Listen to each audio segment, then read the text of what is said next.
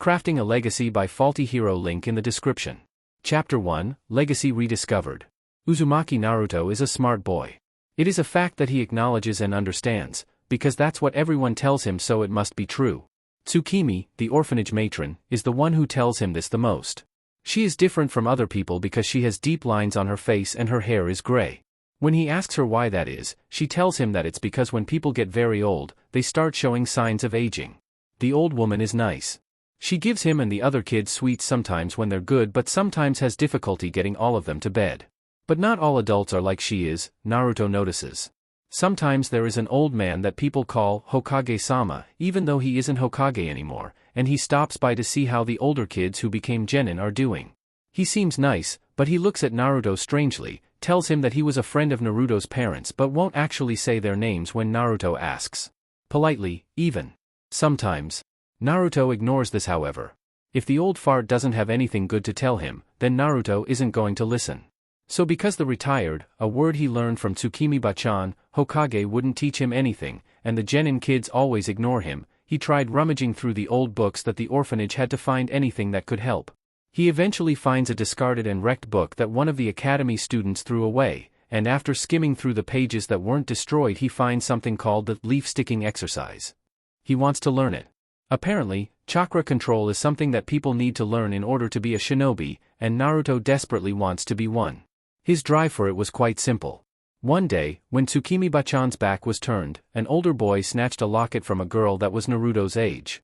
The girl cried and begged him to give it back, saying that it was the only thing that she owned that had her parents' faces in it.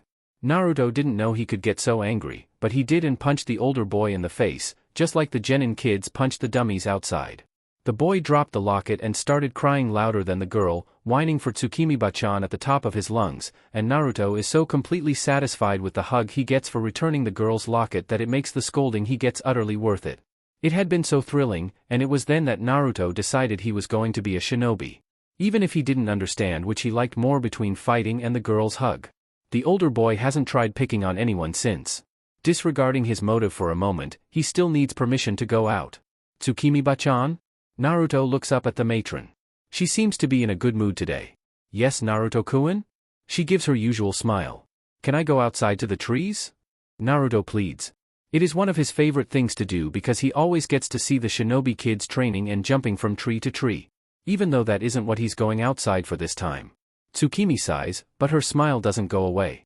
Another thing that confuses him. You can, Naruto-kun, but you have to promise me something. Promise what? Naruto's brow furrows. Be back before the sun is down, or I'll have to call the shinobi to come get you. Tsukimi looks down at him in a way that said that he probably shouldn't disobey. I promise. Naruto nods resolutely. Tsukimi just manages to ruffle his hair before running off. Naruto doesn't bother to hide his grin. He finally gets to train. Hatake Kakashi is a weary shinobi. Young, but weary. It is a fact that he acknowledges and understands, because it means that the people around him won't shut up about him needing some time off. During and after the Third Shinobi World War, Kakashi had what was either a slew of bad luck, or the gods had decided, fuck this person in particular.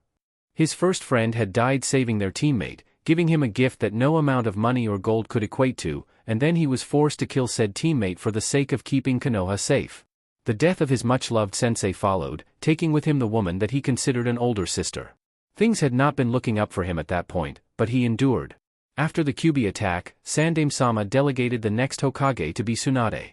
Kakashi distinctly remembers the shouting match that followed this decision, but Tsunade-sama eventually capitulated and became the Godame Hokage. She is a good Hokage, Kakashi knows, if a little bit temperamental. Her actions regarding Kumo's attempt to kidnap the Hyuga heiress was something that cemented his faith in her as a leader. She had been utterly ruthless with them. They had knowingly used Konoha's goodwill against them and tested the waters too deep.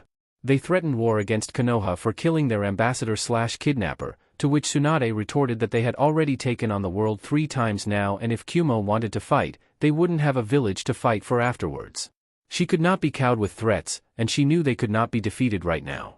Kumogakure was sent home with their tails between their legs, and their reputation in tatters. Kakashi is vindicatively pleased by this. Not only does it improve Konoha's standing in the eyes of non-shinobi in terms of strength and sense of justice, but a guiltless little girl gets to keep her livelihood and her family remains unbroken. Family is something that he appreciates greatly. Kakashi thinks privately that recent ally Tsunagakure is impressed with Tsunade's attitude as well, made evident by the large jug of very expensive sake sent to her by the Kazekage as a token of goodwill. It's been 5 long years since that night the Kyuubi appeared. Things aren't getting worse for him, but despite some notable moments, they aren't really getting much better either. He is an ANBU still, rising to captaincy since being placed here by his sensei before his passing. And everything is a blur these days. Wake up, eat, mission, come home, eat, shower, sleep. It is routine and boring, but he doesn't know what else to do. He doesn't have experience with other matters like friendship and love. He takes notice of women and wonders what it would be like to have a wife, but he isn't bold enough with them to make an advance. He tries to ignore his regular woes however, and focuses on his duty. He is still on patrol after all. It wouldn't do well to have something bad happen under his watch. He has some attachment to his own credibility after all. Lost in his own thoughts, he unintentionally meanders into Riverside Park. Kakashi sees a boy with eyes and hair like Obito's. The spiky locks are a bit longer though, looking more like sensei. His face looks a bit more focused than Obito's ever did around that age. The boy is carrying a tattered book under one arm and a water bottle in the other. He is whimsically intrigued, and tries to catch his scent on the wind to see if the boy was related to anyone he knew. And he pauses. The boy's looks are familiar, but the scent is more so. He knows this scent like the back of his hand, and his mind blanks in conflict with joy and shame. This boy looks nothing like the two who sired him, but there is no question that he is theirs. Genes were funny sometimes. But this boy was meant to be his family. Kakashi often wonders what it might have been like. Him being the older brother, Sensei being the long-suffering but stern father, and Kushina, the fiery and embarrassing but loving and effective mother. Sarutobi told him that Naruto was dead. Sarutobi was about to be dead. Uchiha Madara is older than dirt. It is a fact that he acknowledges and understands, because it means that his time is running out. He had lived far longer than any normal human being should be conceivably possible to do, even the Uzumaki. After the battle with Hashirama in the valley and the subsequent faking of his death, he'd spent decades cultivating the DNA that he'd taken in an attempt to prolong his life and achieve the power that the stone tablet spoke of. But Madara had not been idle. In between his experiments with Hashirama's chakra and flesh, he'd been out in the world, trying to remember why he fought to bring peace to the war-torn lands of the elemental nations. And the answer came to him after many years, in the form of a stubborn crimson-haired woman and the equally fiery child she bore him. His natural protective instincts brought themselves to the surface of his mind with a vengeance. After all, the daughter of Uchiha Madara would be hunted until her last days. With some advice from his new wife, he developed a Juinjutsu to be placed on Kushina's heart which would seal away her Uchiha power before it could surface. Her once black hair turned as red as her mother's, and her eyes violet. And so it was that Uchiha Kushina became Uzumaki Kushina, whose chakra was still so abnormally strong that Konoha decided that their previous Jinchuriki had run its course and it was time to replace her with someone younger and more powerful. Madara's opinion of Konoha had lowered further than he thought it could be at this point, but at least new Kushina would be kept safe. He had already been old by the time Kushina was born, and his dear wife Haruka's health had been failing. And at least this way he could still watch Kushina from the shadows. His plan went back into motion, but he always kept his eyes on Konoha. Kushina only ever knew him as Oto-san, so she remained ignorant for the most part about her heritage. Haruka sent a message to Kushina telling her that Madara had passed away peacefully in his sleep a year after her departure. She left out his actual name, but the stone on his empty grave read Uzumaki Izuna. He hoped his brother didn't mind but knew that Izuna would have liked Haruka, even if he wouldn't like the rest of the Uzumaki. Over time, Madara's bitterness for the shinobi world started to come back. Everywhere he looked, there was some form of misery to be found. His wife was falling incurably ill, the side effect of being treated with infected tools after a scuffle with some IWA shinobi prodding Yuzu's borders. Smaller nations suffered, with orphans created by selfish larger nations. Around every corner of the world, the shinobi nations caused pain. Haruka's death had only made Madara accelerate his plans. By then he had awakened the Rinnegan and summoned the Geto Mazo before he transplanted the eyes into an Uzumaki orphan whose own chakra would sustain the eyes, whilst keeping a spare eye on a boy who held greater potential than even Namikaze Minato or the Sandaime Hokage. As time passed and Obito was in his clutches, he entrusted Kurozetsu and Obito to enact the plan and once again faked his death by using Izanagi, programmed to bring him back after 5 years. After transplanting his original eyes back into himself, he spent some time evaluating the changes to the world and one single, glaring fact stood out and made Madara's blood boil. Kushina is dead. She and her husband died after Obito ripped the Kyuubi out of her, which told Madara something else, that Kushina had also been pregnant. But apparently, Kushina had sensed that Madara didn't know she was capable of, and before the Yondaime could seal away the Kyuubi into their newborn son, she teleported it away with an advanced Jikuken ninjutsu that took the full remainder of her chakra and life force to do but left the child without any Kyuubi sealed in him. Kushina would have died anyway with the Kyuubi ripped out of her, but Madara admired that even on the brink of death, Kushina would not let her son be used for Konoha's greater good. Sacrifices needed to be made, but Konoha's reliance on the bijou to maintain the imaginary balance of power was pure weakness. As much as he hated the fact that Kushina was dead, it may very well have been the best decision. If she had sealed the Kyuubi back into herself, she wouldn't have been able to avoid attention from village officials that would attempt to weaponize her. It would have painted a huge target on her back for not only spiteful villagers but other greedy nations. Minato had died too in a combination of chakra exhaustion and giant claw through the stomach, but Madara didn't mourn the man. Such loyalty to a place like Konoha was enough for Madara to dislike him, and with his grandson now free of the Minato's influence, the boy could be taught to think for himself like a true Uchiha should. Madara didn't doubt that Minato would have tried to get Naruto into the trap of village above all and be self-sacrificial. Madara sighed and stood up, his ancient bones actually creaking as he did so. He knew he didn't have much time left and Hashirama's DNA would only support him for so long, but he could at least spend his last years raising his grandson and turning him into every bit the legend Madara himself was. He would make sure of it. Spiky black hair with a slight blue tint. Check. Charcoal black eyes and a fair but healthy skin tone. Check. Unnaturally powerful chakra and abnormally large reserves. Check. This was definitely his grandson. If it weren't for a DNA test or being able to sense the chakra similarities, no one would have guessed he was Kushina or Minato's son too. The resemblance between Naruto and a young Madara was startling. If he were to hazard a guess, he would say that Naruto as a 5-year-old had as much chakra as Madara himself did at almost 8. Something easily attributed to his Uzumaki genes combined with the Uchiha. Taking a closer look, he saw that the boy was sitting underneath a tree by the artificial extension of Naka River that ran through Konoha from one side to another. This area was particularly quiet regarding civilian foot traffic, which was probably why Naruto chose it for the little chakra control exercise he was doing. It didn't surprise him that such a serene place could be found in Konoha. It was a very large village and there were even a few large parks that could be mistaken as forests within the walls. A leaf was stuck to his forehead. By the bored look on the boy's face, Madara could tell that Naruto had been there a while and had most likely mastered the exercise not long ago. He inwardly praised the patience it took. With reserves like Naruto's, he'd probably been out for hours. Still, that control would remain with him for the rest of his life. Madara also reasoned that now that Naruto had mastered the exercise he grew bored with nothing else to occupy him. He looks up to the sky. Perfect. It's only midday, giving Madara the opportunity to confront the boy and get the ball rolling. He stepped out of the trees, purposefully brushing his legs against a bush to get the boy's attention. Sure enough, Naruto looked his way and eyed him with all the suspicion a 5-year-old could muster. "Hello, child." Madara greets in his aged baritone, as though it isn't strange for an old man in a cloak to be approaching a young boy. "Hello." Naruto replied politely but still suspicious. "I noticed that you were practicing chakra control while out on my walk. Are you training to become a shinobi?" Madara asked, spinning a conversation as a typical old man would. "Yeah," Naruto seemed to relax and a bit of excitement entered his expression. "I can stick a leaf to my forehead now. Very impressive for someone your age." Madara commended. "How long did it take you?" "I dunno," Naruto shrugs boredly. "But it was ages. I came out when I woke up." "How did you learn the leaf-sticking exercise? You have to be much older to join the academy." Madara was genuinely a bit curious. "I read it in an old book at the orphanage." Naruto reveals, looking proud, but the look was replaced with an annoyed frown. The rest of the book was all wrecked though. "I don't know what to do now." Madara's lips twitched. So that was why he was looking so bored earlier. "You must be good at reading then?" he asks conversationally. Naruto nods, expression proud. "Yeah. Tsukimi-bachan lets me go early since the other kids can't read so well yet. The woes of advancing faster than your peers.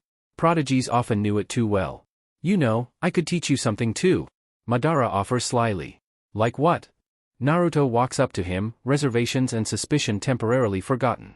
Madara nearly smiles, wondering if he had ever been this trusting as a child. "Well, I could teach you some more chakra control. I was a shinobi once too, you know. A strong one." Madara reveals. "Really?" Naruto seemed doubtful. most likely thinking an old man couldn't really be strong. How about we make a deal? If you can master this new exercise before the day is up, I'll come back and teach you ninjutsu tomorrow. Naruto is almost visibly vibrating in excitement. Madara went into an explanation about what the tree climbing exercise was, along with a quick demonstration. Naruto soaked up everything the old man had to say, and just before he began his own attempts at the exercise, he poses a question. Hey Ji-san, what's your name? It's polite to give your name first. The old man chastised mildly. Naruto looked a bit embarrassed at the reprimand but spoke up. I'm Uzumaki Naruto. Well, Naruto. You can call me Madara. Now get to it, the day won't last forever.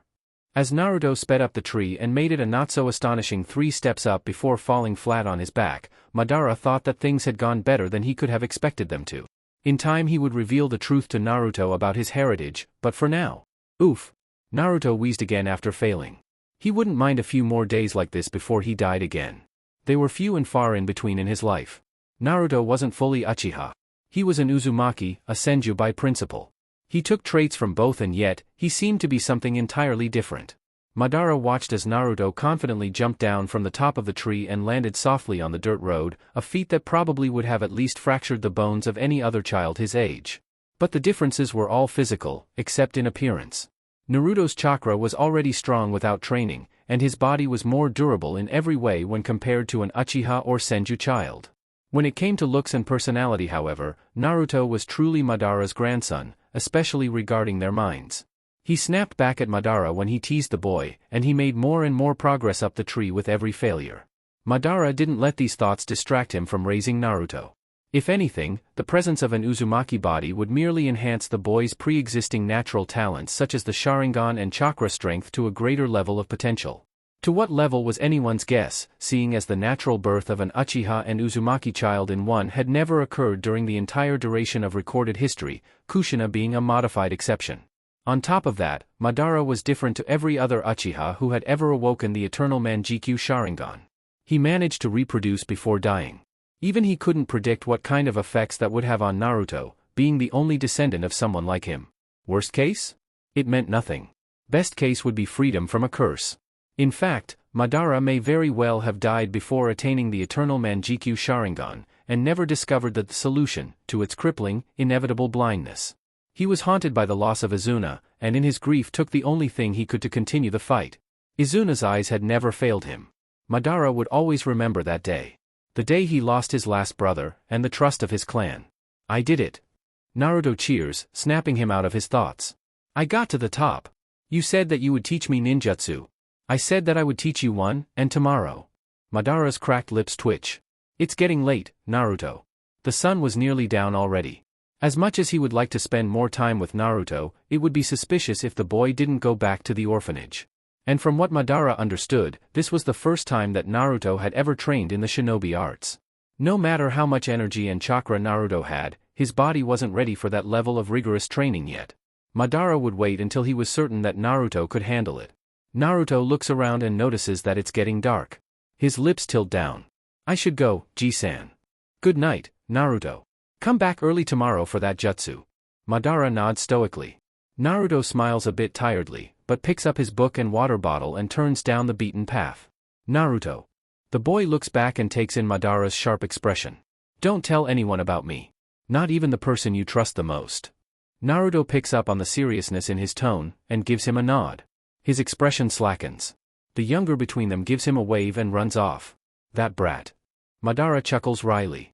Only 5 years old and mastering genin-level chakra control exercises. 2 in one day. That kind of determination was scary in the shinobi world, especially with a lineage like his.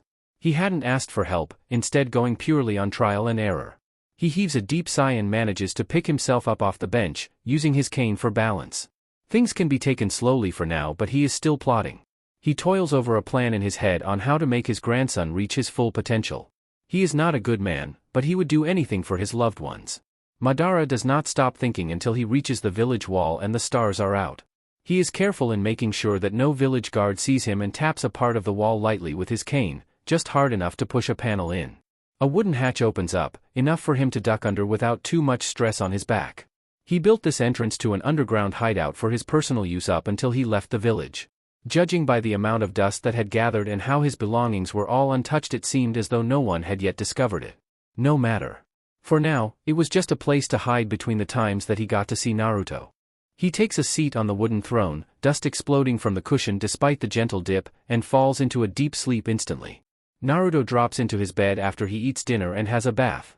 Big day, Naruto-chan? Tsukimi teases after tucking him in. He doesn't answer. But he does let out a quiet snore into his pillow. Hiruzen has barely a chance to blink before he is picked up by his throat and slammed against the wall of his office. He does take note of a masked man with a red left eye, giving him a glare of pure hatred. Oh dear. This wasn't how he expected his evening to go. Kakashi. Sarutobi splutters, choking on his words. You lied to me. Kakashi's voice is comparatively calm compared to his eyes. Someone steps into the room and gasps in shock. Kakashi. What are you doing? The newcomer shrieks. Sarutobi recognizes it as Shizune, Tsunade's young apprentice. You told me that he was dead, so why? Kakashi's grip tightens. Did I find a child with sensei's and Kushina's scent? The Kapinin's voice rose with every word, angrier and angrier. Sarutobi cannot answer. Partly because he doesn't think that the for your own good and his excuse will do anything to soothe the ANBU's anger. Mostly because his throat was being crushed. Suddenly he is dropped and he falls to his knees. He gasps for air, mouth moving like a fish out of water. Kakashi. Another voice barks. Tsunade this time. What the hell was that about? Answer me. He told me that Naruto was dead. Kakashi's voice is consumed in frustration, enough to ignore protocol. I found Naruto playing near the river. Why? Why wasn't I told? Naruto? Tsunade's hard tone is replaced by confusion. What do you mean you thought he was dead? Sarutobi realizes that things will not go well for him when she finds out what he has done. After Sensei and Kushina Kakashi swallows thickly. Died, Sarutobi told me that their son was dead. But I found him. He was meant to be my responsibility. Kakashi, I need you to calm down. Kakashi heeds her words, but does not stop his hateful glare. What's your excuse? Tsunade asks him, a bit menacingly. Lying to one of my shinobi like this? The village he rasped desperately. The village was weak. Kakashi-kun was needed Kakashi would be of greater use with passable mental health. You're going to have to come up with something better for undermining my authority like this. Tsunade interrupts him ruthlessly. Tsunade turns away from him in mute disgust.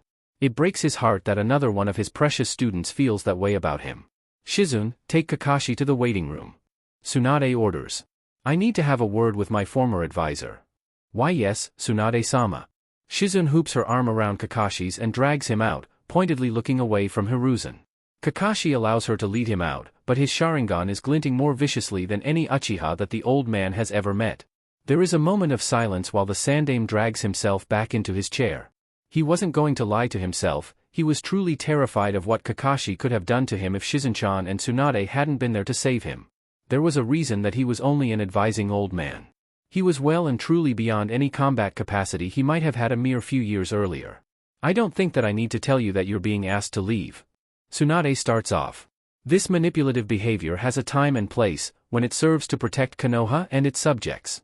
Hiding this from Kakashi was a bad idea, but what I'm confused about is why you thought it would even work, even if it had been the right thing to do. I can't trust your input any longer. The hardness in her tone has returned. But it is the truth that hurts him more.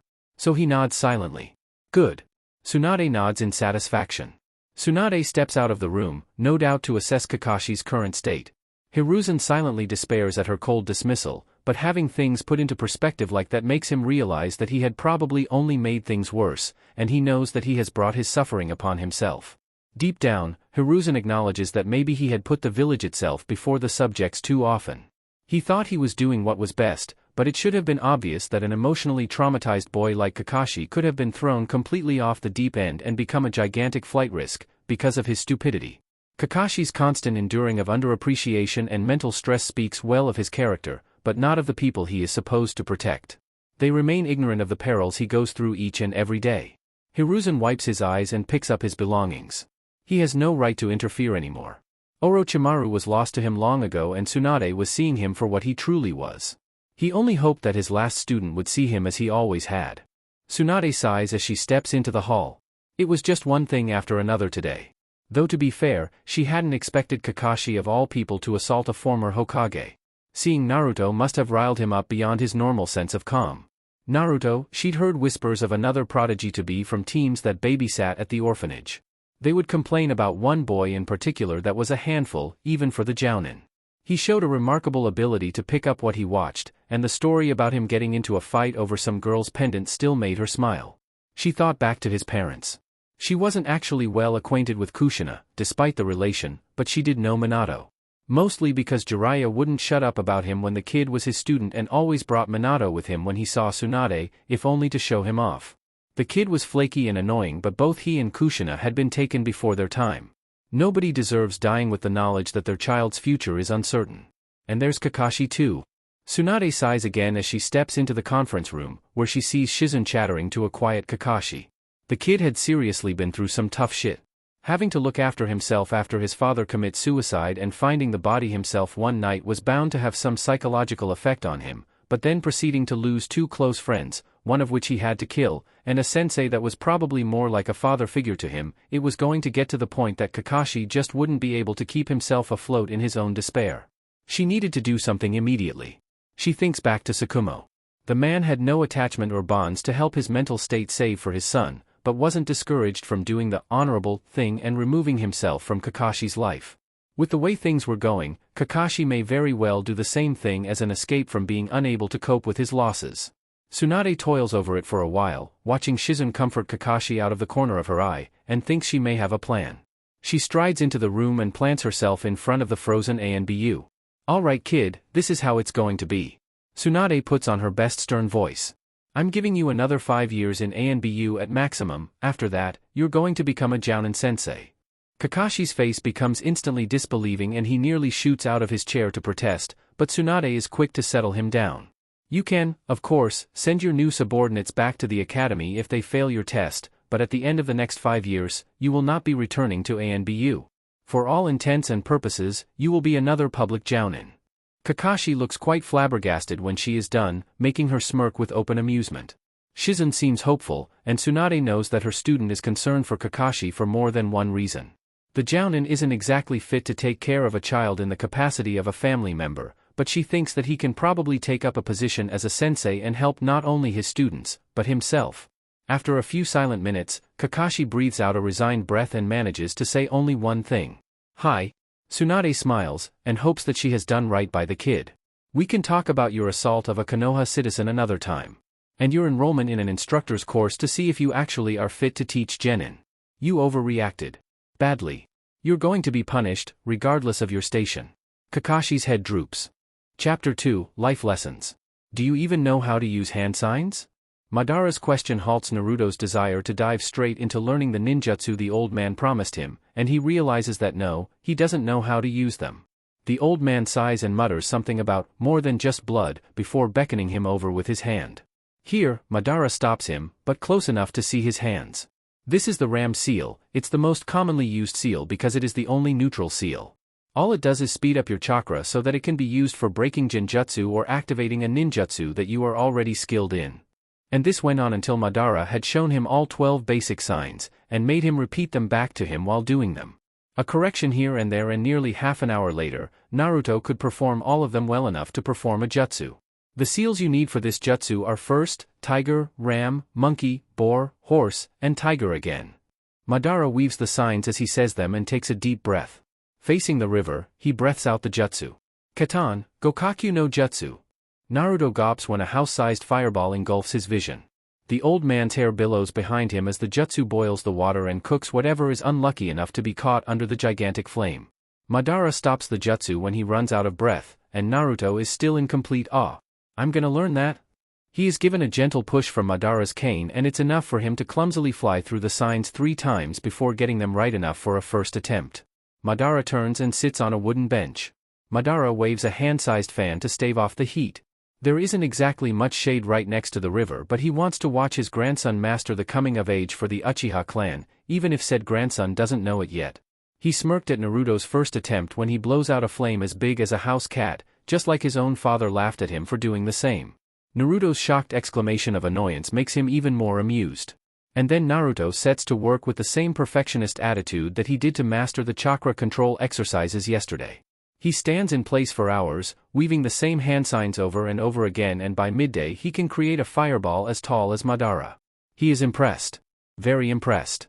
But it isn't just the small amount of time that Naruto has spent on this jutsu, but rather how little chakra the boy has used over the course of the day. Maybe little wasn't describing it accurately. It was more a matter of the great quantities of chakra that Naruto has used over the day having had no major impact on his reserves.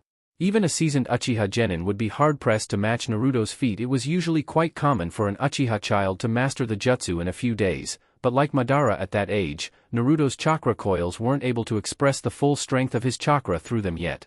The lungs didn't magically fill up with fire chakra, they were supplied to by the tenketsu attached to them, which needed training through use to apply more chakra. It was vital that Naruto learn how this worked before he got older. If he were to receive an ignorant teacher to the nature of chakra as a whole, then Naruto would be at risk of never reaching his full potential using it. As the hours pass, Naruto's fireball becomes more than adequate for his age, and Madara believes that he has mastered the jutsu. All that was left was to grow older in order to make him more capable of using it. Naruto. Madara beckons, and his grandson bounds over, face alight with joy. I can make the fireball now. Yes, you can. Madara agrees, but with grim voice to capture Naruto's attention. But ninjutsu also comes with responsibility. If you show off your jutsu without thinking about the consequences, you might get in trouble. Or worse, the enemies you'll meet when you grow up and graduate will have the upper hand.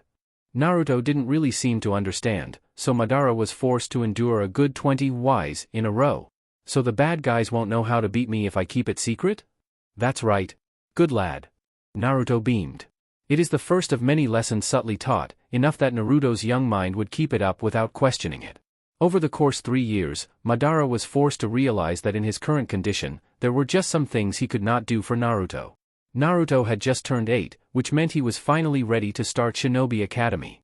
He would be bouncing if Gigi hadn't been strict about being too emotional or whatever. He was done with kiddie school. He was allowed to be happy. Tsukimi-bachan had equipped him with some flip-flops and a kimono shirt, and some pencils and books that he was supposed to need. He recognized one of them as a book he learned the leaf-sticking exercise from. It was nice looking at a new one instead of the tatty one he had before. Gigi always said you should take care of your belongings, especially your equipment that you need. There were lots of kids around. He guessed they were going to be his classmates. It was kinda funny how they all looked like baby versions of the adults standing with them. Was that normal? Maybe he needed to ask Bachan. Gigi knew a whole lot too. Uzumaki Naruto. His name is called by a man with a scar on his face. He steps forward, arm raised. Here. Several adults look at him. It makes him feel a little shy, the way they speak to each other in hushed whispers. Naruto doesn't like it. Who can tell me the 2 founding clans of Konohagakure no Sato? A pink-haired girl raises her hand. Your name again, please? Irika-sensei is very polite. Not like the previous teachers. Haruno Sakura. She chirps, standing up. The Senju clan and the Uchiha clan. Very good, Sakura-chan. Take a seat. Now, can someone else tell me who the leaders of those clans were? Senju Hashirama, a boisterous voice shouts from the back row. Naruto looks back and doesn't recognize them as one of the clan kids. Raise your hand if you would like to answer. Irika-sensei ignores the shout, so Naruto raises his hand. Name? Uzumaki Naruto. He stands up. Senju Hashirama was the leader of the Senju clan. That's right. Take a seat. He does so as the loud boy in the back squawks indignantly. It almost makes him smile. Irika speaks up again. I heard one of the clan leaders' names, but not the other. Can someone tell me who the other leader was? His eyes seem to trail deliberately over another dark-haired boy's. Said boy raises his hand. Uchiha Sasuke. He stated without being asked. The leader of the other clan was Uchiha Madara. What? Naruto couldn't stop thinking about the name Uchiha Madara, but he didn't see Madara for nearly a week. I waited for you but you didn't show up. Naruto scowled. His youthful petulance had only been tamed so much. Don't be so quick in jumping to conclusions. You failed to notice that you were being watched last week. Watched? Naruto looked alarmed, but was also trying to hide his guilt at sounding so pushy to the old man that was teaching him. Yes, I did not reveal myself because it seems that your fellow orphans decided to follow you here. Madara revealed, purposely adding a mite of annoyance to his voice. You need to practice taijutsu anyway. An old man like me can't do anything more than tell you what to do. That might work for jutsu but not for things that will hit you back. Naruto looked more guilty, but it seemed he didn't want to completely concede fault. He could have a worse trait in Madara's opinion. Not wanting to give up was a valuable behavior, but knowing the facts and choosing his battles was another thing Naruto needed to learn. But why does that matter? You could have taught them too. I also don't want to train them, Naruto. I chose you to train for a reason. Madara baited. But why? Was the golden question. Madara smiled. All I will say is that we have a connection, and you have vast potential. You can find out yourself exactly why it is that I am interested in your growth in particular. Konoha has a wealth of information at its disposal, and its history since the foundation of the village is well recorded. Figure out our connection, and then you will understand. You have my name already, and you have yours. Start there. Naruto stayed silent while Madara sat down on the bench. This link that we share is the reason that I must remain a secret to those around you. It is the reason why your life is at risk for as long as you remain weak. I have a great deal of knowledge myself, and that knowledge may be used to harm you if you recklessly give it away to just anybody, orphans or otherwise. So go. I will be here at the same time, every week, and when you have gained the knowledge you need to understand why I have chosen you, ask, I shall answer all of your questions. A deep breath, so that his dusty lungs could continue. When you can be bothered, that is. You are young and full of life. Konoha was built so that children like you could flourish and be given the time to become strong adults. When you are ready, look for answers. Until then, you'll just have to put up with being annoyed with the way I'll train you. Madara took a deep breath of the fresh Konoha air. It seemed things were going to go quicker than he thought. But perhaps that was for the best. He was on his last legs, so to speak. A man more bone and dust than anything else. Naruto was a citizen of Konoha, and that afforded him a service in the form of caretakers and friends that could help him adjust to modern parlance and social cues, and it gave Madara the ability to focus on actually teaching Naruto abilities, and providing educational hints on what might be a good thing to believe in order to preserve and advance what he cared about. He felt that while Naruto was too young to impart his age-earned philosophies and beliefs upon, he could set puzzle pieces in the mind of his grandson. So that when an event occurred that was related to something he spoke of, a piece would fall in place and Naruto would unintentionally understand something that he might not even remember being taught. It was like teaching him to walk, he liked to think. Madara did not have the time left on this earth to mold him in every way, but Obito hadn't exactly turned out how he wanted when trying to turn him into the second coming of Uchiha Madara. I'll give you a hint.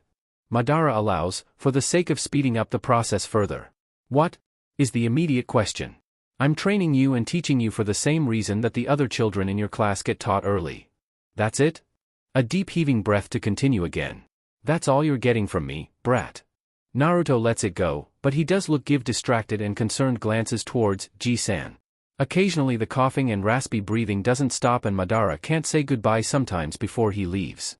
Tell me what you learned today. Madara's voice can barely escape his mouth. Irika-sensei and Mizuki-sensei showed us how to throw kunai. We can't have our own yet, they said, but Irika-sensei said I was really good for someone who never threw one before. Madara's breathing calms, and he listens with a smile as Naruto recounts his day. Naruto can't help but wonder, is this old man the Uchiha Madara? Are you gonna die? Naruto asks quietly, voice somber but steady. Tsukimi is not surprised at Naruto's question. He has always been quicker on the uptake than his fellow orphans. She could hardly lie to him. Yes. She croaks. It was inevitable. She was old, there was no medicine for that. Not that she would buy it, every bit of money she had would have to go to the children if they weren't going to be provided for by Konoha's council. And if they did, she wanted what money she had to go to her granddaughter who rarely had time to see her given her busy life trying to get her bakery up and running. Do you have any family? Naruto poses another question, and she would not be surprised if he had managed to tell her thoughts from her expressions. Tsukimi smiles at the concerned boy. Yes dear, my family is very beautiful. I miss them when they aren't here. Naruto fidgets with the line of his shorts, looking down. What's family like? She smiles wider. Family is wonderful, Naruto-kun, words can't describe to you the love and happiness family brings you. One day you're going to have a family of your own, and you'll realize too that there is nothing you won't do to protect and make them happy too. She goes on to tell stories both funny and sad at Naruto's behest, and unknowingly impresses upon him. Family is wonderful. Naruto and the other orphans are not woken up by Tsukimi the next morning, and Naruto has decided it's his responsibility to let someone know. His first and only stop is the Hokage's office. He doesn't bother going to the academy for the rest of the week. Tsukimi-bachan died. I don't know what to do now. Shizen kneels down before the crying boy and pulls him into a hug. Don't worry sweetie, everything's going to be fine. Naruto is one of few that are given their own apartment, with a caretaker that stops by once a week with some frozen meals and teaches him how to cook and clean. He is one of the only kids at the orphanage who isn't placed into foster care after the process is rushed following Tsukimi's death. And he thinks he knows why. His first encounter with death is something he remembers intensely. Gigi. Are you my grandfather? Yes, Naruto. I am. Single Tomo Sharingan meets Triple Tomo. Training barely changes, but Madara is going in full force teaching in comparison to before. It is true that small chakra reserves are easier to control at first. Madara agreed after listening to what the academy instructors had to say about it from Naruto.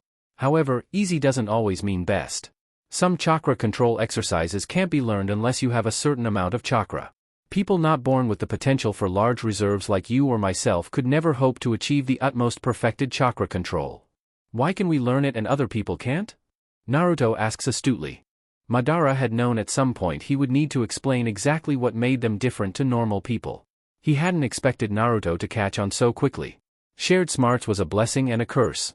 I will only explain this to you once. You must never tell anyone what I am about to tell you until you are powerful enough that it won't matter. Do you understand me? Madara's question was firm, and his eye dangerously sharp. Naruto only nodded in response.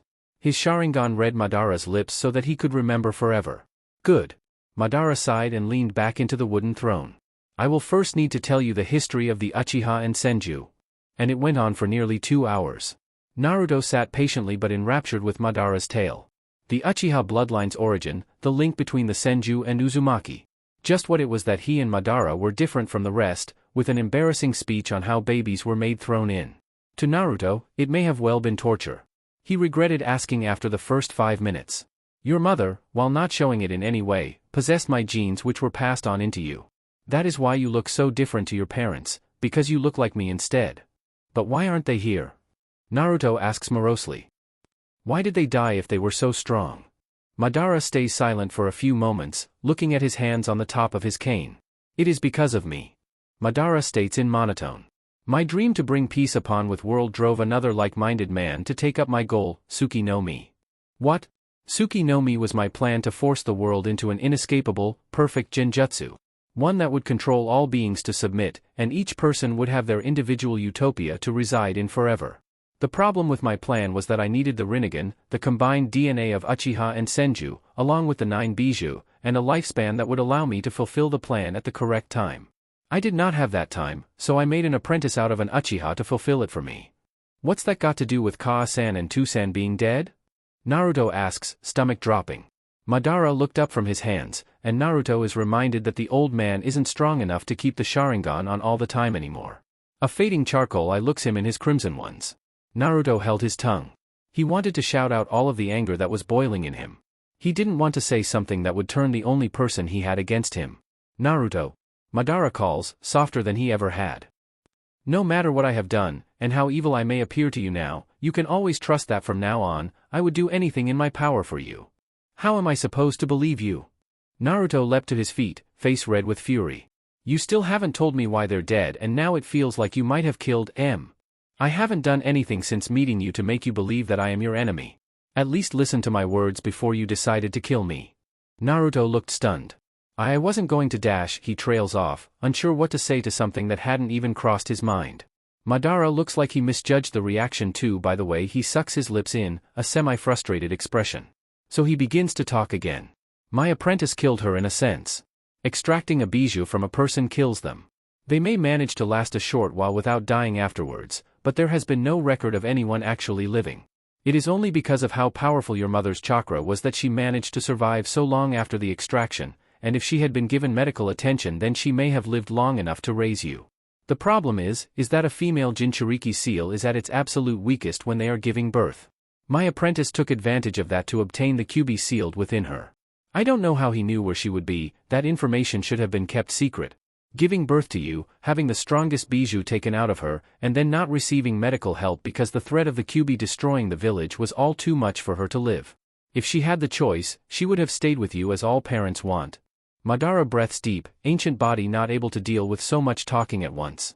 Your father understood that there was no hope of your mother surviving, so he sought to make a new Jinchuriki. You. I'm a Jinchuriki? No. Madara denies. Kushina took over the sealing ritual, and used the power that your father was going to use in order to send the Kyuubi away. She couldn't bear the thought of you suffering as she did, regardless of what Konoha needed. On the brink of death, she made a decision that would leave her despised by village officials, but at least give a better chance of her son living happy and healthy. Both of your parents suffered terrible wounds to save you from the Kyuubi. Given that your father lived long enough to attempt turning you into the new Jinchuriki, I would wager that he was strong enough to either kill my apprentice or leave him to lick his wounds for at least a decade later. It probably didn't matter either way. Zetsu was still at large, probably plotting. Being a tool and created in his darkest moments, it wouldn't stop until it fulfilled its purpose. If you had the chance, would you change anything? Naruto asks, somewhat rhetorically. There is no point in dwelling on what I would change. Even if the things I have done remain secret and not a single person knows, it would still be the truthful past, least of all the past that has had a tangible effect on our reality today. Naruto is quiet, toiling this information dump in his mind for several dozen minutes. Old man, Naruto begins his declaration, drawing Madara's eyes to him. Train me to be the strongest. I'm gonna have a family one day too. I'm not gonna let them down.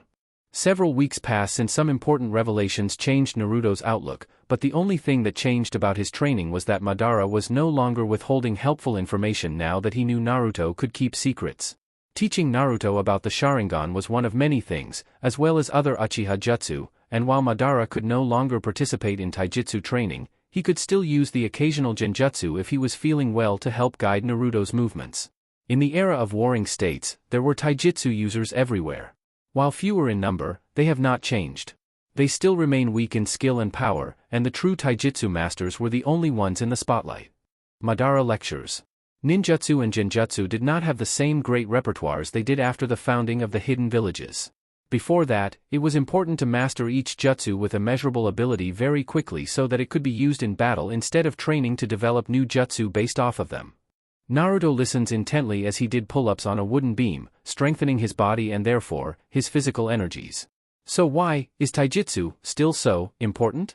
We have those jutsu now. Naruto barely articulates his sentence through each pull-up. Taijutsu is more an umbrella term that governs all things physical in combat. It is not just forms of martial arts, it is the chase as an enemy runs, it is the speed at which you evade kunai, shuriken, sword strikes, and even jutsu. Most shinobi use ninjutsu and genjutsu as their first and last resorts when it should be the opposite.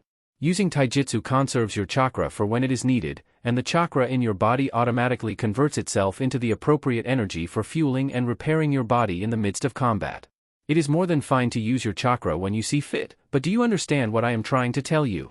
Naruto drops from the beam and grabs his bottle of water, taking several small sips at a time as to avoid spewing it up. He has learned his lesson from the first time he did. He answers his grandfather's question, putting that thought away. Don't leave gaps in your skills. Naruto states. And what do you mean by gaps? Madara presses, making sure that his charge had practice in conversation and also to find out if he had taken his teachings to heart. If you rely on any skill too much and it doesn't work, you might not have any other options to win. Naruto sits down, legs sprawled out. You can't do anything if the only thing you're good at keeps getting countered. If you're not the best as you can possibly be in a world where people can pretty much do anything with chakra, there is always going to be someone better than you to take away everything. Good. Madara leans back in his chair, but not taking his eyes off of Naruto's exhausted but thoughtful face. Something was clearly bothering him though. Could he have the right answer, that took him so long to discover himself? What bothers you, my grandson? Ji-san. Naruto addresses quietly as he looks up at Madara. Can your chakra get stolen? Close. So very close. It depends on what you mean. Madara indulges. I mean, taken away forever. What if I couldn't use chakra anymore? Perfect. Possibly, Madara replies. But it is not a simple matter of just being unable to use chakra ever again. Chakra is built into our bodies from conception, to birth, and to death. If you took chakra away from someone who wasn't a shinobi and never learned to use it, the same effect would be created by doing the same to people like us who train our lives to use this power. They, and we, would die. Naruto looks a bit disturbed at that, and with good reason. I thought Naruto cuts himself off. Didn't you say that the Rikudo Sannin gave humans chakra? Why would he give us a weakness like that? I told you the legend of how the Rikudo Sannin brought peace to the world, by giving humans chakra and teaching them ninshu for cooperation and the active facilitation of peace. Madara corrected, inwardly thrilled that he actually has someone to talk about the point with. You say, legend, like you don't believe that's the truth. Naruto observes, dark eyes showing curiosity and not disregard or rejection. Legends are often derived from actual truth. Madara acknowledged. But just the same, they are hardly ever the real truth. You observed yourself just now that the glaring weakness of all beings is that their chakra can be drained from them, killing them, so it stands to reason that we should question why exactly that is. Did the Rikudo build this weakness into us on purpose, or is it something necessary tied to our biology that we need to have this weakness for the Rikudo to teach us how to use chakra in the first place? Naruto considers this for a few moments. I think both could be as likely as each other. Naruto thought aloud, eyes narrowed in thought. I don't know anything that could say that the Rikudo Sannin was really a good guy fighting for peace. Maybe he used pain and death to terrorize people into submitting to his will of peace? Reasonable, given the information I have taught you. Madara admits. But the Rikudo would have left a darker legacy upon the world had that been the case. After he died, his sons continued a legacy of war between them, as evident by the never-ending conflict between the Uchiha and Senju, and it could easily be argued that they are the cause of the 1,000-year strife and the era of warring states. It was they who showed the world how to use chakra against your fellow man. It could have been that they were using what they were taught by their father, but it is more likely the reason behind that conflict was because of personal behavior instead of their father's legacy. Why is that more likely? The sage is just a legend now, it's not like there's anyone left that still practices ninshu. True, Madara admits. But consider what I told you before. It is not as though the Rikudo left a legacy of suffering on the world. The hearts of the people he brought peace to did not change, only their perceptions of his sons. He went far and wide, to every corner of the world to spread his religion, and they passed on their knowledge to their offspring, teaching them that the sage was a man of goodwill and that his sons were misguided and irresponsible, and that is a legacy that was still visible in the world until less than 100 years ago. The Uchiha and Senju were regarded as nothing more than warmongering tribesmen, undeserving of the power they were born with. But then they forgot. Naruto realizes. When the Uchiha and Senju banded together, everyone else banded together too in desperation so they would have the power to fight back, when the Uchiha and Senju both wanted real peace for once. And so they forgot their own legacies, and brought upon the age of the hidden village. Madara smiles, pleased at his grandson's reasoning. They sought more and more power and then forgot why over the span of 100 years, before sinking into the same pit they sought to never fall in. Might is right. They became even worse than the Uchiha and Senju ever were. They employed tactics such as attacking small and harmless communities to provoke responses from other villages, and kidnapping children with Kekaigenkai in order to give themselves strength, instead of earning it on their own. Like Ka-san and the Hyuga girl. Indeed. Was all Madara had left to say on that matter. But back to what I was saying earlier. Everything has a weakness. Individual jutsu have weakness in opposing chakra natures. Genjutsu can be broken, but only think on this weakness of possessing chakra that could be stolen as something you need to improve all of your skills for. Chakra can only be stolen by jutsu more powerful than the chakra itself. It is a natural weakness in your body, but it can be improved, even though the answer for the occasion may not be as simple as having stronger chakra. We have talked about this. Do not rely on a single thing to save you, or that thing will betray you by not being what you need it to be. Not even the Sharingan can be the key to open every lock. A labored breath. Perhaps it's better that you experience it for yourself. Combat will be revealing for you.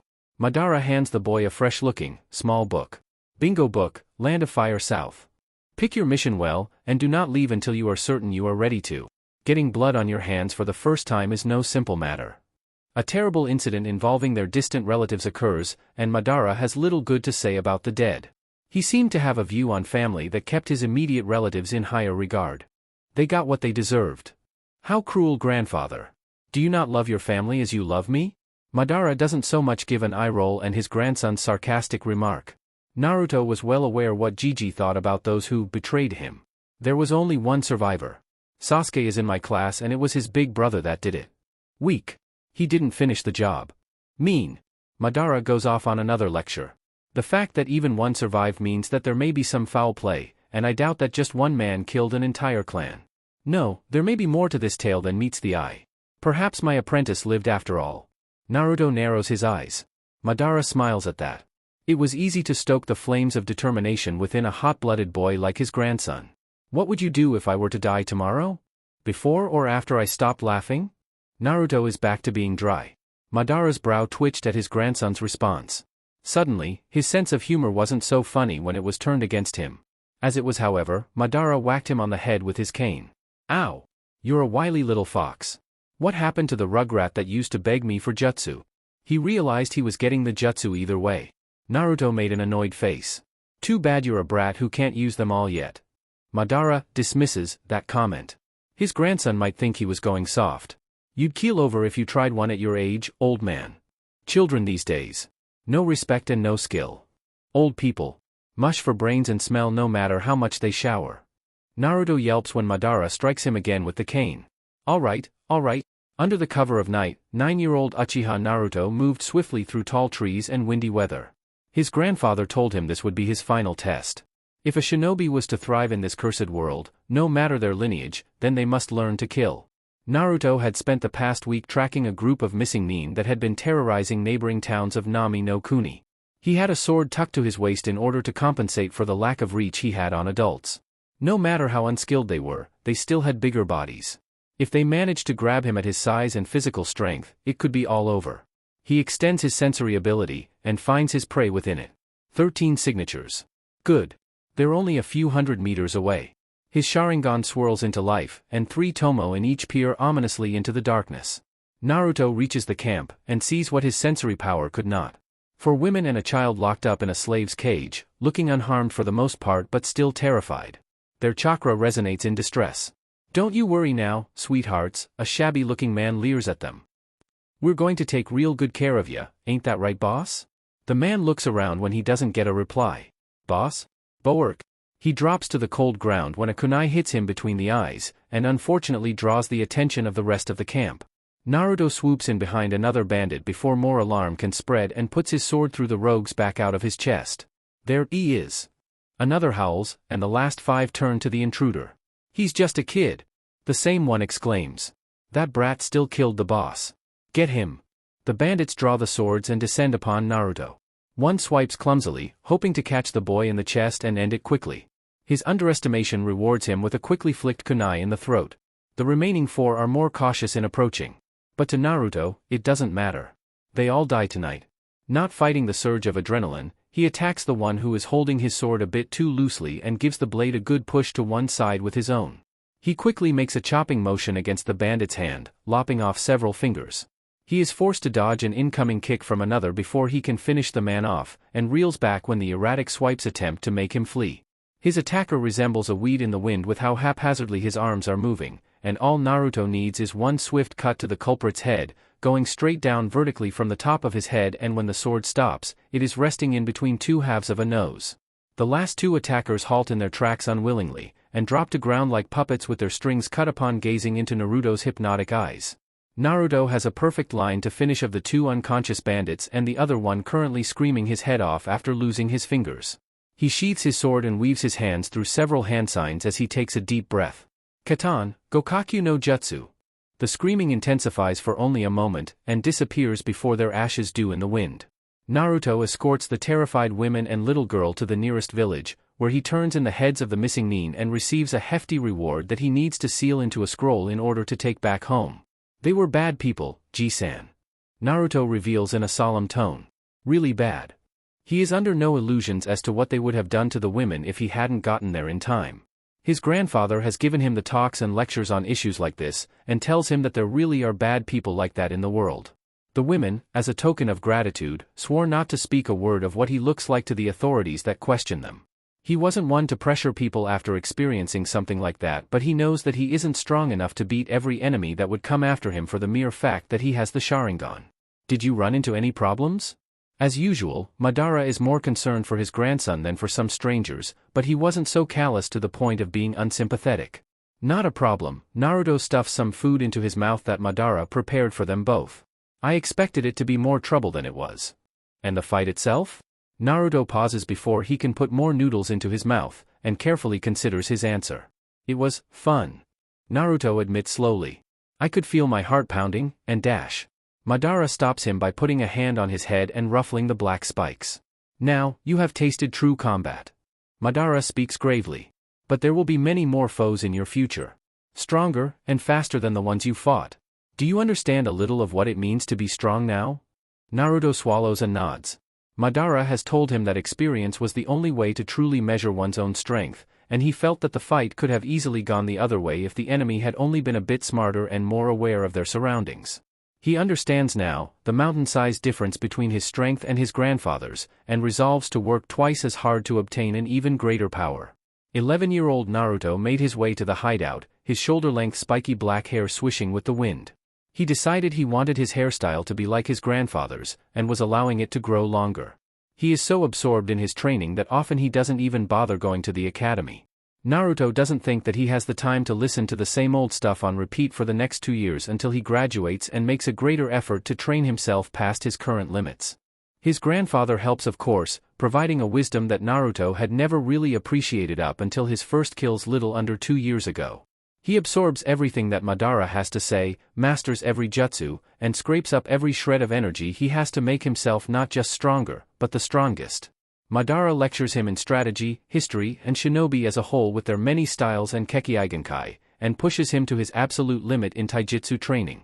Swordplay, genjutsu, sharingan, shuriken jutsu, and quite a bit of medical ninjutsu. There are many things to learn and Naruto wants to master them all. Naruto knows all the forms by now, but committing them to muscle memory and actually being strong enough to use them was a different story. On the days that his grandfather is too sickly to watch and help, Naruto would either train on his own or go to the academy if he was in need of a day to relax. He aces his exams and wipes the floor with everyone during taijutsu spars, and it frightens off the less confident students. Naruto also develops an interest in Fuinjutsu, not because of his heritage inclining him towards it but because he doesn't want to get caught by a seal that could potentially lead him to powerlessness. As with everything he learns, he studies this art rigorously. Not to mention that Fuinjutsu was basically untouched on seals or barriers that could enhance his training. His grandfather was the closest thing he had to Sealmaster Sensei, but Madara hadn't actually needed them to train. Not when he had Hashirama constantly testing his mettle. Madara was only lesser to Hashirama in reputation. Konoha had made sure that it forgot how Madara had once been Hashirama's equal, rivaled him blow for blow, and was once regaled as an unstoppable monolith of power, even having Hashirama on the receiving end of what was possibly the only instance of Uchiha mercy up until that point. Better in a great many fields, taijutsu a mere one of them, but Hashirama gained a certain something that outclassed Madara, senjutsu. If he had known where to learn senjutsu at the time, perhaps he would have beaten Hashirama in the state he was without the Rinnegan or the man cells hitching a ride in his body to keep him alive. As someone with similar powers to Naruto, he made the perfect teacher to reach his full potential, and what he could not teach, Naruto had the time gifted from youth to seek out his answers. Eventually, Naruto just quits going to the academy. He was required to sit in a meeting to discuss his future with the Hokage and 4 academy administrators to make it evident that the program was not helping him grow. And since early graduation was prohibited after the Uchiha incident, he had nothing to do in class besides go over the same points he already knew several times a day. Mind-numbing. Tsunade agreed easily, telling him only to train even harder with the time given to him, and as she did so the academy admins folded like wet paper and their arguments disappeared into nothingness.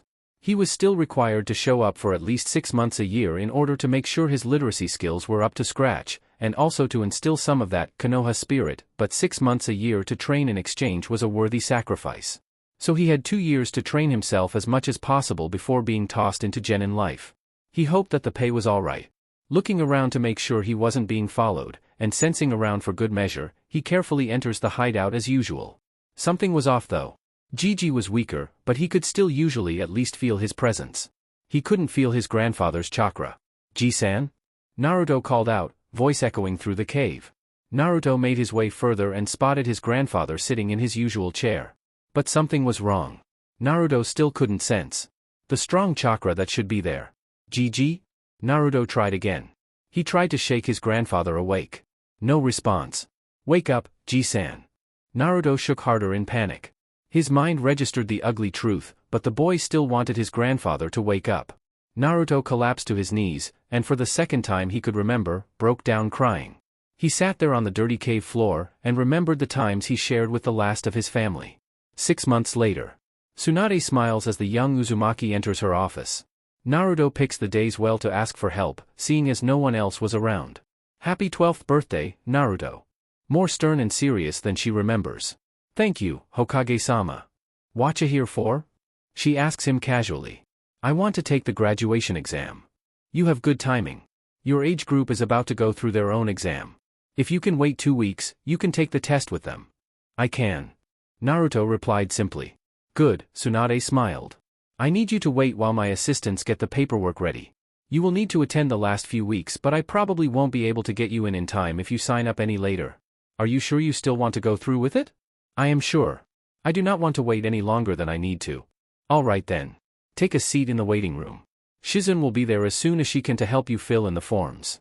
Soon being 10 minutes later, and yet it still felt like forever. Uzumaki Naruto? Shizun calls. Naruto stood up and approached her, glad the eternity of waiting was fading away. Sorry to keep you waiting, Shizun gives a sheepish smile. It's been pretty intense with the genin exams coming up. There are quite a few clan heirs in this class, so we need to run things by their parents a bit more than usual. Just put down your details here so we can put you into the academy system.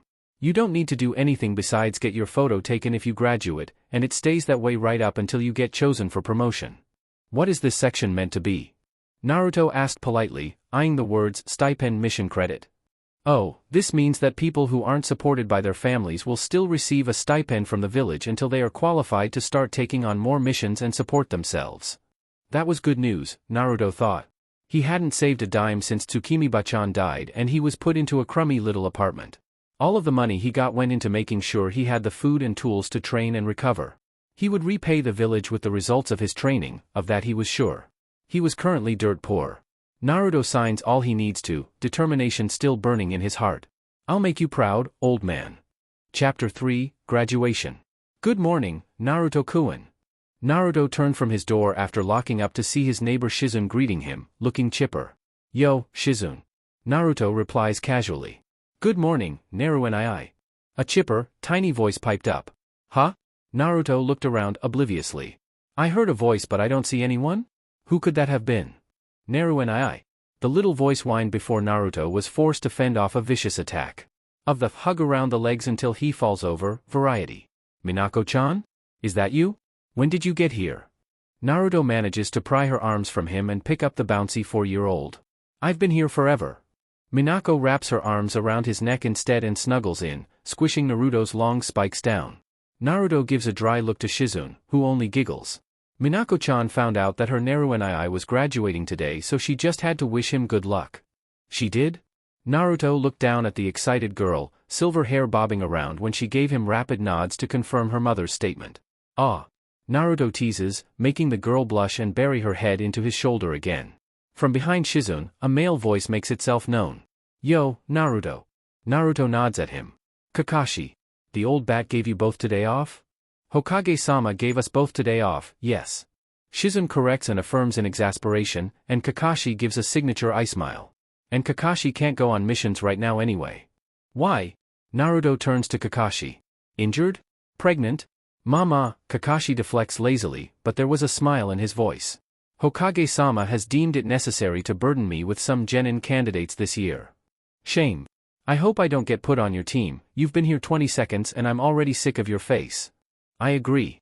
It's insulting to put up with the presence of those who are significantly less skilled than you. Shizun bonked them both on the head lightly when she practically saw sparks fly between their eyes, leading to Minako giggling. No more prank wars. She orders with her tuned mother voice. She switches to her kindly self again. But since we have today off, we thought we'd come by the academy and scout out the students during their test. Kakashi will get to see who he might get and Minako gets to watch her Oni-chan. In that case I better not disappoint. Naruto pokes Minako in the side, eliciting a squawk. We better be on our way. You don't want to be late for your own graduation. Shizun frets over him. Naruto is fond of his neighbors. Shizun had been one of the people to teach him how to live on his own. Things like cooking and cleaning were practically beaten into his head and she always encouraged him to keep his home in order. Kakashi was someone he thought highly of too.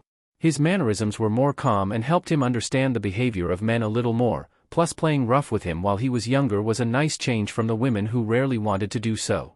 It helped him understand how rough was too rough, that it wasn't fun for anyone anymore, and was a valuable tool when he was still in close contact with other orphans a while after Tsukimi-bachan passed away. Fighting was one thing, but playing rough was something different when you wanted to make friends or interact with little fragile people like Minako. Plus, he couldn't go everywhere being stinky and unclean. Kakashi told him it would be a good idea to groom and recently taught him how to shave. I'm sure it will be fine. Naruto is dismissive but does lead on to the academy, Minako climbing onto his shoulders unassisted. Giddy up. Mush. Minako orders imperiously. Yes, Minako Heim. Some of you are here to make your family proud, and some of you are here because you have something to prove. But today, you're here to let yourselves and all of Konoha know that you are worthy of serving beside the finest shinobi in the world.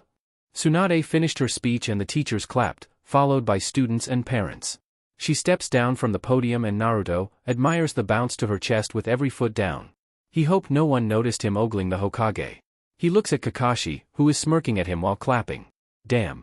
There is about half an hour of mingling while some of the teachers set up the outdoor tests. Open field shuriken jutsu ranges are set up as well as a large taijutsu ring. Most of the students head in to chat to each other instead of put up with their embarrassing parents.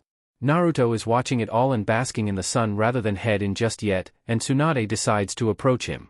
I'm looking forward to seeing what you can do today, Naruto. I hope my decision to let you study and train on your own was a good one. Naruto carefully looks her in the eyes and not an inch down. He didn't want to get caught by the subject of his indecent observation. You won't be disappointed. I'm stronger than anyone else in my class. Of that he had no doubt. Teachers included.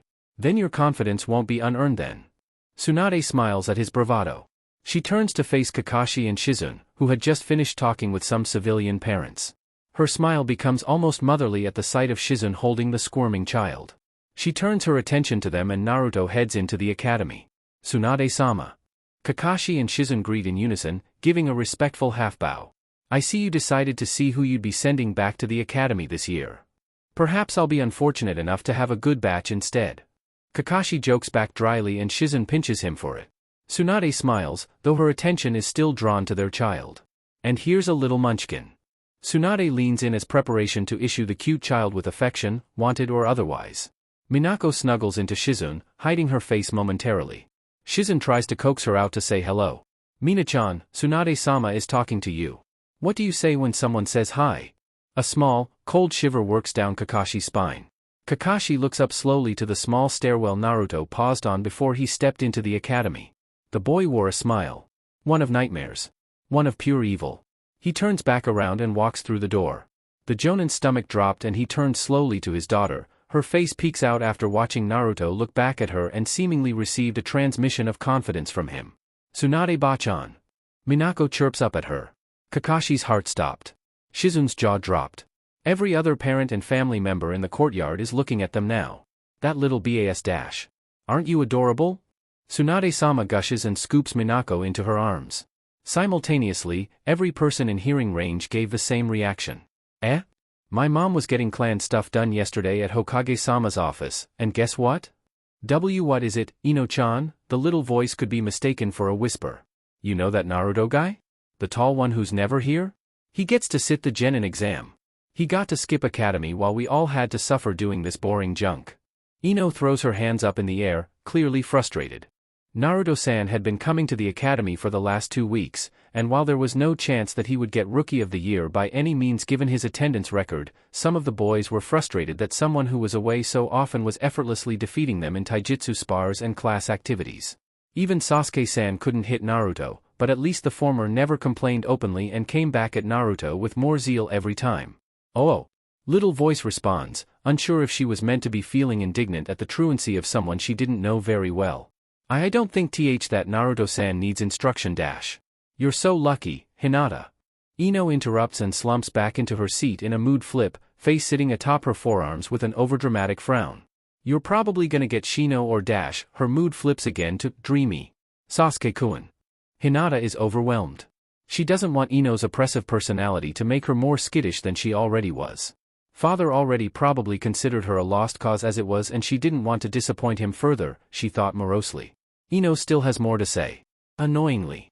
Meanwhile, I'm gonna get stuck with that lazy-bones Shikamaru and, too busy eating to win, Choji.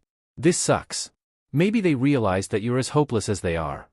Ino's head snaps around to the smirking Pinkette across the room. If looks could kill, there'd be one less genin aspirant today. Hinata practically shrinks, frozen on the spot. She knows that a fight is on the cusp of breaking out. As if summoned by the ghost of school fights past, Irika-sensei waltzed into the room as if there wasn't the next shinobi war about to start in it. Good morning. Everyone take your seats. He goes ignored. The yapping refuses to stop. Students, take your seats. His voice is not as chipper. The volume goes up. Hinata covers her ears. Sit down and shut up. Silence. Blissful silence, Hinata sighs in relief. Back to your seats. Irika glances over the students suspiciously before his expression evens out. Don't make your last day here a bad one. You still need to pass this test, so I want all of you to act as befitting a shinobi. Professional. Do you understand? Yes, Irika-sensei. The droning chorus confirms. The door opens immediately after, and Hinata recognizes the tall boy who walks in as Naruto. The mostly truant student. You're late. Irika-sensei seems resigned. He has probably tried and failed many times to get Naruto to show up on time. The test has started? Naruto asks, his voice a smooth and pleasant rumble. Irika-sensei shakes his head. Just take a seat, Naruto. Clearly not making a fuss about it, he probably didn't think it was worth it in the end. Naruto walks up the steps to the open spot next to her and naturally, there are spiteful boys sticking their feet out to trip him. He steps over them easily and without looking silly. He takes a seat next to her and crosses his arms over his chest. His muscular chest. She hopes he didn't notice her eyeing him up. He looks at her and she sees his visible eye wink at her. Damn.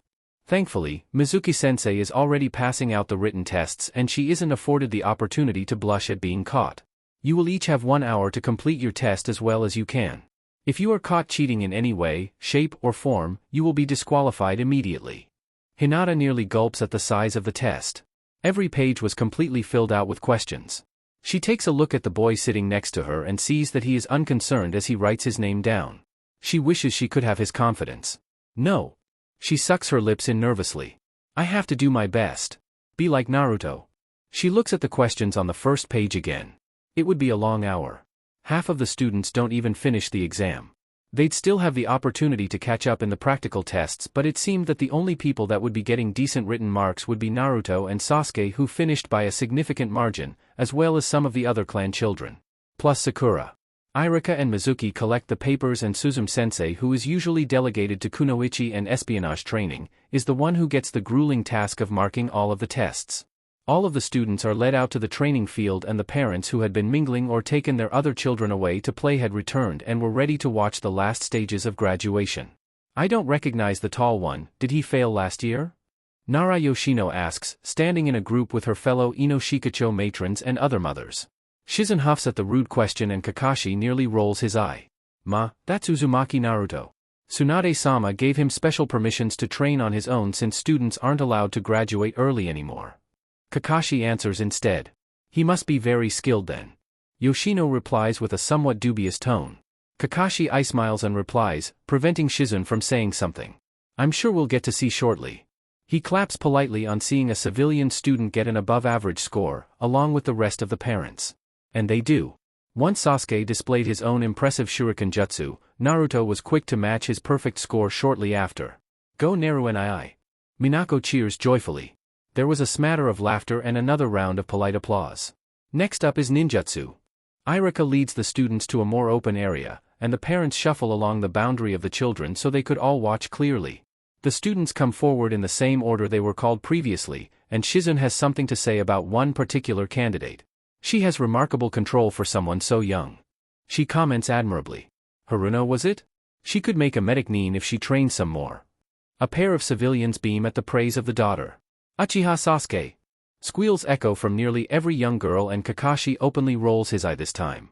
Sasuke makes 2 perfect clones, performs an unusually fast substitution and follows with an impressive transformation into Irika. Not bad. Kakashi gives his own comment. The kid was pretty good at the jutsu provided by the academy at least. It was hard not to see the prodigy that was Uchiha Itachi in him, even though he knew it wasn't fair. Kakashi wondered what kind of potential he had, and how far he could have come under the guidance of people who could teach him better than what he was currently receiving. Kakashi doubted anyone besides Sasuke's own family could have taught him to use his gifts. Uzumaki Naruto. Naruto steps forward, ignoring the jeers from his male peers. Bunshin no Jutsu. As Kakashi expected, Naruto provides 2 perfect clones of himself. Kawarimi no Jutsu. Also as expected, Naruto casts his jutsu at the same speed as Sasuke. There is a foreboding pause before Naruto uses his next jutsu. Henge. Kakashi's eye nearly pops out its socket. Ah? An erotic moan cuts through the silence. Wherever did my clothes go? A stunning, young woman with silky black hair that reached her ankles revealed herself, and wisps of smoke are the only protection of her modesty there is. Nosebleeds and blushes erupt all around the crowd. Nice Naruto. Kakashi hollers his praise, giving an inspirational thumbs up before he and every other man in his situation are promptly put in their places by furious spouses. Uzumaki Naruto. Shizun's voice was like death calling, sending shivers down the transformed boy's spine. Iruka plugs his nostrils with his fingers. You idiot. Don't use perverse jutsu like this. I should have known. Tsunade, who had been mostly silent thus far, slaps her forehead in exasperation. Of course a young boy left to play with jutsu on his own would do something ridiculous like this. The crowd calms down and Naruto dispels the transformation, although glares from every female including the Hokage are enough to keep him behaved for the moment. He transforms into Iruka flawlessly, and it is the concluding jutsu of the exams. Next is Taijutsu. I hope you've all got energy left for this one. Most of the fights are pathetic to say the least. Even a pair of the famed Ino Shikacho trio children aren't happy to engage in a taijutsu spar. Shikamaru throws lazy unenthused punches at Choji and Choji barely deflects them at all. It could be suspected by any observer that they only put up the display at all was because their mothers were watching. Honestly? That boy. Yoshino gripes and Choji's mother also gives an over-the-top sigh. The boys are rewarded with poor marks. Kiba and Shino provide a more interesting matchup, something their mother and father respectively seem happy about.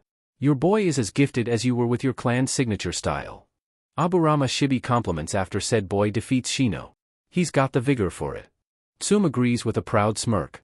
But he really needs to learn not to just throw himself around like that. The Miniu nearly took it from him with that blind spot attack in the middle. Goes to show brains matters just as much, huh? Shibi nods in agreement, silently impressed that his son had the will to fight even knowing he was outmatched. Uchiha Sasuke and Uzumaki Naruto. Step forward please. Both students form the seal of confrontation before moving into more comfortable positions.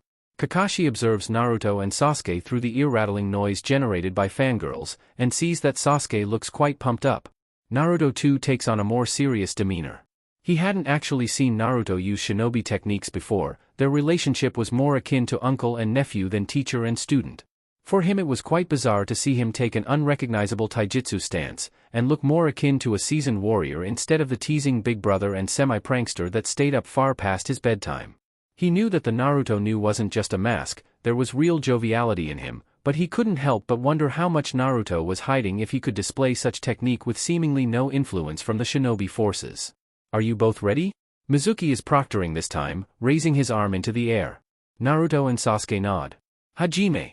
Sasuke rushes Naruto with impressive speed and tries to kick Naruto's legs while throwing the first punch.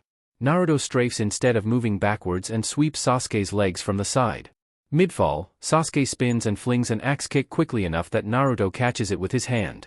Naruto isn't content to let Sasuke control the fight and throws a punch with his free hand that collides with Sasuke's chest and knocks the wind out of him. Sasuke blocks the follow-up strike and tries to disrupt Naruto's footing by swinging over his head.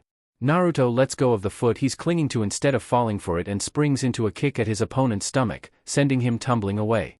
The Uchiha boy rights himself immediately and is forced to defend from the larger and faster Naruto, who has decided to take the lead. Rather than try to block, he deflects and again tries gaining the advantage by controlling Naruto's footwork.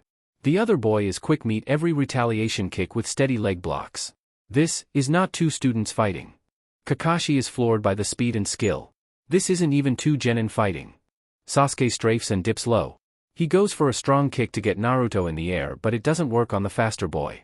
Naruto reeled back instead of blocking and attacks as Sasuke reaches full extension.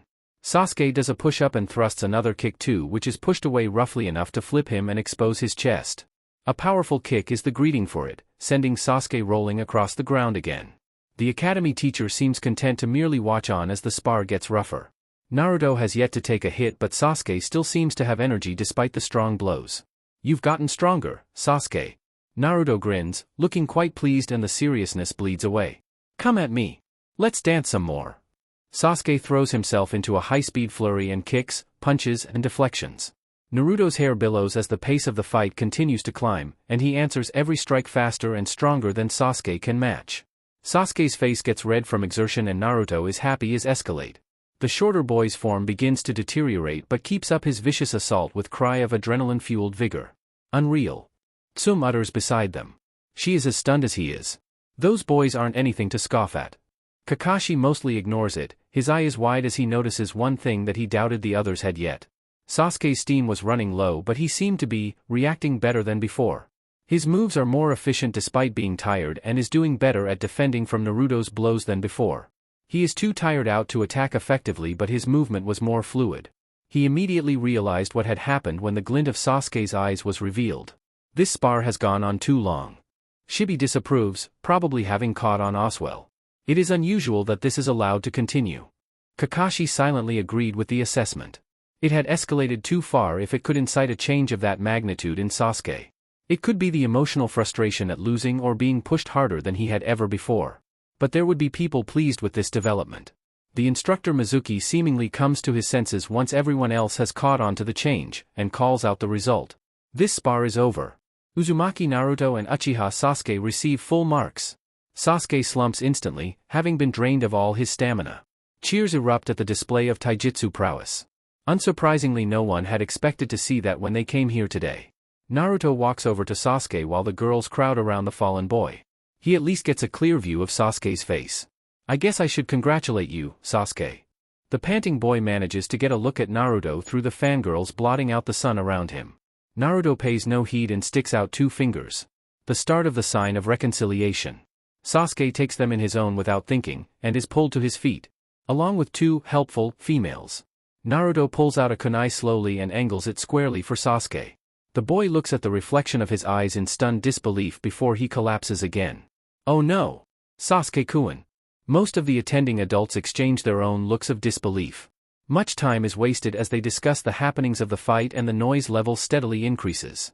Irika is quick to rush over with a bottle of water. Drink it slow, Sasuke-kun. We don't want you throwing it back up again. Sasuke nods placidly, the most cooperative he'd ever been for Irika. Said teacher looked over at Mizuki with a questioning look, clearly wondering if the other instructor was up to something but decided to leave it for later. Shizu naturally head over as well and bullies the young girls out of the way, using a diagnosis jutsu on Sasuke's forehead. He's perfectly fine, just physically exhausted and a bit battered. Her hands start to glow as she transferred a small amount of chakra into him and provided some first aid to his developing bruises. A younger voice has even more to say. That was amazing, Oniai-chan. You were all like Fua. And he was like blue. And then dash. Irika and Mizuki quickly tally up the results of the practical exams along with Suzume, who brought out her own. A couple of genin who had been tasked with helping out the academy today were the ones to set up a display table with fresh, brand new Konoha headbands. The blue fabric didn't have so much as a speck of dust. Generally exam results were kept private, but seeing as a considerable amount of clan children would be participating in the graduation, it was decided that a spectacle would be made out of it to help provide motivation to students who didn't pass, and show parents who weren't as keen on the shinobi business as clan parents were what was required of their kids to help guide them better. Students who didn't pass the exam would be held back and provided a same-day retest, and if they failed their second attempt they'd be brought in with their guardian to determine if they were to stay another few months to get them in fighting shape or have them drop out entirely and pursue conventional civilian education. Never let it be said that Konoha doesn't give ample opportunity for growth in its walls. Although today's display may have the opposite of the intended effect. Seeing a pair of boys outclass them in such a way might dampen one's motivation and stop them from being shinobi at all. The aggressive and unnecessarily violent spar was eye-opening for some. But seeing as it was the last spar of the day, hopefully the graduates would be encouraged to work harder. Or at least have their parents make them work harder. Uchiha Sasuke, step forward please. The exhausted Uchiha stand to attention in front of Irika. Today you have proven to yourself and Konoha that you will be an excellent and worthy addition to our shinobi. You receive the title of Rookie of the Year, for your dedication. Congratulations on becoming a genin. Claps sound all around and enthusiastic cheers come from a cooing squad of girls. Hooray for Sasuke-kun! Ino and Sakura shout in unison before glaring at each other. Sasuke ties the forehead protector around his head and takes his seat again quietly. This time, he is right beside Naruto. Uzumaki Naruto. Step forward please. Said boy stands and his spot on the ground is taken instantly by a dog pile of frothing fangirls. Naruto. Irika starts with a smile. I'll admit that I didn't expect what we got out of you today, but I see that Tsunade-sama's intuition has proven right again. Wear this with pride, and welcome to the forces. I know you'll make a fine Konoha shinobi. Thank you. Naruto answers politely and ties up his own forehead protector. Thankfully for him there is plenty of free space this time. There is applause for him as well. That concludes your graduation. I am honored to have taught such fine young shinobi. Irika is soft-hearted, and can't help the wide and proud smile. You've only got 1 day left, I swear. Come back tomorrow morning for your assignment to your genin squad. Naruto is accosted by the people he arrived with. My goodness! When were you going to tell us you could do that? I wasn't. Naruto replies honestly, adjusting his headband to try and get a good fit. Didn't think that it mattered. Well, Shizun huffed, holding her sleeping daughter and being careful not to raise her voice too much. Irika-sensei wasn't lying, you're going to make an excellent shinobi if you keep that performance up. It's kinda weird that Mizuki-sensei had it go on for so long though, but it's cool that Sasuke got the Sharingan. Naruto ponders thoughtfully. Indeed it was. Kakashi smiles, but his thoughts are also along the lines that the spar was allowed to continue. Well, time for my celebratory ramen. Naruto puts his hands behind his head and meanders in the direction of Ichiraku's. Ma, why don't you wait a second? I'll treat you. Kakashi halts him and Naruto looks at him questioningly. Kakashi looks at Sasuke as he sees the boy watch Minako climb onto Naruto's shoulders again. Great work, kiddo. Kakashi smiles at him. I was impressed. You should probably get used to fighting on ground level though. Being floaty is normal for some people, but you can see how Naruto controlled the fight, right? He kept you on the ground because he knew you'd be less effective. I think you've got potential though. Wow, Shizun utters in amazement. You must have really left an impression if my quiet little mouse of a husband said something. Thanks. Sasuke says only, not really sure what else to say when a legendary shinobi like Hatake Kakashi gives him a taijutsu tip. Kakashi smiles again and leads their little group away. Sasuke watches enviously for a moment before he leaves Oswell. So Kakashi, why don't you tell me why you want Naruto and Sasuke? Kakashi nearly snorted, seeing as every other instructor had wanted at least one of them. The Jonin who were to become instructors were lined up in the late afternoon to discuss last-minute changes that may need to be made. They're good for each other from what I've seen. Naruto is clearly gifted and Sasuke lacks a rival that can compete with him. Naruto would be that and more. According to this, Kakashi gestures to the academy profile of Sasuke. He has trouble interacting with his peers, but I didn't see that kind of behavior even after Naruto thrashed him. As far as I can tell, Naruto is outright encouraging Sasuke to get stronger instead of dragging him down, and Sasuke responds well to it. This might even help get him to defer to Naruto, which might be a stepping stone in having him interact with other people too and build bonds with his fellow shinobi. Kakashi paused before continuing. And he awoke the Sharingan today. Something that I at the very least have more knowledge on than others right now. Tsunade looked to be considering it. And I want Sakura too. For obvious reasons. He tacked on, no doubt having been on the receiving end of an earful by his wife. Alright. Seeing as you're the only sensei here who gave me a good reason instead of just wanting a prodigy that could learn on their own and do less work teaching, you're approved. Other teams will be as follows. Team 8 will be Inuzuka, Hyuga and Aburame under Yuhi Kurenai. Team 10 will be Yamanaka, Nara and Akimichi Dash. The list goes on until all the candidates are on teams. Alright, that concludes this meeting. Tsunade slaps the team list down on top of a messy pile of papers. Everyone except Kakashi, Kurenai and Asuma out now please. Once the room is mostly cleared, Tsunade starts again. Kakashi, I think you're aware that what happened today at the academy is not normal. She starts, looking at him. I sent an ANBU to monitor the academy instructor Mizuki, but I've yet to hear back from them.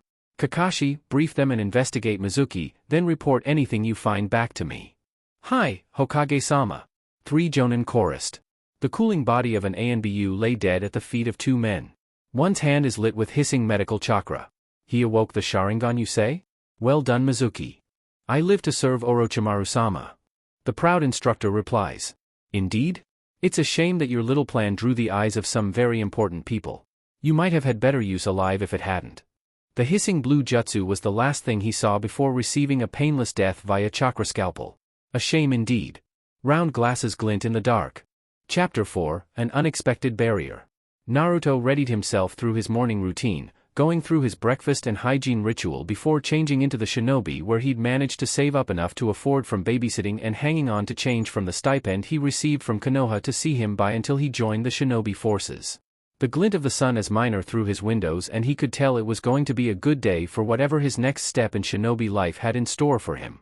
Privately admitting that maybe he was a little nervous, he'd never worked in a team before and Kakashi was a person of legendary senses and skill. He'd have to try harder to hide what he wanted to keep secret for now. Uncomfortable questions would rise if he revealed any suspect abilities. He wanted to do so on his own terms in a situation that he could control. He wanted to create an echo that would scream across Konoha and say, "Don't mess with me." There were still ways he could honor his heritage without being too overt about it.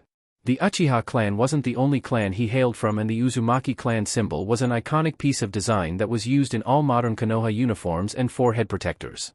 It wouldn't be out of place or suspicious of him to be wearing the sign of Uzushio and Konoha's friendship. He threw on a new black long-sleeved shirt, customized for a low price to have the Uzumaki swirl on the back. He figured that if he wasn't going to represent the Uchiha yet, he'd try and make his departed mother proud. He had black sandals to match and a gray pants with the shins wrapped up. He tied up his new blue forehead protector last, and thankfully it didn't alter the style at which he wore his hair. It still parted to cover his right eye, and the rest at the back was only just long enough to reach the red swirl on the back of his shirt. Naruto tidied up and finishes his dishes before grabbing his tool pouch and securing it to his belt. He opens the door, is greeted by the morning sun, still casting shadows in the street of apartments. His senses told him that Kakashi was still in next door and that his chakra was still and unwound, likely meaning that he was still asleep. He pitied the team that got him as their sensei. The Uzumaki boy begins a slow trek back to the academy and decides to practice his sensing on the way. He could accurately determine the number of people nearby, the levels of chakra they had, the rhythm of their chakra to determine if they were resting or under genjutsu, and how strong their chakra was, which he could to some degree sense what chakra nature they possessed. But as with all things, there was room for improvement. One of Madara's lessons was, how do you take what you know to the next level?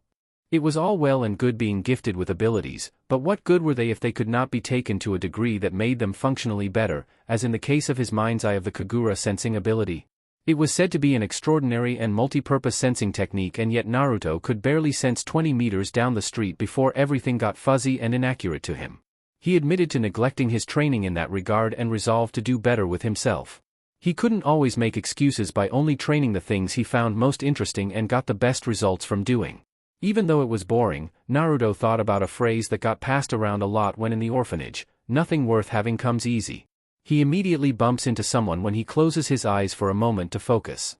Trying to see without your eyes was quite the challenge. "Pardon me," Naruto says to the back of the woman he knocked slightly. "It's fine," the woman replies, her voice having a distinct maturity to it. "But you should probably walk with your eyes open, any? The risk of embarrassing myself helps me improve my sensory abilities." Naruto gives his poor excuse and hopes it's enough to deflect if she's actually upset about it. She cracks a smile, and Naruto counts it as a victory. "A censor, huh?" The man with her speaks up, sounding surprised as he plucks a cigarette from his mouth. "Sounds like your sensei got lucky. I'm Kurenai, and this is Asuma." The beautiful woman introduces.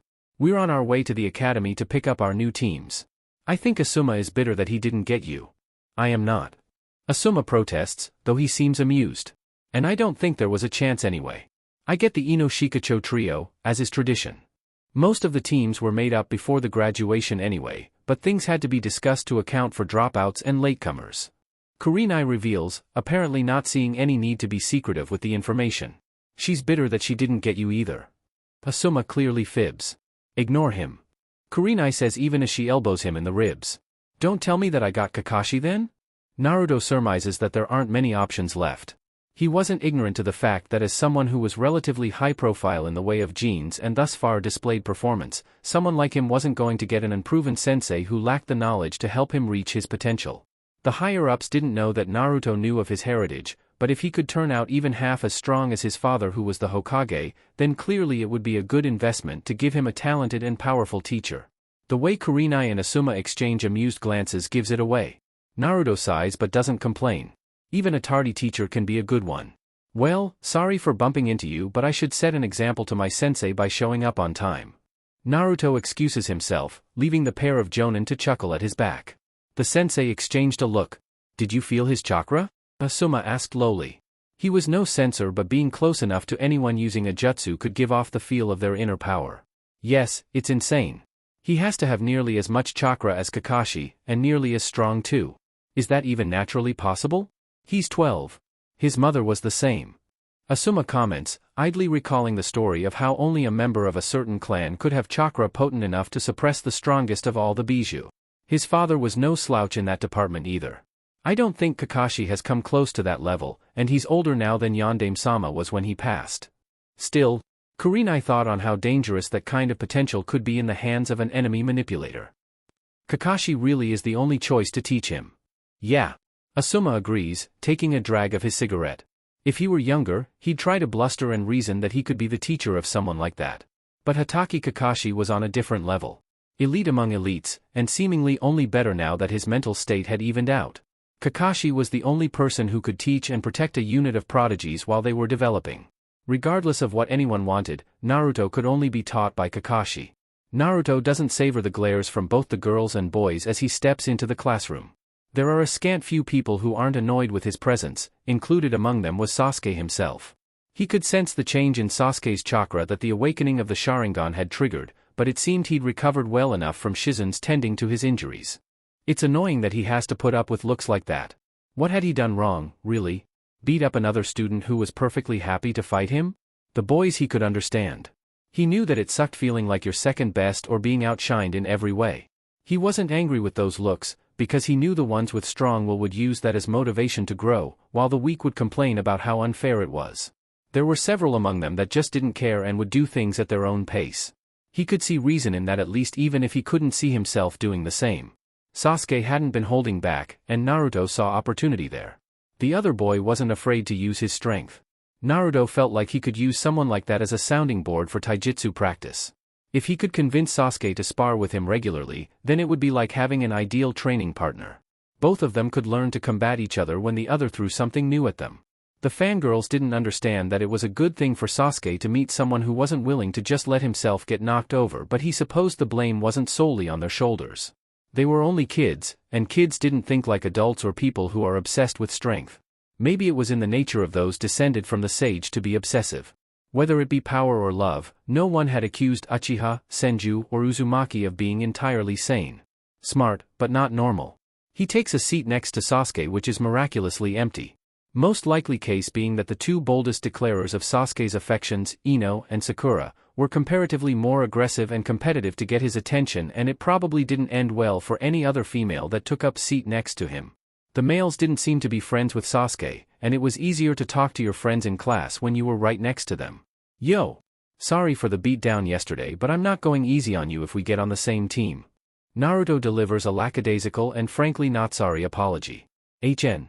Is Sasuke's opener. It's fine. It worked out in the end. Ho?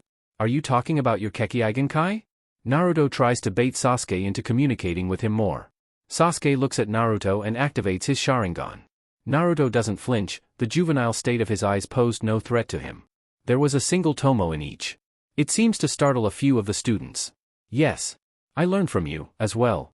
Don't think that our next spar will be the same. Sasuke deactivates his eyes after seemingly assessing Naruto's chakra network. I should hope not.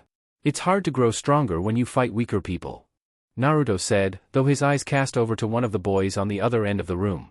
Not that weak people aren't capable of extraordinary things. I hear that the Nara clan is full of strategists who wield a unique and useful jutsu. I suppose. Sasuke said only. He probably didn't understand the value of people like that yet. Did Hatake Kakashi train you? The question is a little awkward, but given that this is the most he'd heard Sasuke speak, it was probably a good sign he was even being spoken to. Nah, he's my neighbor. He pays me to babysit sometimes, but that's about it. Naruto doesn't mention what he thinks of Kakashi. It wasn't really anyone's business if he liked or disliked someone.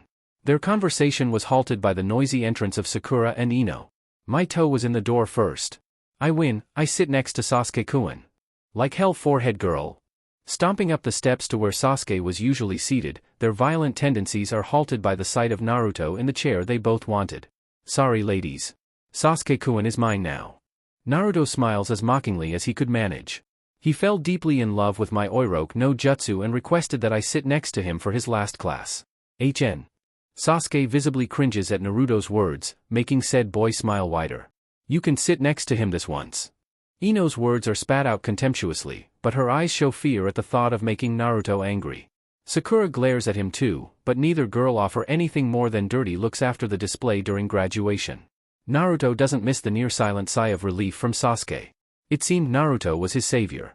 Irika walks into the room and prevents the awkward glare-down about to start between the two outspoken girls. Alright, I think I've kept you all waiting long enough. Irika begins to call out the team list. Team 3 will be dash. Civilians. And it remains civilian students until he gets to Naruto's team. Some teams were still in rotation so a few were skipped. Team 7. Uchiha Sasuke. Haruno Sakura dash. Yes. No. Ahem. And Uzumaki Naruto. Your sensei will be Hatake Kakashi. Naruto listens to the rest of the listings. Classic Ino Shikacho, a recontracting squad, and some other teams likely thrown together based on teamwork capacity rather than skill sets. Slowly but surely, each sensei comes to pick up their teams and Naruto knows that Team 7 has the misfortune of having to wait for Kakashi who he knows is still asleep. This sucks. He says, mostly to himself. You said he's your neighbor. Can't we just go get him? Sasuke suggests. That's probably not a good idea. Kakashi is normally an early riser so he must have been kept up late for an emergency or something. And I don't really want to get accused of stalking our sensei. Naruto thought it would be a bit too rude to go knocking on Kakashi's door. In any case, nobody said we couldn't utilize this time. I think I'll practice my sensory jutsu. HN. Sakura looked unsure, and eventually bored as all she could do was go over the old textbooks on the shelves. Poor kids. Asuma said pityingly, parting ways with Kurenai after collecting their teams together. Kakashi dismissed them both shortly after finding not just the body of the suspicious academy instructor, but one of an ANBU Oswell. It was standard practice to dispose of ANBU corpses carefully and the incident had occurred within Konoha's walls. An investigation like that was beyond his and Kurenai's pay grade, and the responsibility now rested in the hands of internal investigations. Oi! Sensei! His new female student whined. How come I get stuck with these two? I got some of the best marks in all our class, I should be one Sasuke-kun's team. Troublesome. Is Shikamaru's bored reply. It won't be so bad with us, will it Ino? Choji asked innocently. Ino falters a bit. The Ino Shikacho trio is a famous collaborative team of particular clans. Maybe your old man hasn't told you but the teamwork of the last trio was legendary, just as the previous team was, and the one before that. Asuma's voice is stern. At least be happy that you're part of an effective combo and on a team with people that don't hate you. Most genin don't get that luxury. Shikamaru and Choji look up at Asuma now. Or, you could be. If not for one small detail. What detail? Shikamaru asks/demands with narrowed eyes. Asuma smiled. You're not really genin yet. You still need to prove you're worth my time training you. What? Ino's voice explodes in fury. Your former classmates are a bit unlucky. Their sensei isn't going to be up for a while after how busy he was last night. And Naruto-kun doesn't like to waste his time. Hinata stammers out quietly. He won't sit still for long. Who cares what that asshole is doing? What are you gonna teach a sensei? Kiba bursts out, clearly brimming with energy at the thought of training and finally doing something that wasn't schoolwork. Kurenai levels him with a red-eyed glare and makes Kiba flinch. Shino wisely remains silent. Don't be rude. You three are in for an unpleasant surprise if you think the academy was the hardest thing you're going to be doing as a shinobi. In fact, you're going to prove to me that my time is better spent teaching you than going on regular missions. I still have one last test for you, and if you fail, back to the academy for another year. Kurenai finished with a grim smile. The three genin look up at her in horror. Naruto wasn't brooding, he promised himself. He was just a tad frustrated at his sensei being late. 3 hours late. Yo! Kakashi finally deigns to greet his students from the door. Sorry I'm late guys, a black cat crossed my path so I had to go the long way. 3 equal deadpan looks. Kakashi coughed in the awkward silence. Anyway, let's have a nice chat on the roof. And walks out the classroom door. The 3 genin plod after him all the way up and they eventually find themselves in a decorative little rooftop balcony, well shaded for students' lunchtime leisure. Introduce yourselves, Likes, dislikes, any dreams and hobbies? Why don't you go first sensei? Sakura asks him shyly. He nods, couldn't hurt right? Well, I'm Hatake Kakashi. I have no desire to tell you my likes and dislikes. My dreams for the future. Kakashi trails off boredly. 3 expectant looks. As for my hobbies? I have lots of hobbies. Useless. Weird old man. Just his name? Sasuke, Naruto's and Sakura's simultaneous thoughts. You first, Sakura-chan. He gives a nice smile at her dull look. My name is Haruno Sakura. I like. A distant and dreamy look at Sasuke. I dislike Ino Pig. She develops a fiery look. My dreams include. Back to point 1. Oh brother. What an emotional spectrum. HN. Kakashi, Naruto's and Sasuke's thoughts were all unexpressed outwardly and remarkably similar inwardly. Well, Naruto starts off, shaking off his dry reaction. I'm Uzumaki Naruto. I like training in cute girls. Sakura growls and Naruto fights hard to keep the smile out of his voice. I dislike when people underestimate me. Dreams? I want to have a big family that I can be strong enough to protect. In the confines of Sakura's mind, an inner voice asks. And hobbies, well, I don't mind learning new things I guess. Naruto finished lamely on realizing that his only real hobbies was training and winding people up. Kakashi nods. Many orphans express desire to have family. The teams he'd rejected before had many of the same answers in that regard. The devastating incident 12 years ago had left early scars on Konoha's youth. How about you, Sasuke-kun? Anything to share with the team? Uchiha Sasuke. I don't like or dislike much. My goal. I wish to restore my clan, his mood shifts slightly darker. And to kill a certain man. Scary. Sakura thought, gulping a little. She didn't know Sasuke-kun had such ambition. Naruto doesn't think anything in particular.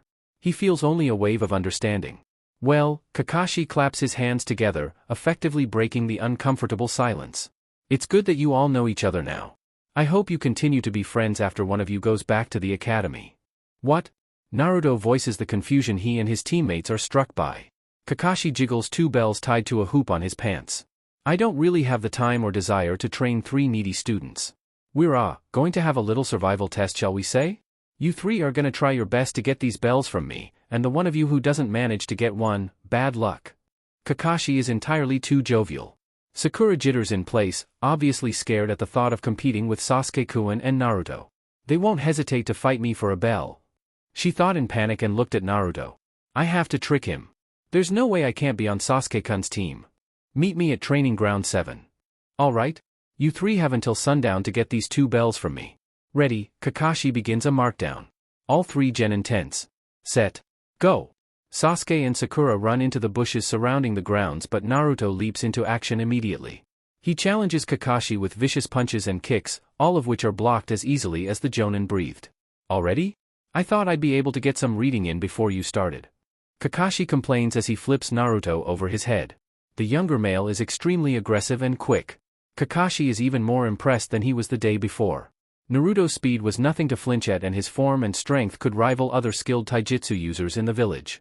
Unfortunate that Kakashi was not a chunin, or even a normal jonin, because he blocks and meets Naruto's every blow evenly but doesn't push the offense, making it clear who was stronger between the two.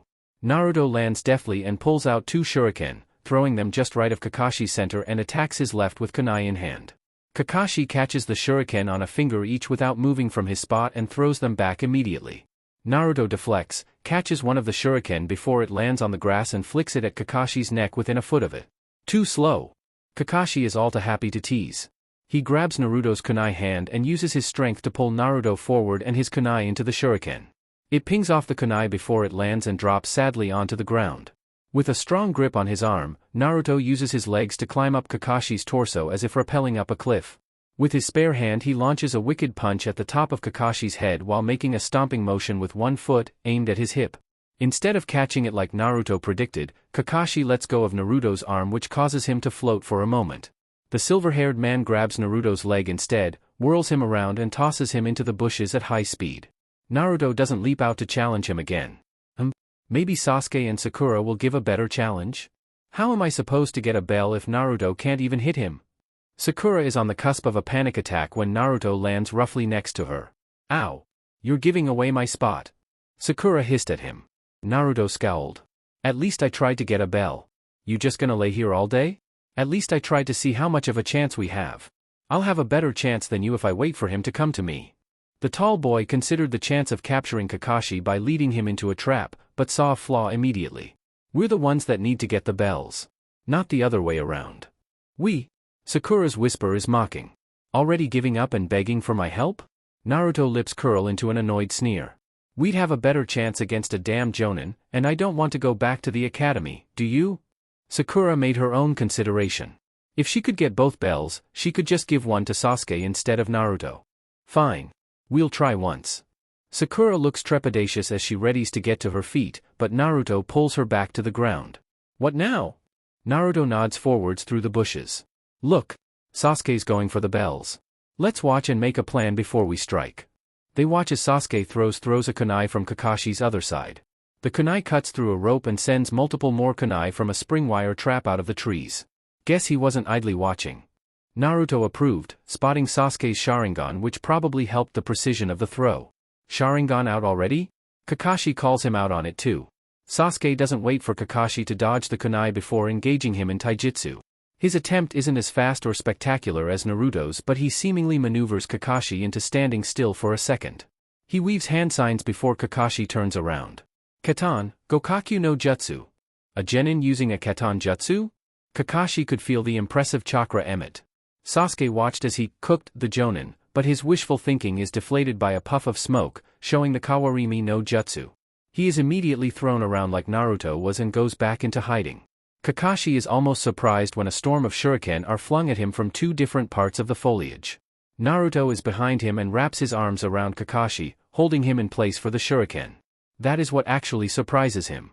Where were the other shuriken coming from? He lets the shuriken hit him, while his real self observes from the branches. He spotted two Narutos, one approaching in tandem with Sakura and the other holding down his Kage Bunshin. It seemed Naruto knew some valuable ninjutsu as well. Naruto blocks Kakashi's Kage Bunshin from protecting the bells and Sakura rushed in for the take. Yes. I have them. Sakura cheers, before they disappear with a poof in her hand. Huh? Too bad. Kakashi's clone dispels in the same way. Not bad. The real Kakashi thought. He wondered if they were starting to catch on. He watched as Sasuke approached his other prospective teammates. We need to work together. We can decide who gets the bells later. Naruto immediately agrees. Kakashi is too strong. There's no way we can fight him alone or 2-on-1. Sakura is all too happy to agree with Sasuke, but internally frets at the thought of Sasuke giving a bell to Naruto. Interesting. Kakashi mutters before finding somewhere else at ground level to stand and wait. Kakashi is leaning against a tree next to a beautiful river when they find him again. You found me. I was wondering if you were going to give up. Naruto appears to be alone but is backed up by 4 other selves. They all rush Kakashi. Kakashi's senses are quick enough to keep track of the real Naruto in the mess of Kage Bunshin, and takes down each clone swiftly. While he is distracted, Sasuke arrives and attempts another Gokakyu while Naruto was still dangerously close. Kakashi internally disapproves of the tactic or putting a teammate at risk. They'd have to do better than that. Kakashi vanishes and reappears in the tree, watching the scorching fireball decimate the ground and force Naruto to cartwheel back. While in the tree, he is met by what he is beginning to understand as the only thing Sakura can currently do, thrown shuriken until she runs out. Disappointing. Kakashi says, loud enough for all 3 to hear. He lazily weaves some signs of his own, creating a whip of water, then grabs Naruto by the neck and drags him into the river. He vanishes again and places Sakura under a genjutsu, causing her to scream at whatever nightmare he'd concocted. Sasuke's eyes roam the opening in a panic and he is suddenly pulled into the ground with only his head sticking out. You 3 are running out of time. Kakashi pulls out a book and walks away. Sasuke is the only one that can scowl at him. Naruto looks like a drowned cat when he reunites with his fellow genin prospects. He digs Sasuke out of the ground and dispels the genjutsu that Sakura is under. Kakashi is only using as much power as he needs to stop each of us from getting the bells. He reveals, pulling his wet hair out of his face. He's pushing us to get them, but he's a jonin for a reason. I don't think there's any way we can actually get the bells at all, and if he wanted us to get them then one of us would have won by now. Sasuke nods, seeing that Naruto may be on to something. The test probably isn't about getting the bells then. He lied to get us to compete for them. There's a hidden meaning that he's letting us uncover on our own. But what haven't we tried yet? Sasuke asks pointedly. Maybe a plan? Sakura suggests nervously. We keep throwing ourselves at him and it's not working. Naruto nods to the suggestion and offers more of his own input. We all attacked together and it looked like we were getting in each other's way to him.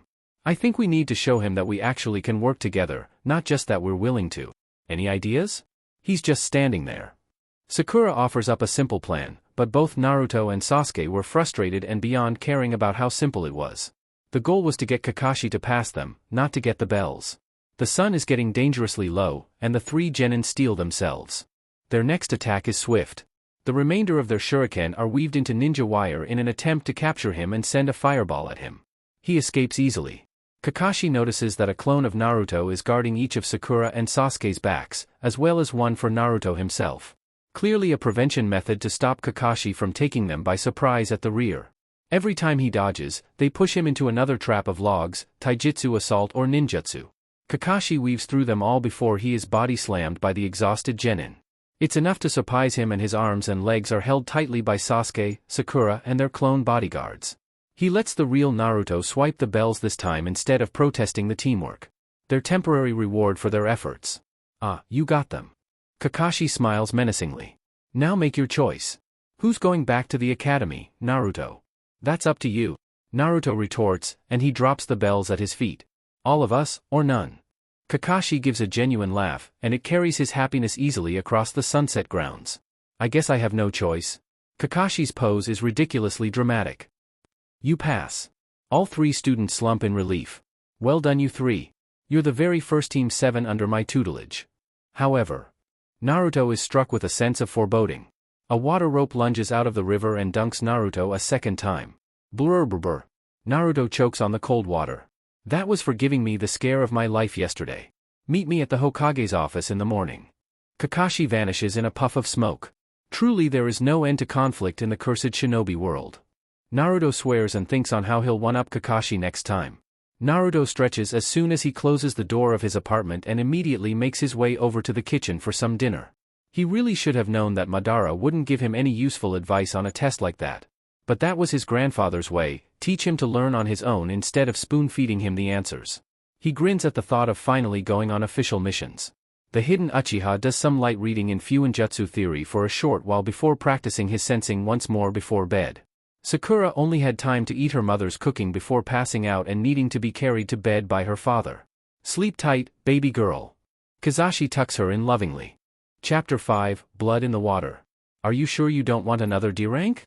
Tsunade asks, clearly bemused at the forced work ethic that Kakashi has imposed on his three students.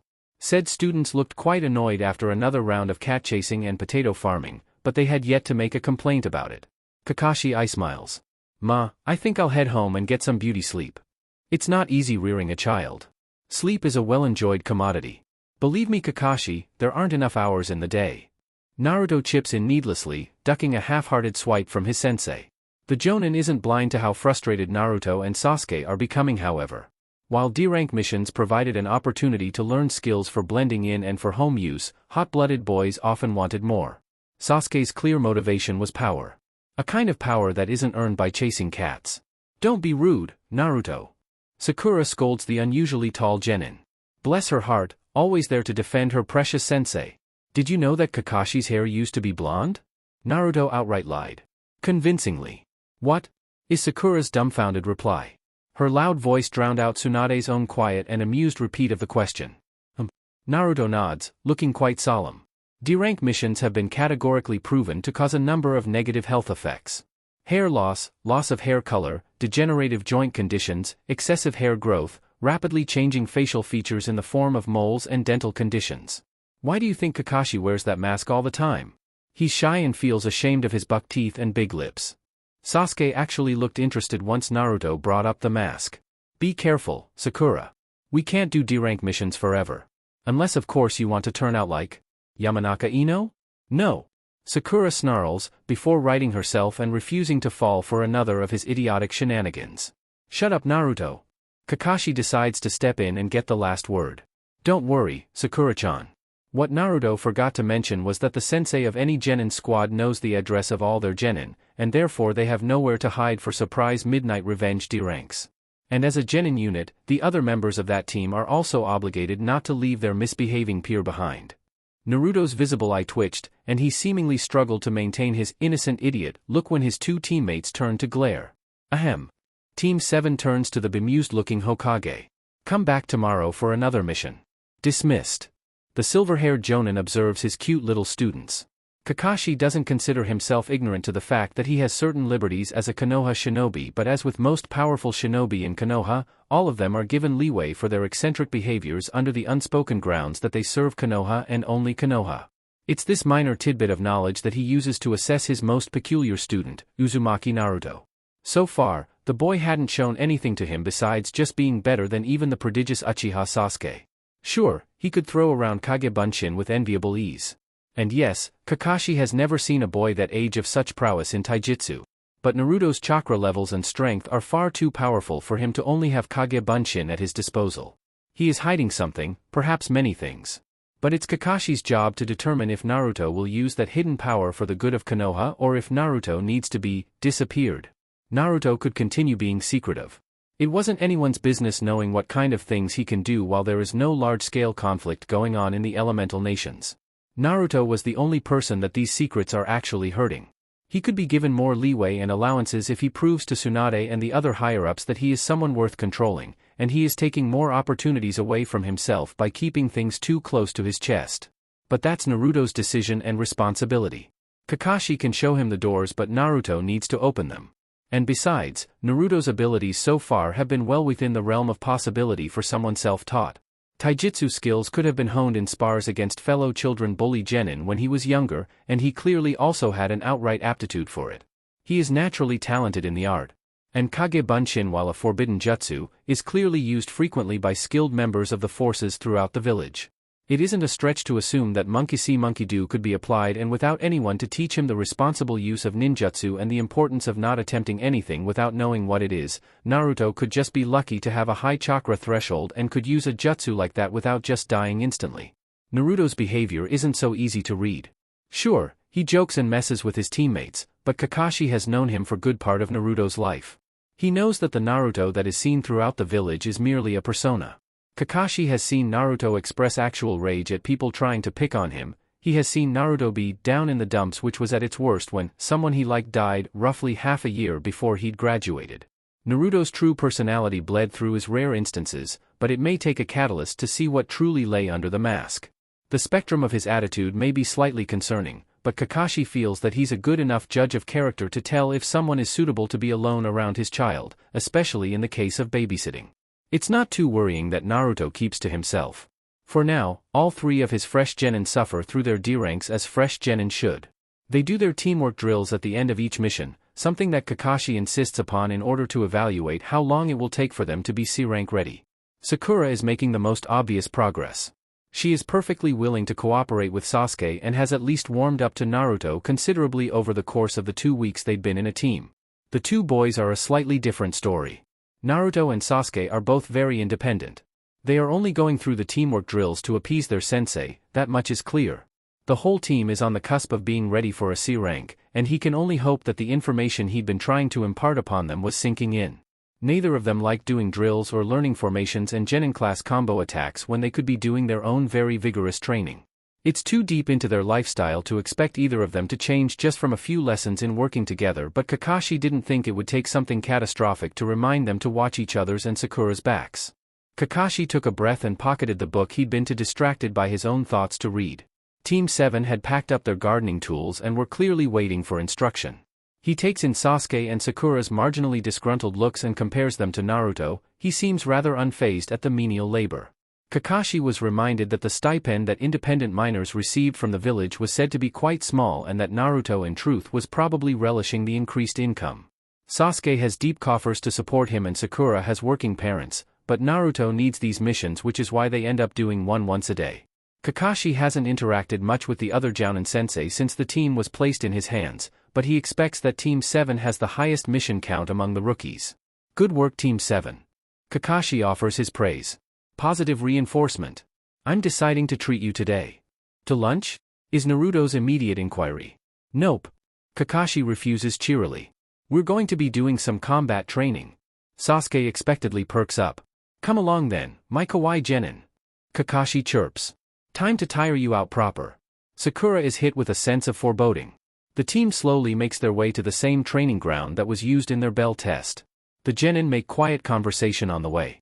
Do you think Kakashi-sensei wants us to spar? Sakura asks nervously. Probably. Sasuke replies, almost completely insensitive and uncaring to Sakura's clear fear. Sakura-chan. Kakashi catches her attention with a mild stern inflection to his voice. You can't get any better at fighting if you don't practice fighting. I need to make sure that you're ready for more difficult missions. The boys will go easy on you, but I expect you to do your absolute best. Alright. Her reply is tremulous. And besides, I said combat training, not just sparring. I'm sure you three can team up against me and do better than last time. Kakashi makes it quite clear in his voice that there would be consequences if they didn't, especially after all their teamwork training. Kakashi makes a show of putting on a sigh, and hopes inwardly that his cute genin have learned what he has been teaching. Sakura winces as she watches Sasuke get pummeled into the ground again. She wants to get up and cheer Sasuke-kun on, but stacking some sparring with the boys on top of the genin vs jonin exercise they'd started with, has left her barely able to move. All she can do is sit against the tree trunk, patting down the sweat and silently hope that Sasuke-kun beats that infuriating Naruto. Unlike the previous team training sessions, Kakashi-sensei is permitting the use of ninjutsu and genjutsu. Sasuke hasn't had much opportunity to show anything off with Naruto hounding him with his superior taijutsu ability. Oh, how she wondered at what kind of power Sasuke was keeping secret. The mystery just makes her to know more. She starts as Sasuke leaps to his feet and tries to get away from Naruto. Naruto seems surprised as well. Sasuke is puffing and doesn't take his Sharingan off Naruto for even a second. The intensity makes her slightly nervous. Kakashi-sensei also watches beside her and gives a thoughtful I need to keep my distance. Sasuke thinks to himself, acknowledging that he can't make use of ninjutsu or genjutsu while Naruto is in control of the fight. Naruto is too quick for shuriken jutsu alone to work, but maybe he could. He weaves through several signs that are ingrained in his memory and lands lastly on a tiger seal. Katan, Gokakyu no Jutsu. Sasuke blows out a fireball twice his size and sends it flying in Naruto's direction. The flames burn the grass as it sails through the air at speed, but there is enough distance that Naruto can run to the side without challenging the fireball. Naruto already has 2 shuriken in his hand and throws them while flanking. While running, he weaves a few seals of his own. The 2 shuriken multiply and become 20. They clang off of each other in the air, making their flight path unpredictable, but thankfully Sasuke's Sharingan is able to determine where they are going and what direction to move in.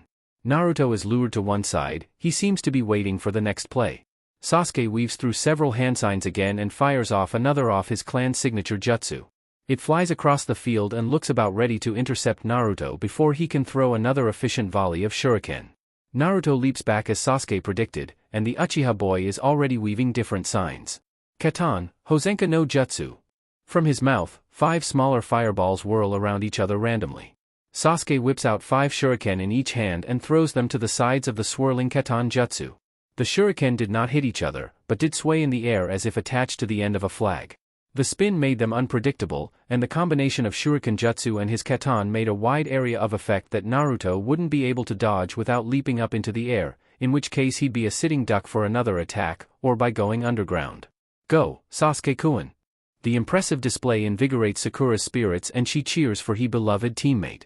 Kakashi readies into a position to assist if Naruto isn't able to dodge, but pauses as he senses Naruto's chakra swell. He observes Naruto use only a single sign, but the amount of chakra infused is enough for him to brace. Sakura-chan, I'd get behind the tree if I were you. Not bad. Naruto thinks it's annoying to hide his abilities, but throwing shuriken wasn't going to work in the grand scheme of the fight.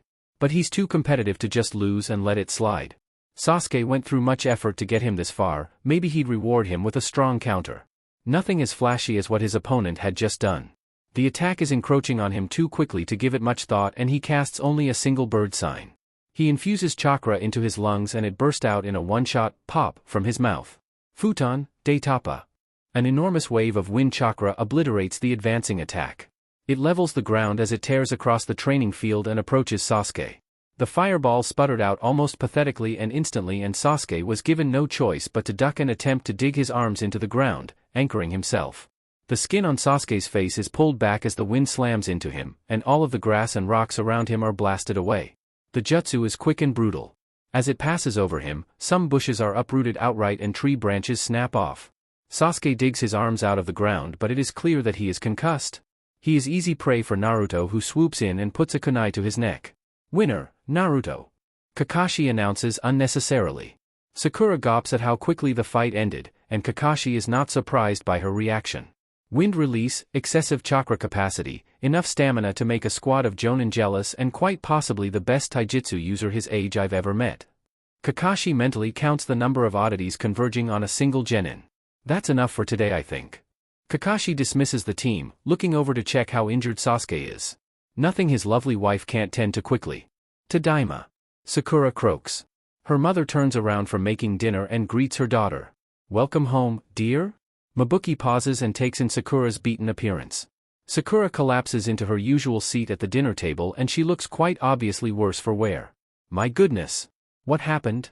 Her mother puts the cooking down the priority list as frets over the exhausted girl. Training. Mabuki did not look happy. You look like you were in a fight. Kakashi-sensei made a spar. He's checking if we're ready for a real mission. By beating you up? Her father, who sat at the other end of the table with a newspaper in hand, is surprisingly the voice of reason between the two energetic parents. Come on, sweetheart. Kakashi-sensei can hardly send our little Sakura-chan out before she's ready now, can he? I think we'll all be happy if Team 7 gets into trouble and everyone can handle themselves. Kazashi twiddles his mustache as he speaks. Sakura is grateful that all her mother can respond with is a nagging humph. Not that I'm not worried. Kazashi continues. But your sensei is a famous shinobi for a reason. He knows what he's doing. But that also means that my precious. Sakura could see what was coming a mile away, but was too exhausted to move. Whittle baby girl, apple of my eye, my pride and joy. Kazashi wraps the helplessly squirming girl in a bear hug. Sakura-chan is growing up and leaving for the first time. Ota-san. Sakura's weak protest into his shoulder is readily ignored. Mabuki joins the hug with teary eyes. Sasuke collapses into his bed and thinks about the weeks leading up to this point. Take the week off, you three. Kakashi told them. Think about your training, and recover. I think it's high time we took on something a little more than digging weeds. I for one, am going to spend this week with my family. If you have anyone that might miss you then I suggest you say goodbye. The Uchiha boy does exactly that. He lets the young couple who own the bakery he visits know that he's leaving, and gives them his apartment keys as is the usual practice for shinobi leaving the village for possibly extended periods of time. Sasuke likes the couple and has come to trust them somewhat. They do not sneer at his goals, they do not ridicule him for being born into a legendary clan, and they do not try to control his life. Sasuke is cautious, but these things also happen to be traits of his newly found rival, Uzumaki Naruto. Naruto is certainly an anomaly to him. Unlike his other peers, Naruto didn't ignore him or make mention of his goals. Naruto didn't seem to care, all he wanted was for Sasuke to get stronger. He had been tempted to ask Naruto outright why, but he knew that Naruto could be infuriatingly evasive, seemingly for no reason other than his own entertainment. If Naruto wanted him to know something, he would just say it. So Sasuke had to try and understand for himself just what Naruto's motive is for encouraging him. But the conclusion he came to makes him feel bitter. Naruto has no equal in their age group. Once, it had been Sasuke in that same position. His peers are far too weak to provide actual challenge. Soft whetstones make for dull blades. Anyone stronger than him was a superior officer that wouldn't spare the time to train with him, or if there were any people his age willing to spar, he hadn't met them yet. Joint sparring sessions between teams seem to be a rare occurrence due to often conflicting mission schedules and external factors like family life. Until Naruto came along, Sasuke didn't have anyone stronger than him that was willing to train with him even without Kakashi's influence. But now that Naruto is here, it feels as though it's a mixed blessing. On one hand, Naruto is a worthy adversary who provides meaningful challenge in their spars, and on the other hand is the fact that Sasuke now feels inadequate knowing that there is someone so powerful his age, knowing that that man had been more powerful than he is now at this age. And worse is that Naruto is an orphan. They have that in common, but Sasuke has a wealth of background knowledge and archives to search for answers in the pursuit of power, and yet he still fails to defeat his rival. It doesn't feel like he's progressing when he fights Naruto. Kakashi, for all his flippancy, is the one to try and explain it to him. Well, surely you can see for yourself that you're getting stronger, right? Your plan was good for something you came up with on the spot, and that combination of ninjutsu and shuriken jutsu would have had anyone who isn't proficient in futon or doton. Think objectively about your growth. You have sought out on your own a new jutsu from your clan's archives, practiced with it until you could use it in a combat scenario, combined it another technique, and throw in that you made plan to employ them all at once in order to defeat him.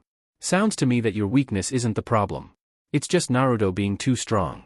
You can't see that you're growing stronger because the only people that you're fighting are stronger by a margin that gets shorter every time that you use your own initiative to gain strength. But how could he hope to defeat his brother if he could not defeat his genin teammate?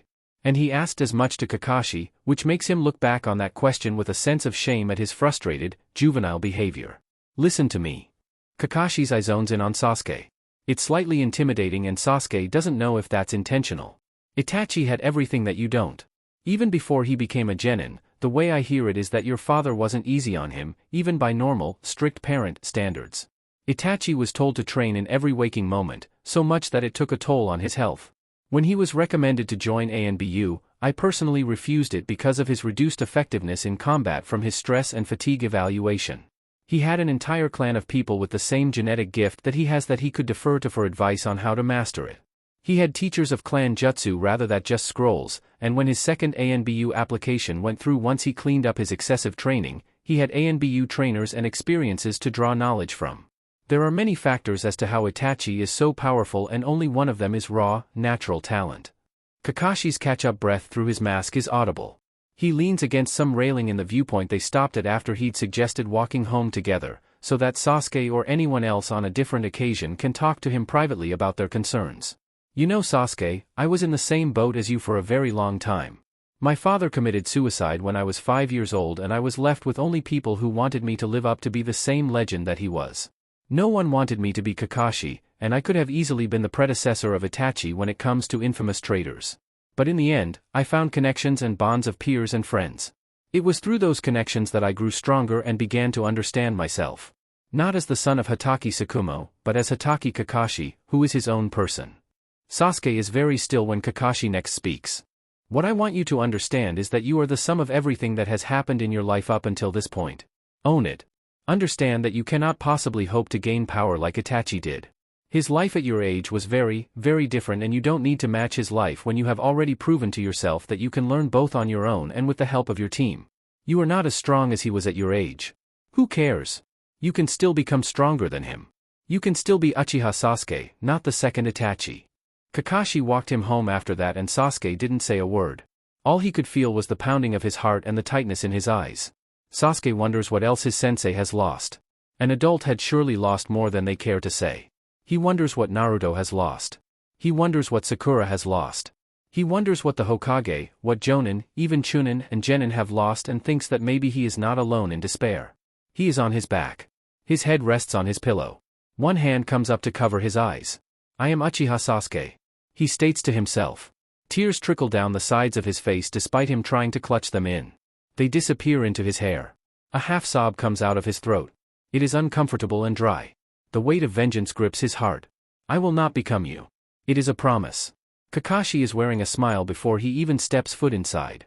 The noisy, off-tune singing of his daughter lightens his heart after trying to lift up someone else's. Tadaima, Kakashi says, but mostly goes unheard. He leaves his sandals and flak jacket at the door and makes a beeline to his wife. Shizun doesn't so much as jump when Kakashi wraps his arms around her waist and put his head on her shoulder. I take it that you're back on the mission runs? Shizun leans into his embrace, taking a moment to enjoy it. Yep. Have you sorted out your replacement? Yeah. Tsunade-sama had me train up the new boy. Good timing, I guess. He officially replaces me tomorrow. I'm glad. Kakashi's voice rumbles lowly. They wouldn't be able to rely on Naruto as much for babysitting anymore, but at least Shizun would be around full time. Papa's back, is the enthusiastic greeting her receives from the other special girl in his life. She's been waiting for you all day, Papa. Shizun returns to cooking. She has had something very important to tell you. There is something mischievous about her voice and the way she slips out of his arms. Kakashi doesn't give it much thought. Well? What do you want? Kakashi is teasingly flippant when he looks down at Minako. Up. She stretches her arms up to him. Up? Up what? Kakashi looks at the ceiling to spot something she was telling him. I don't see anything. Minako blows a raspberry at him. I want you to please pick me up. It is not a question. It is a demand. But since she said please, Kakashi obediently hefts his baby girl up. I have made the decision, Papa. Minako's face turns serious as she sounds out a longer than usual word. What have you decided, Minako? Minako leans in and looks her father in the eye. I am going to marry Naruto. There a pause. One only a few seconds long, and yet it felt like an eternity to Kakashi. Oh God. Shizun promptly breaks down into hysterical laughter. Ichiraku Ramen is but one stall in the street. Its lights aren't extravagant but give a welcoming aura, even as the sun sets. Naruto is telling a story to his favorite ramen waitress. So there I was, toe-to-toe with 5 of the meanest Kiri shinobi you ever saw. Hulking Jounin with that familiar IWA stench that can be smelled a mile away, teeth sharper than daggers. Slowly, all 10 of them surround me, but do I surrender? No. I summon my highly trained killer instinct and pounce on those Kumo shinobi. Chu! Wa! Haya! Amateur taijutsu moves thrown in for emphasis. And when the dust cleared, there were 20 less Sunanin in the world. Oh Naruto, you're so amazing. I flutters her lashes at the brave shinobi. I know. Put it here. Naruto taps his cheek. She leans over the counter and gives his cheek a light peck, featuring an exaggerated mwah. Sounds like you've had some intense D-ranks. Tucci, Iam's father chips in as he puts a fresh bowl down in front of the ravenous boy. They can only put the best genin on them. The unspoken, I'm the best genin, is clear. He is just about to break apart his chopsticks when commotion starts to kick up behind him. About 6 pairs of feet are visible under the signs for the ramen stall. Ignore them, Naruto. Iam whispers when a group of young adults being obnoxiously loud walk past all too slowly. Apparently all of them got promoted to Chunin and they've been celebrating with booze for the past few days. It wouldn't hurt them to celebrate elsewhere. Does anyone even sell alcohol on this street? Naruto breaks the chopsticks and starts to eat his favorite customer, ramen. You know how it is, Naruto. They get drunk somewhere else and decide to get something to spew up in 5 minutes. They'll be gone like usual soon enough. For Tucci, this is by far the first time something has happened like this and his response to it is tempered by experience. They're not even drunk. Naruto shakes his head. Footsteps are too even and coordinated. The sound of kunai in their pouches are making a clink, so they're likely kid out in shinobi gear instead of casual wear. Their speech isn't slurred or affected by alcohol either, so they're just being noisy for fun. Flaunting their Chunin vests, probably. Iam and Tucci blinked at him. You can tell that without looking? Iam asks almost dazedly. Naruto shrugs dismissively and returns to his bowl. It's just a shinobi thing. He savors his ramen and devours what remains of the broth by tipping it into his mouth. Thanks. I probably won't see you guys for a few weeks. Kakashi is having us do a C rank. A C rank already? Didn't you just graduate? Yeah, but he seems to think that we're ready. I get that D ranks are important for teaching us how to be normal people, but I kinda just want a real mission already. The obnoxious group of green Chunin return up the street, making a ruckus, and unfortunately one has managed to overhear the conversation. Oi, you hear that, Jinoichi? A whittle genin is going on his first C rank. The stand immediately becomes too crowded with 6 Chunin hovering over Naruto, who's still sitting on a stool. I'd leave if I were you, boys. Tucci warns while Iam looks startled and a bit frightened at the group. I don't like it when people make my customers uncomfortable. One of them smugly dismisses it. Nah. Chunin are entitled to talk to their underlings and civilians however we want. Another speaks up with a leer at Iam. Plus we got some eye candy. So why don't you get cooking, you old geezer? Chunin are not above the law. Tucci has dealt with fools before and keeps his cool. Jounin are your superiors, and a complaint to just one will have a group of newbies demoted for abusing officer status. I don't see any Jounin around, old man. The first speaker laughs, and the other 5 join in gladly. You think we're just gonna let you run and get help from the big kids? I think I might have some fun with that fine waitress of yours too. Tucci shuffles in front of his quivering daughter. You're going to wish there were. The dark threat from the boy who'd been silent up until this point catches them off guard and reduces the noise level to near silence. Spectators in the street were preparing to look for help but watched for a moment when the Chunin close in around Naruto. Oh? What did you say, Genin-chan? A hand reaches out to grab the boy's shoulder. I said, you are going to wish that the Jounin were here to protect you from me. Tucci swallows as Naruto's face hidden to the Chunin, spiked with hatred and rage. His fist that had been clenching the chopsticks had veins bulging on the back of it. Fucking poser Genin dash. The one grabbing his shoulder has his hand clenched into a vice grip. Naruto yanks harshly and pulls the Chunin's shoulder out of the joint and punts him into the wooden fence on the opposite side of the street. The Chunin breaks the boards with the speed that he'd been thrown through the air. He is screaming in pain once his mind catches up. What the fuck? Junoichi throws a punch at Naruto's head. It is so slow. So damn slow. And Naruto has all too much rage built up to be satisfied with these weaklings. Naruto doesn't even need to dodge. His counterattack comes before the punch even lands. The boy throws a brutal haymaker at Junoichi's head and he is sent tumbling to the ground with a broken nose twisted in an obvious way. The other 4 waste no time and jump to the rescue by attacking instead of using their heads and running. Naruto deftly uses one as a springboard and stomps on the collarbone of another, sending his victim crashing down and squealing. He lands, dodges and deflects punches on 3 fronts too fast for them to manage before throwing off the balance of one of them with a trip. Without looking, Naruto kicks out the foot of one attacking from behind.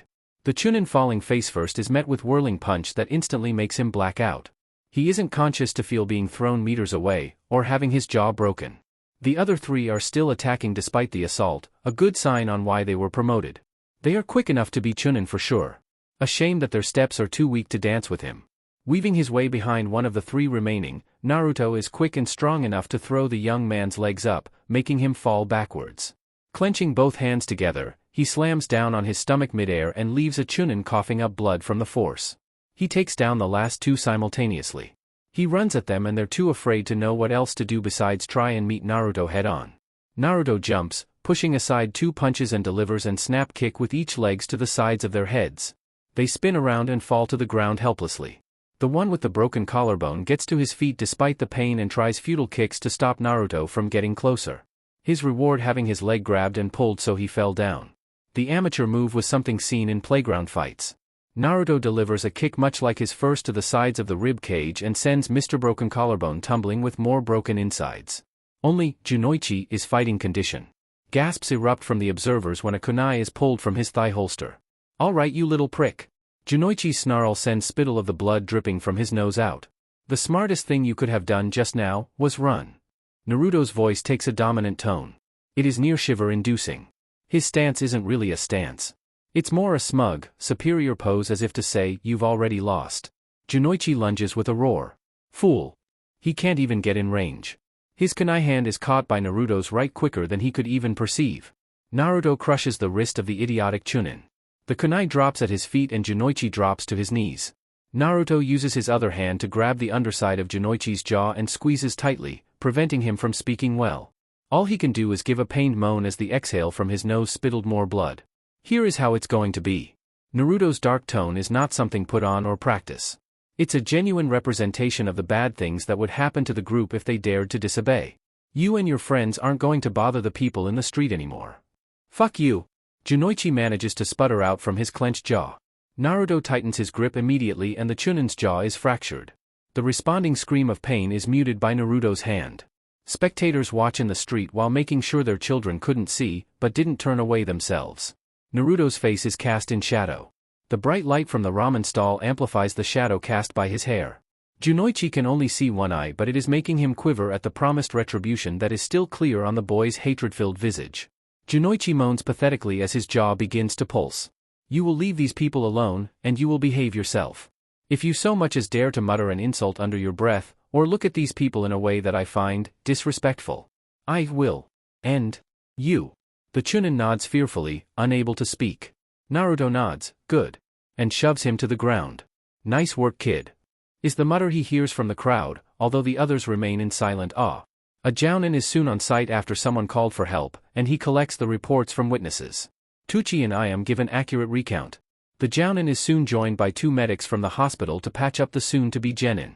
Naruto tries to leave but is stopped by a glasses-wearing Jounin. To his credit, Aoba looked apologetic. "Sorry kid. Gotta get your side of the story too." Aoba looks too tired to deal with the ongoings. "You're not in trouble. As Tsunade-sama would say, they had it coming." Naruto is cleared of any charges he might have received by the operating Jounin. His behavior is deemed as unnecessarily violent but is given a pass due to the clear threat the vagrant Chunin posed to him and the stall staff. His assessment of the incident linked up with what his grandfather told him about the behaviors of shinobi. His power had prevented harm from coming to those people that he considered close to him. And Tucci had tried to reason with them. Words weren't enough sometimes and the 6 fools only understood that what they were doing was a bad idea after they had it literally beaten into their heads. Shinobi were often given leeway in terms of their behavior. It was just how Konoha's system worked. Keeping shinobi loyal by giving them certain freedoms, and then keeping them in line using the ranking hierarchy that was based on the power and talent of those in the higher tiers of Konoha's network. When shinobi misbehaved too much, the next highest ranking person would be the one to put them in their place, and so the importance of strength and responsibility in the kage of a village was placed in maximum importance to the ecosystem of the village. He came to realize that the only reason that he'd gotten away with what was essentially assault by civilian standards was because he was strong enough to defeat 6 Chunin. He was worthy of being a Konoha shinobi. He'd be of more use in the field than in a jail cell. It was as though he'd had a eureka moment. As if he was finally understanding something that he was taught long ago. Team 7 unites in the early hours of the morning on the same day, 1 week later. Tsunade starts reading out the available D ranks preemptively. "Actually, Tsunade-sama." Kakashi interrupts her as politely as he can. "Team 7 is ready for a C rank. The Genin have had a week to prepare for their mission. Naruto and Sasuke look as perky as can be, but Sakura regresses into a fearful visage. Tsunade looked surprised before she shrugged and smiled. Alright. You're the first of the new batch to ask for a C rank. They've been nabbed up by a few experienced teams today, but I'm sure we have something here. Tsunade pushes the intercom button. Are the new mission scrolls ready yet? Yes, Hokage-sama. Shall I bring them in for you? A young adult male answers professionally. Bring them in. The young man walks in with a scroll carrier in one hand. He refills the near-empty stacks from the bottom and refreshes the supply for the empty C and B ranks. Will there be anything else, Hokage-sama? No thank you, Kabuto. Return to your duties. Kabuto bows politely and takes his leave. Shizen's replacement? Kakashi asks rhetorically but gets an answer anyway. Yep. Tsunade pops the P and leans back lackadaisically. Kid's good, damn good medic too. He can give Shizen a run for her money, that's for sure. Really?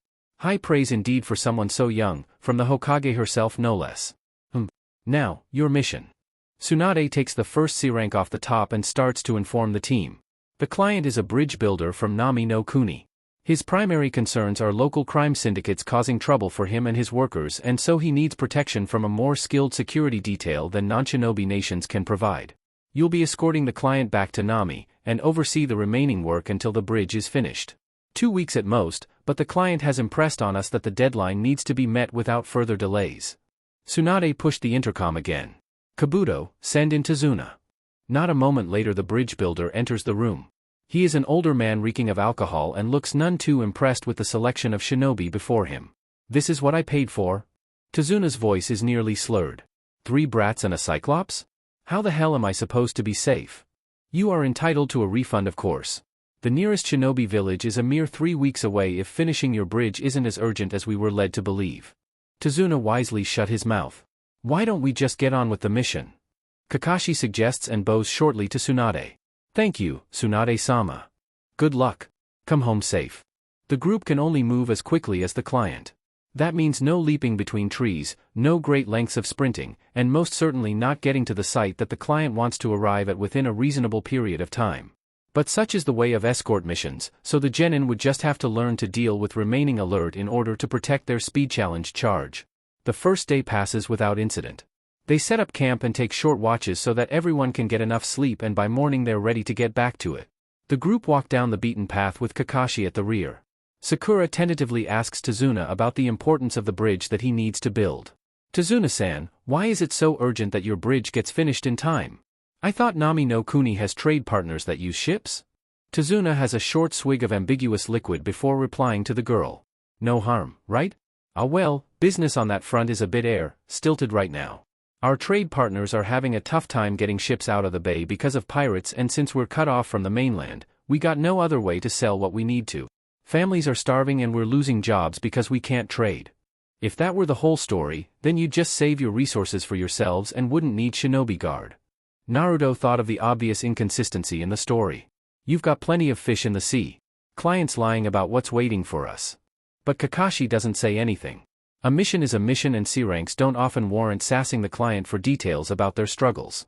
Unless Tazuna outright stated something incriminating, then they would continue unabated. So what kind of things do Nami trade? Sakura asks a question that may actually help assess the importance of the bridge. Well, before all this, we used to export fish of all sorts. Tuna, salmon, you name it. Our fishing boats are tip-top.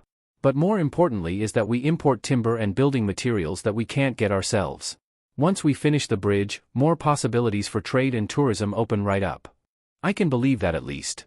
Naruto returns to observing the surroundings. Following the short conversation is a long few hours before the environment shows its own inconsistency. The trees in the strip of the area they're traveling through are taller than what they'd passed up until this point.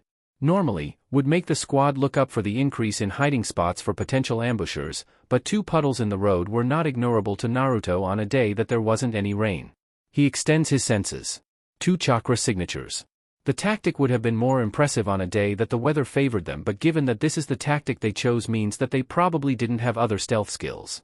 Likely Chunin then, that they could employ a strategy like this but not have the foresight to learn to do something else. But there's no point in acting prematurely. There's still the chance these shinobi weren't after them and were waiting for someone else, however unlikely that may be. Team 7 walks past the puddles and they are immediately attacked. Knew it. The two hidden shinobi are revealed to be Kirin and they make the mistake of attacking Kakashi first. Kakashi is seemingly ripped to shreds by a bladed chain linking the assailants, but both Naruto and Sasuke are wise enough at this point to know that this was another one of his substitution shenanigans. Sakura though is understandably spooked and freezes in place.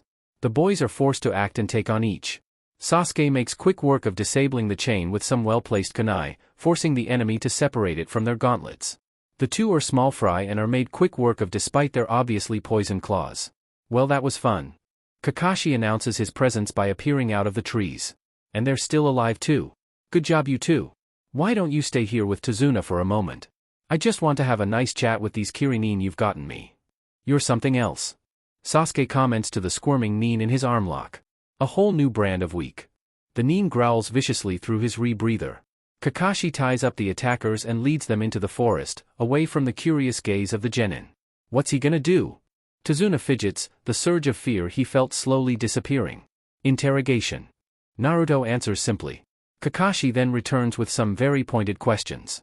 Tazuna's follow-up sob story plucks on Sakura's heartstrings. Naruto and Sasuke didn't need any convincing to continue the mission. It's all so tiresome. Kakashi thought, exasperated.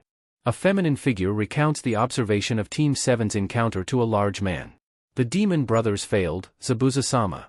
The escort team is led by Hatake Kakashi. Did he spot you? No. The man stands up and hefts a mighty blade onto his back. I'll see what Hatake Kakashi is really made of. This is as far as I go, says the dinghy captain who carried them across the sea. Thanks, you've been a great help. They officially land in Nami no Kuni after an impressive view of the bridge project, and further intel from Tazuna about the nature of what's going on in Nami. Team 7 disembarks in an area that was clearly used for housing purposes and journey further into the archipelago. The team is on high alert after their encounter with the Chunin, expecting escalation if what they heard about Gato is true. And unfortunately the quiet doesn't last long. Naruto's senses tell him of several chakra signatures floating around. The majority of them are small critters. Rabbits, foxes and fish. So when another two enter his range, he presumes they must be more wildlife at the very edge of his senses. Kakashi's well-earned experience tells him that the snowy rabbit present is most certainly not wild. Get down. Everyone hits the ground as the whistling, heavy object cuts through the air and smacks into a tree trunk. A new shinobi appears on the long hilt of the revealed massive blade. He threw that from outside my sensing range. Who the hell is this guy? Naruto thought on the sheer strength and power that kind of move took. Sharingan no Kakashi. No wonder the demon brothers didn't come back with the builder's head. Kakashi assesses his opponent and pulls his forehead protector up, revealing his aforementioned Sharingan. Momochi Zabuza. Missing Nin of Kirigakure and one of the 7 ninja swordsmen of the mist. I see my reputation precedes me. A wicked smile lies under his mask of bandages. But I really must be killing that old man now. The genin form up around Tazuna. Zabuza continues with a small inflection of excitement in his voice. Looks like I'll have to go through you first, Kakashi. He vanishes and reappears on the lake. He's standing on water? Sakura tightens her grip on her kunai. Water swirls up at his feet. He holds one hand in a sign. Ninpu, Kirigakure no Jutsu. Intense mist becomes so oppressive that Naruto can barely see the tip of his nose. He focuses his sensing power and is able to tell that the other chakra signature has gotten closer. It is strong and unusual, a kind of chakra that he has never felt before. But more pressing is that Zabuza's chakra has divided. He knows immediately what the butcher is up to and weaves signs for wind chakra. He calls upon a jutsu to dispel the mist. Anything more could throw Kakashi off. Futon, Taifwika, wind release, passing typhoon. From his mouth, wind spread widely but thinly, enough to whip the mist out of his and the team's vision. Kakashi also focuses his chakra and dispels some of the mist around him on his own. This uncomfortable sensation. Naruto can feel the killing intent pouring off of Zabuza. Psychological warfare can seriously impact a shinobi ability in battle, and it is because Naruto understands this that he is able to focus and throw off the foul feeling without much effort. His grandfather had educated him on things such as this and his pride would not allow him to fall from fear. Sasuke and Sakura don't seem to know what's happening to them however and are clearly struggling to breath. Don't worry. I'll protect you with my life. Kakashi's voice is heard through the clear air. It makes an effect on their minds and they barely manage to throw off the killing intent. We'll see about that. Zabuza's voice seemingly comes from everywhere. Stay behind us, Tazuna-san. Sakura stammers out, gripping her kunai extremely tight. Zabuza appears right next to them. Like that'll help. A projectile of violent wind comes out of Naruto's mouth and blows away what is now revealed as Zabuza's Mizu Bunshin. Another Zabuza appears behind Naruto and it is Kakashi who intercepts by stabbing him in the stomach. Water pours from the wound and this Zabuza falls into a puddle. The real Zabuza appears and splits Kakashi across his waist. "Sensei!" Sakura screams helplessly. Kakashi dissolves into water as well, and the real Zabuza is suddenly held at kunai point by real Kakashi. "You copied my Mizu Bunshin," Zabuza growls. "And used my own mist to hide it. I wouldn't move if I were you," Kakashi suggests rather boredly for someone who was in a battle with another shinobi of similar reputation. Zabuza replies calmly for someone in the same situation. "Shame. I thought you were better than this." Before he dissolves into water. "What?" The swordsman rushes out of the bushes at high speed and kicks Kakashi with enough force that he is sent flying through the air and into the lake. Zabuza reappears above Kakashi. "Suetun, Suru no Jutsu. Take the client and run." Kakashi shouts before he is captured in an orb of water. The dense water made it impossible to move. "You are some burden, old man." Naruto realizes that escape wouldn't be possible unless they left Tazuna behind. Tazuna is too frightened to reply. A new Mizu Bunshin sprouts out of the water and charges the squad, Zabuza's skill with Suetun so great that he could maintain both the Suru and Mizu Bunshin at once. It kicks Sasuke away from the client before Naruto manages to send off his jutsu. Katan, Gokakyu no Jutsu. The fireball from Naruto's mouth collides with Zabuza's clone. He holds the jutsu in a flamethrower variant to ensure that the clone wouldn't survive. The fresh steam and disappearance of chakra tells Naruto that he killed the clone. Another Mizu Bunshin appears and goes after Sasuke. Naruto stays at the side of the client and waits for an opening to kill the clone without injuring Sasuke. This Zabuza seems slower than the rest to the point that Sasuke can counterattack. He uses all the speed and predictive ability his Sharingan can manage and uses the same combination that he attempted on Naruto during their spars. The Hosenka no Jutsu crashes into the clone and after trying to reconstitute itself, fall into a puddle. "I've got you all figured out, kiddies." Another Mizu Bunshin forms at the edge of the lake and walks onto the shore, ready to attack again. Naruto's assessment of the skirmish allows him to form a plan. The clone was slower than all the previous ones Zabuza had used, meaning that his stamina and control were getting weaker. He's not attempting anything besides Mizu Bunshin, meaning that he can't rely on a stronger jutsu while he is maintaining Kakashi's prison. If Naruto wanted to get away from this fight with a successful mission and without revealing his hidden power, he'd need to free Kakashi. "Calm down." Naruto takes control of the team. Mizu Bunshin take chakra to create, even when there's a water source. Every time he creates one, he's weakening himself and Kakashi stands a better chance at beating him. He only says it to give Sasuke some good morale. Sakura wouldn't be effective in the remainder of the fight. "That'd be smart thinking, kid, if you hadn't revealed your hand already. You got nothing left to kill me." Zabuza mocks. He thinks that we're going to do the same thing again. He's not expecting raw power. "Get ready, Sasuke." Naruto orders with narrowed eyes. He whispers his next order. "Follow me up with something to get at Zabuza's hand." Sasuke nods, hand hidden from Zabuza's view behind most of his body. "Your clone should have hidden in the water if you didn't want to lose that power." Naruto begins to weave hand signs while taking a deep breath. "Katan, Goryoka no Jutsu." An eruption of flame from Naruto's mouth constitutes itself into a massive dragon head. Clone Zabuza's eyes widen as the fast-moving jutsu blasts through the air and immediately eviscerates him. The jutsu continues to fly and is pointed directly at the real Zabuza. What the dash? Zabuza moved behind the water prison, needing to maintain it instead of letting go so that Kakashi couldn't escape. If he sank into the water, the chakra pulsing through his body to maintain the water prison might skitter across his body and make an orb size that he couldn't maintain. The best thing he could do was take cover. His jutsu wouldn't break so long as he maintained control. The Goryoka smashes into Kakashi's cage and water funnels upward to replace and strengthen the jutsu. The water orb is broken enough that Kakashi can just get a quick breath of air before the high-level Suetun reconstitutes and barely manages to disperse the flames. The jutsu protects Kakashi although he definitely felt some hair singe. Zabuza too, is mostly unharmed. "Some brat you got, Kakashi." Zabuza snarls at him through the steam. That jutsu would have obliterated anyone else's Suetun. Kakashi is thinking a bit more clearly. The air he'd gotten was not going to waste. If it weren't for the fact that we're fighting on a lake, we'd both be toast. "Naruto, you're really something else." Kakashi catches a glimpse of a tiny shadow with the refined vision of his Sharingan. He nearly smiles. "And trust Sasuke to take advantage too. Looks like silent killing works both ways, Zabuza." A shuriken passes the water prison, and is pinged off of the one hiding in its shadow. The shuriken's trajectory is clearly calculated and rips the flesh on Zabuza's arm. Arg! Zabuza wrenches his hand free from the water. Kakashi falls into the water once the prison breaks down.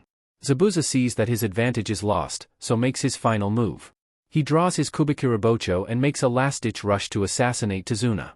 Hold your ground, Naruto orders. Zabuza is closing in and Naruto weaves the signs for a concussive futon jutsu just in case, but it's already clear. He knows that this fight has turned in their favor. Kakashi explodes out of the earth before Zabuza can land the killing blow. He kicks Zabuza's hand enough to throw his arm and the blade backwards and follows up with another kick that had enough force to put Zabuza back on the water. He gets back on the water despite the field advantage that Zabuza has. Clearly, he has predicted the outcome of the fight. He starts weaving the same signs as Zabuza, at the exact same speed.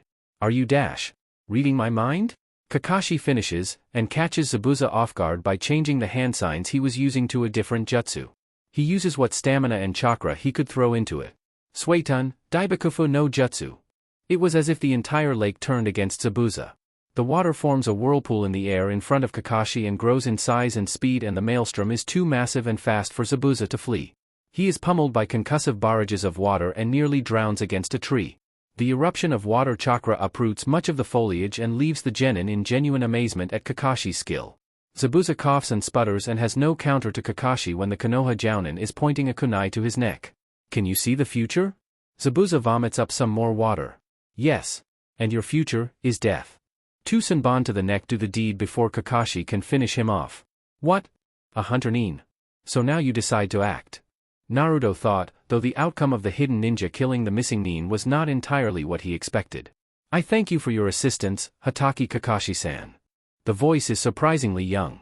Now that he is closer, Naruto can tell that his chakra is more powerful than expected. I'll be recovering Zabuza-san now. Kakashi doesn't move away and instead checks for Zabuza's pulse. Dead. He confirms and makes a weary retreat to his team on land. The hunter takes Zabuza's corpse and vanishes in a Shunshin no Jutsu. Kakashi breathes an obvious sigh of exhaustion and relief. Alright team, I think we need to have some rest. Kakashi falls face first. Naruto runs to collect Kakashi and puts him safely on the shore of the lake. We're not far now. Tazuna's voice is shaky. I've got somewhere we can put him so he can recover. I've never been so scared in my life. These kids, they really are shinobi. They make it to Tazuna's home as quickly as they can. Naruto is tall enough that he can at least keep the barely conscious Kakashi up by slinging Jounin's arm over his shoulders. Kakashi can only manage small steps in his exhaustion but probably wouldn't be making them at all without Naruto propping him up. Seems like the Sharingan takes quite the toll on your body. Passing several dilapidated buildings on their way to Tazuna's home, the team spots people giving them weary glances. As Tazuna said, the people are visibly hard-pressed for money judging by the condition of their clothes and closed shops and warehouses. Naruto tries to focus on potential ambushes instead but can't help his mind wandering to the fight. Naruto is impressed at the objectability that Zabuza has for fighting on and in water. This is definitely something that he can learn from and use in the future. But the fight also made him frustrated. He knew that he couldn't join in without revealing his Sharingan, something that he was saving for a special occasion. It made him consider just showing his team so that he could fight unabated. Unfortunately, the existence of several factors in Konoha's power hierarchy made it unlikely that Team 7 wouldn't be able to keep that ability secret between them. Mission reports would change drastically based on newly revealed abilities and may be made obvious that Kakashi would be trying to keep something under wraps. Naruto couldn't trust that he wouldn't become the center of attention instead of Sasuke and have his eyes stolen by the faction responsible for cleaning up the Uchiha incident before anyone else knew that he had it. If he revealed the Sharingan and further Uchiha power publicly, it creates such a fuss that it would be impossible to ignore that he is an Uchiha. He would be placed under public scrutiny, but that meant friendly eyes on him, and making a move on him for his Sharingan would be political suicide. A mission with only a handful of people didn't warrant using his full power, regardless of the strength of Zabuza. While he'd been thinking, they approached Tazuna's place on a riverside. It was homely all things considered. Tazuna at least seems to take care of his family. Tsunami. I'm home. Tazuna announces before getting to the door. Footsteps can be heard pitter-pattering on the wooden floor before the door is opened wide. Tsunami. Tsunami lunges into his arms. It's good to see you. Tazuna returns the hug. Where's my grandson? Out on the pier, like usual. Tsunami's smile falters. Tazuna grumbles a bit before stepping aside and giving room for the shinobi to step in. Follow me, we have an empty room out back where you can put your sensei down. Oh my. Tsunami looks at the shinobi with thinly disguised interest. She seems concerned that Naruto is carrying the only adult among them. Naruto sets Kakashi down on a makeshift bed that Tsunami quickly laid out for him. He sits down next to the indisposed Jounin who quickly faded into unconsciousness. That sucked, is all he can say. What do we do now? Sakura wrings her hands nervously after sitting down. We need to make sure Kakashi recovers. This mission is going to be a whole lot harder without him. Sasuke points out reasonably. He's taking it pretty well all things considered. I thought he'd be out long before we got here. Naruto nods in agreement. But we still have time. It will take a while to replace Zabuza, so we have some time to move freely through Nami. Sakura, check Kakashi's pouch for soldier pills. If he has any, then they'll have been made by his wife. She's a skilled medical kunoichi. I'm going to set up traps around the house. Sasuke delegates the job to himself and exits the house swiftly. Don't go anywhere without me, Tazuna. Naruto orders the bridge builder. I know that you want to rest and catch up with your workers, but the situation has changed. Alright, gotcha. Tazuna is weirded out by the serious demeanor on the young man. Kakashi continues to fade in and out of sleep. Sakura was looking at Naruto while he addressed Tazuna and didn't see their sensei quickly pull down his mask and flick the soldier pills out of her fingertip grip on them. Eh? Sakura completely missed the movement. Thanks, Sakura. Kakashi smiles before falling back again. You're not making this easy for us, Kakashi. Naruto rolls his eyes. It takes Sasuke an hour to set up traps in the trees, in the water and under the jetty of Tazuna's home. They'd been made deliberately with enough wiggle room that only normal civilian exit and entry was possible. Anyone trying to sneak in by jumping on the roof or coming through the water would be in for some nasty surprises. He is soaked when he returns, but Tsunami praises his efforts and gives him several towels to dry himself off before coming inside. Having got a better view of the woman while she was fretting over him, Sasuke almost looks like he'd seen a ghost. Reminder of the lost? Naruto asks, quietly enough that Sakura couldn't hear. She looks like my mother. Sasuke reveals just as quietly. He is relatively somber, but it's easy to see it as just being grumpy for being in the water. It slowly fades and he begins to look thoughtful instead. Naruto sees Kakashi stir back into consciousness.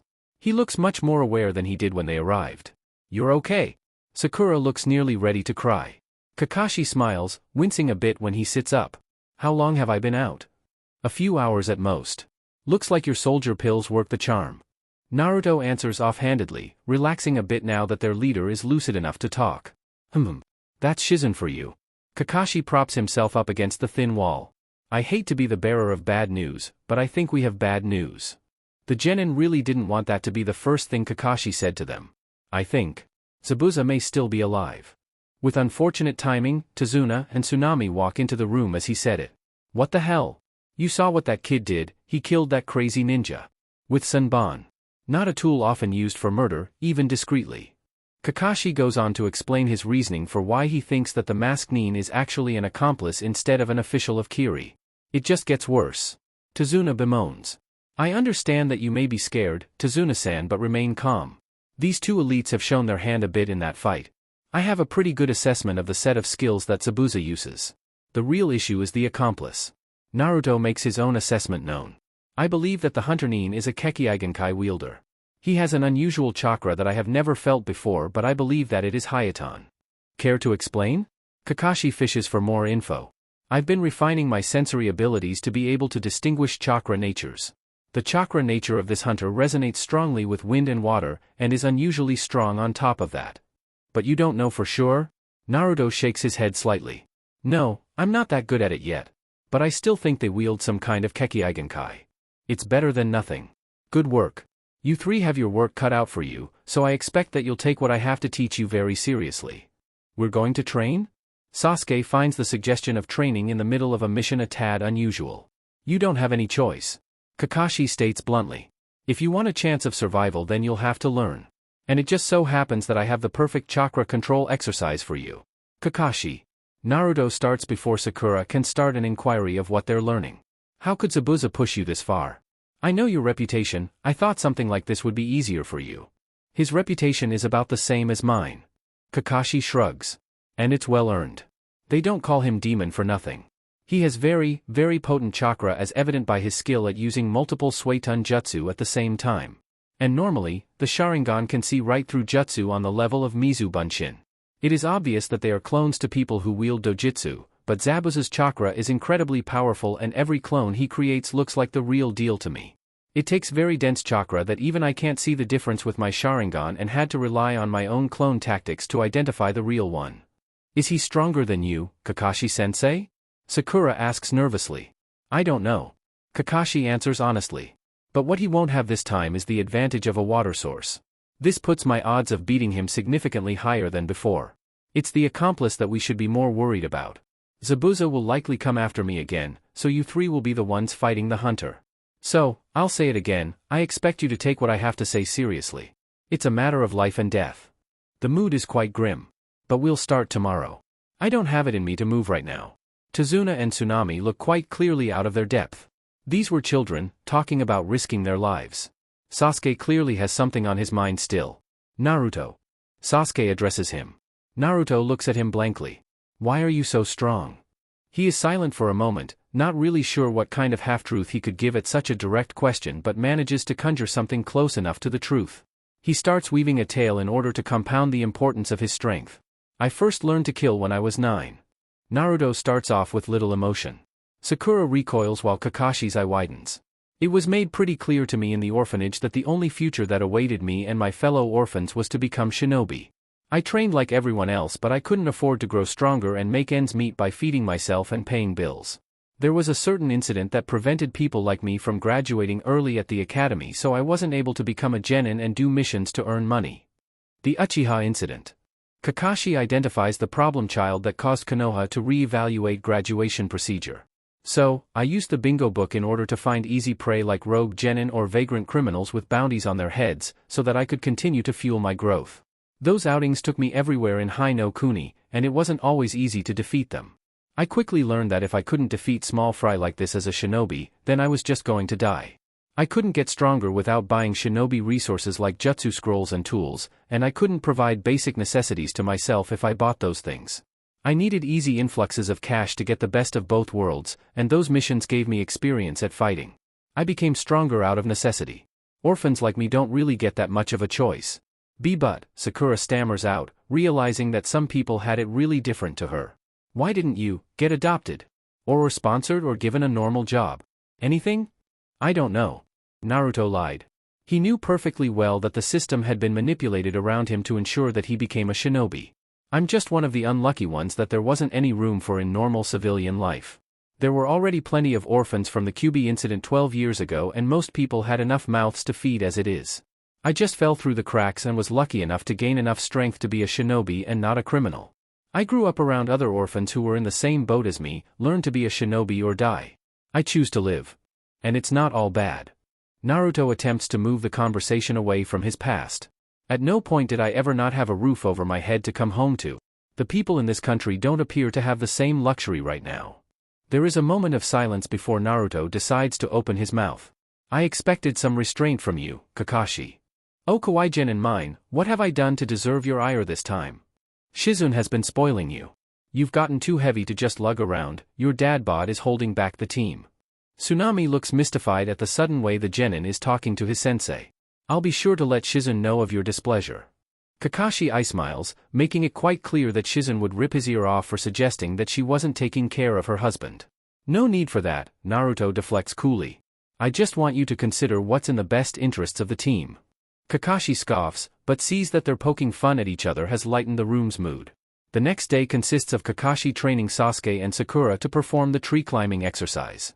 Naruto makes it known that he can already perform it and is instead delegated to bodyguarding Tazuna full-time. Sasuke has enough jutsu under his belt to make use of the chakra control exercise and instead merely struggles to perform it until mastering it by evening.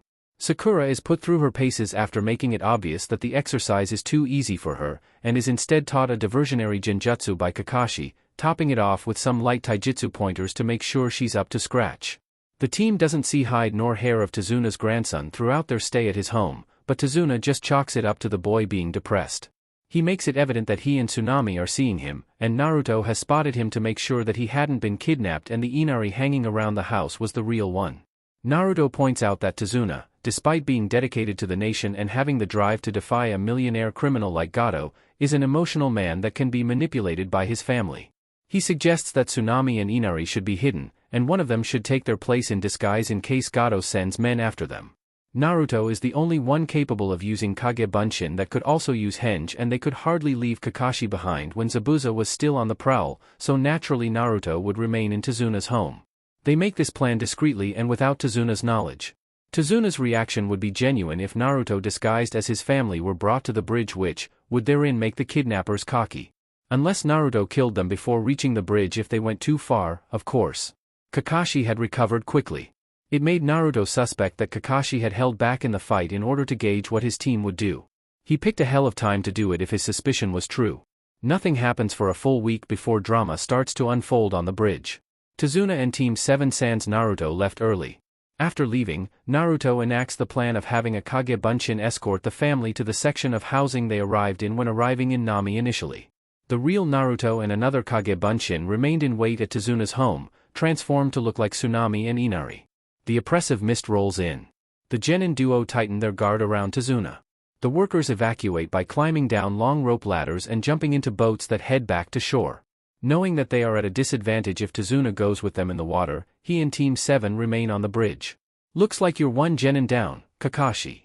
Zabuza's malicious grin is visible through his bandages. I wouldn't be so concerned about him if I were you. You and your accomplice have enough to worry about as it is. Ha! Zabuza throws on a blustering laugh.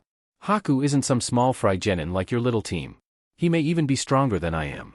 Then I'll be sure to end you quickly before that strength can be put to use. Kakashi's voice is no-nonsense and confident, like he has nothing at all to fear. Zabuza looks caught off by the demeanor. He looks into the Sharingan of his current opponent and wonders if the man is greater than the legend. Haku. Get rid of the Genin. Hi, Zabuza-sama. Sasuke has locked Haku into a stalemate. The hunter has revealed the secret of being an ice release wielder, just as Naruto speculated. Sasuke's Sharingan is strong enough now to be able to predict the flight path of Haku's jutsu and is always able to dodge at the last second. Unfortunately, Shuriken Jutsu nor Katon had any effect on the ice ninjutsu, and that became painfully evident when the masked hunter unleashes a secret technique. Makio Hyosho. Mirrors of ice surround Sasuke entirely and cut him off from the outside. He is now singularly dependent on his ability to intercept Haku whenever he attempts to attack. Taijutsu seems to be the only viable option. Haku can't land any blows, but neither can Sasuke, and unfortunately Sasuke can feel his stamina and speed dropping slowly. He employs some rudimentary chakra control to increase speed in his legs to try and finish things off before he got too tired, but Haku has become wise to his strategy and is attacking cautiously rather than expediently. If this goes on, I won't survive much longer. Desperation begins to claw at Sasuke's mind, and unnoticed to him, his Sharingan gains an extra tomo to cope with the life-or-death stress. He can't predict Haku's attacks without it, but it's draining his chakra even more now. Naruto. Sakura is happy that the strongest of the Genin has arrived on the bridge. Not Naruto. A Kage Bunshin. Naruto nods discreetly, making it known to Sakura that this is the clone who escorted the real Tsunami and Inari to safety. Shit kid, Tazuna understands that these may be his last moments and everything is on the line. Is my family okay? I'll dispel if the real me is badly hurt enough. Naruto explains. Since I'm still here, your family is fine. Sakura, tell me everything that's happened. Sakura goes on to explain as quickly as she can what he managed to see before the ice mirrors blocked view of everything else happening on the bridge. Sasuke-kun tried using his Katon, but it barely did anything at all. But something happened? What did the Katon do? Naruto presses for intel. They melted just a little bit, but they just reformed like nothing happened. He kept trying, but Sakura clenches her eyes shut. Please help him. I will. Naruto assures. Stay with Tazuna. The clone leaps deftly into the air and senses carefully where exactly Sasuke is in the dome of mirrors. To his confusion, the hunter's chakra signature appears to be manifesting evenly in the entirety of the dome. It surrounds Sasuke too much for the Kage Bunshin to get an accurate reading. He has no choice but to jump in instead of risking injury or death to Sasuke. He leaps to the very top, weaving hand signs once he gets a glance of Sasuke in the middle, who is exhausted and about to be skewered by ice and Bon. Futon, Shinku Tobikomu, wind release, vacuum dive. Naruto's clone is sucked down by swirling wind chakra around his form, through the gap at the top of the dome. The rapid vacuum-enhanced dive builds up more wind chakra, and as soon as he lands next to Sasuke, streams of the wind chakra blast out from his legs before forming into a rapidly expanding spinning dome of wind. It blasts away the ice and bond before slamming ineffectually into the mirrors. "You should have stayed outside," Sasuke says while panting. "I didn't have much choice. After this is over you can thank me with dinner." Sasuke doesn't have a response to that and instead focuses on staying alive. The hunter makes his opinion known. "It doesn't matter if there's 2 or 10 of you. I will not fail Zabuza-sama. This guy, Haku. It's like you said, Naruto, his Kekkeigenkai uses strong chakra. It makes unmeltable ice." Sasuke informs Naruto's clone what Sakura had already told him. "Not unmeltable, but it doesn't matter. My jutsu is also on another level." Naruto starts weaving signs for a dense katan of his own. Katan, Ryuin Hoka no Jutsu. Naruto breaths out 5 dragon heads, smaller than the one he used against Zabuza but with the same concussive energy and strength. They expand and burn with extreme heat, but the sheer velocity is what shatters the mirrors on the upper half of the dome. Useless. Haku reforms the mirrors perfectly back into the dome. "Naruto. I just said dash." Sasuke stops upon realizing that Naruto is doing the same thing as in the fight with Zabuza. For as long as Haku tries to maintain the dome, he would expend massive amounts of chakra. And Naruto is one of the few people in all of Konoha with more chakra than Kakashi. Sasuke tries not to relax when he gets that the fight was won the moment Naruto turned up. Naruto continues to blitz the mirrors with the same jutsu over and over again. "I'm sorry Zabuza-sama. This boy is too much for me to handle." Haku feels his strength wane but knows he is an easy target if the mirrors falter.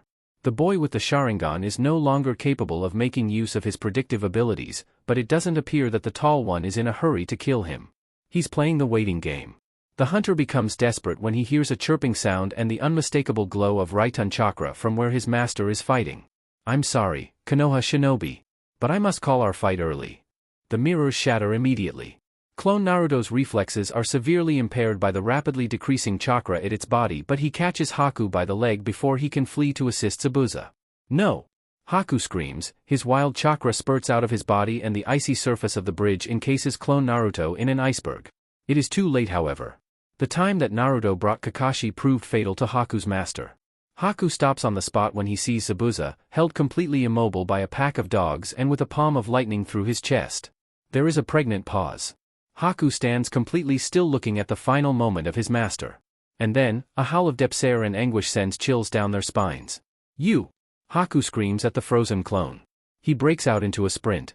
Sasuke hobbles his way back to Tazuna, but Haku doesn't make it that far. The Kage Bunshin encased in ice violently explodes, sending out shards that bury into Haku's stomach and arms. He is sent flying and lands midway between the explosion site and Kakashi. His death is quick. He isn't conscious by the time he lands and shards buried in his flesh are scraped out from rolling across the surface of the bridge. There is a long trail of freezing blood. Haku is dead within the minute. It is an unspectacular death that made Sasuke's stomach churn. Kakashi calls them over and away from the end of the unfinished bridge. Tsunami and Inari do not jolt on receiving new memories. The guards surrounding them on the dinghies they had commandeered seemingly have nothing to fear. A small army of mercenary criminals lead them up the workers' ladders to the end of the bridge. They are 30 strong and armed with basic weaponry. And even Gato himself is present, gloating loudly from his yacht before deigning to be the first to climb up to the top of the bridge. With some assistance. His pathetic, stubby little legs were incapable of doing so without help. Naruto imposes a subtle genjutsu on his guides. One to make sure they kept their blades sheathed. He puts on his best acting face. "Tousan. Run." Tsunami screams at her father. "Tsunami? Gato, you monster. Kihihi. This little game of cat and mouse is done." Gato grins confidently. He walks forward and stumbles upon the corpse of Haku. "I should have known you'd be useless, hee. Gato kicks the body with a little giggle. "You sick fuck." Sasuke curses and his internal fury burst out of him hatefully. Kakashi's hand on his shoulder prevents him from doing anything. "I don't know why I even bothered to bring your family here." Gato strolls over Haku. The mercenaries rally behind him. "Looking at you now, so pathetic and beaten down. It reminds of that son-in-law of yours." He grins again. "Very nostalgic. And like him, you've been a pain in my ass for too long. I'm glad those tools of shinobi I hired were enough to tire your bodyguards. Nami no Kuni is mine as it rightfully should have been from the start. The battle for this country dash." Tsunami vanishes and reappears to whisper in Gato's ear. "Is over? Gato whirls around to a pop of smoke, revealing that Tsunami was in fact a disguised shinobi. Get him, you fools! Gato screams in fear. Inari's transformation dispels and reveals a Kage Bunshin of Naruto. Mercenary civilians are but like chopping through academy students. The clone makes use of their own weapons against them. It doesn't so much as bother to use ninjutsu. They cannot advance, and the gruesome display of Buthuri takes apart the traitors to their nation. These men were once citizens of Nami, and their greed had nearly destroyed it. There would be no mercy from Naruto. Gato drops his cane and stumbles away from the real Naruto. Naruto walks sedately while Gato attempts to flee down the bridge, continually looking over his shoulder at Naruto, who practically on his heels with no effort. Kakashi lets go of Sasuke's shoulder. The crime lord looks back once more to see Naruto has stopped, and is promptly skewered in the back by two kunai. Rot in hell, you monster! Are the last words Gato hears from Sasuke before he departs this world. He drops unceremoniously to the unforgiving cold concrete. Naruto's clone dispels after mercilessly slaughtering Gato's army. Their blood drips off the end of the bridge and makes red swirls in the sea. Come on, Sasuke. Let's pay our respects. They both walk up to Haku's body.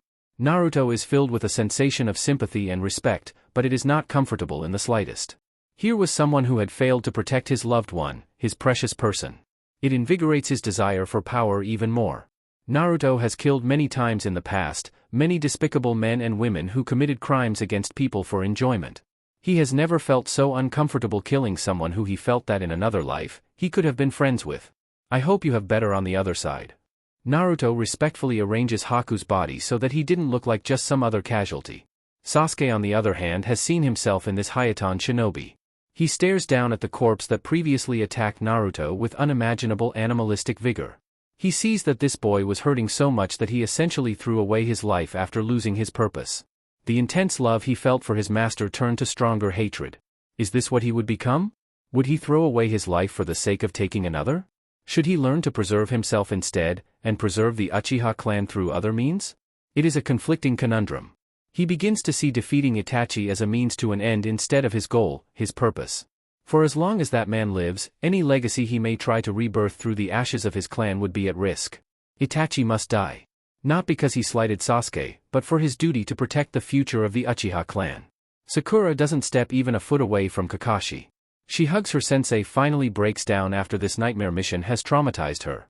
Tazuna respectfully stays silent until Team 7 come to terms with the situation. No work was done on the bridge for the rest of the day. Tazuna finishes the bridge in a shorter than expected time frame after the citizens of Nami are invigorated with good morale following the death of Gato and his mercenary army. Naruto, Sasuke and Kakashi bury Haku and Zabuza. Sakura makes a pretty and natural display for the wooden marker on Haku's grave, while Zabuza's headstone is his sword buried into the earth. They pay their respects silently to Haku. On the day of departure, Team 7 stands ready to cross the bridge on foot and return home. Tazuna makes a speech about the grand shinobi he'd hired before shooting off names for the bridge. How about it, the mighty Tazuna Bridge? No, is the overwhelming consensus of the crowd. Naruto cares very little for staying a moment longer and starts walking. Sasuke and Sakura are in similar moods, so they follow. Kakashi waves over his shoulder but gives no further formality. They are out of view when the bridge name is officially decided.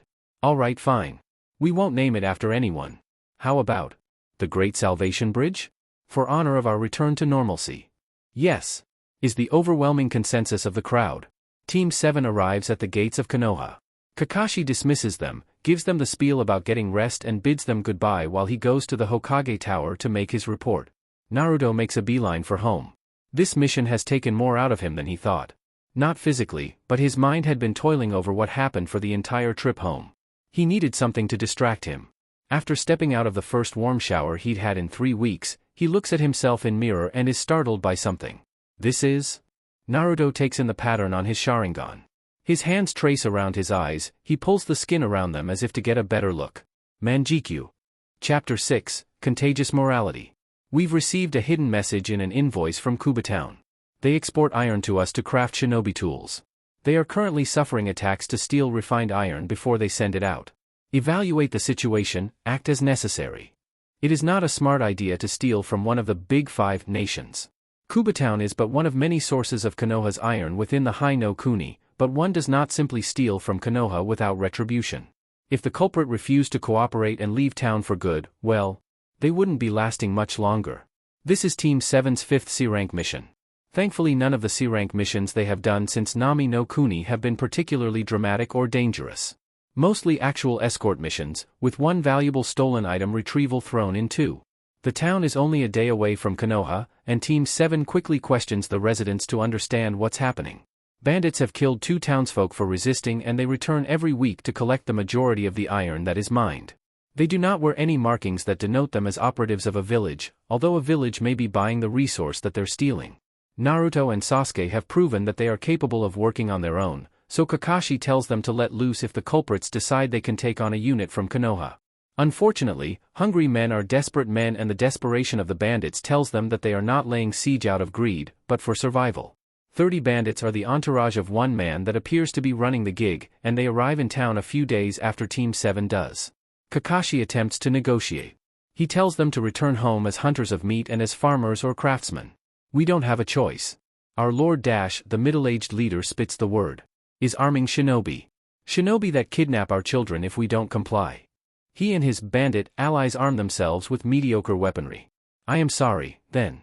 Kakashi draws a kunai. The boys immediately set to work dividing the bandits into groups by each killing a few of those who rushed at the start. Sakura herds them apart by projecting a genjutsu of an earth wall between them. She uses this on a few bandits in the middle to cause them to bump into the others who are looking for an alternate route. Anyone who gets past the 2 boys is met by Kakashi, who defeats them swiftly and cleanly. Naruto's group attempts to flank around a building, so he pursues. He is too quick for them to really compete. He cuts them down one by one until he is left with a lone survivor. A survivor who is out of view of anyone, gifting the boy with a golden opportunity. It is unfortunate that you didn't run. Naruto comments with little emotion. With Kakashi out of sight, he is free to practice. The bandit quivers in fear and his body refuses to respond. His disbelief at this many people being slaughtered by one person is palpable. He sees Naruto's dark hair flick in the wind, and the right eye hidden under his hair is glowing crimson. Tsukuyami. Yusuke wakes in a realm of pure white. He tries to take a step, but it is disorienting and he's unsure of how much of the surface he is walking on is the floor. He puts aside the queasy feeling and looks up to see the same shinobi boy with the red eye. Only this time he has 2. He lunges at the boy with his blade. You won't be needing that in here. The child says, waving his hand. Yusuke feels and sees the weapon vanish in his hand. His confusion lasts a second before his survival instinct kicks in and he charges the boy with his bare hands instead. A staircase forms between them and the boy is elevated several meters higher than him. He doesn't have time to think, all he can do is attack and hope that this shinobi trick ends. He runs up the stairs before one of them collapses like an eggshell and he finds himself falling into a dark abyss. He can't help the panic scream that tears itself from his throat. The feel of his velocity increases his fear tenfold. He closes his eyes and then immediately lands in a pool of water. Yusuke opens his eyes and tries to get his bearing. He can only see red and can feel the thick liquid cold on his skin. Blood. He claws his way through the blood to the surface. When he reaches it, he takes long gasps of air under a red moon.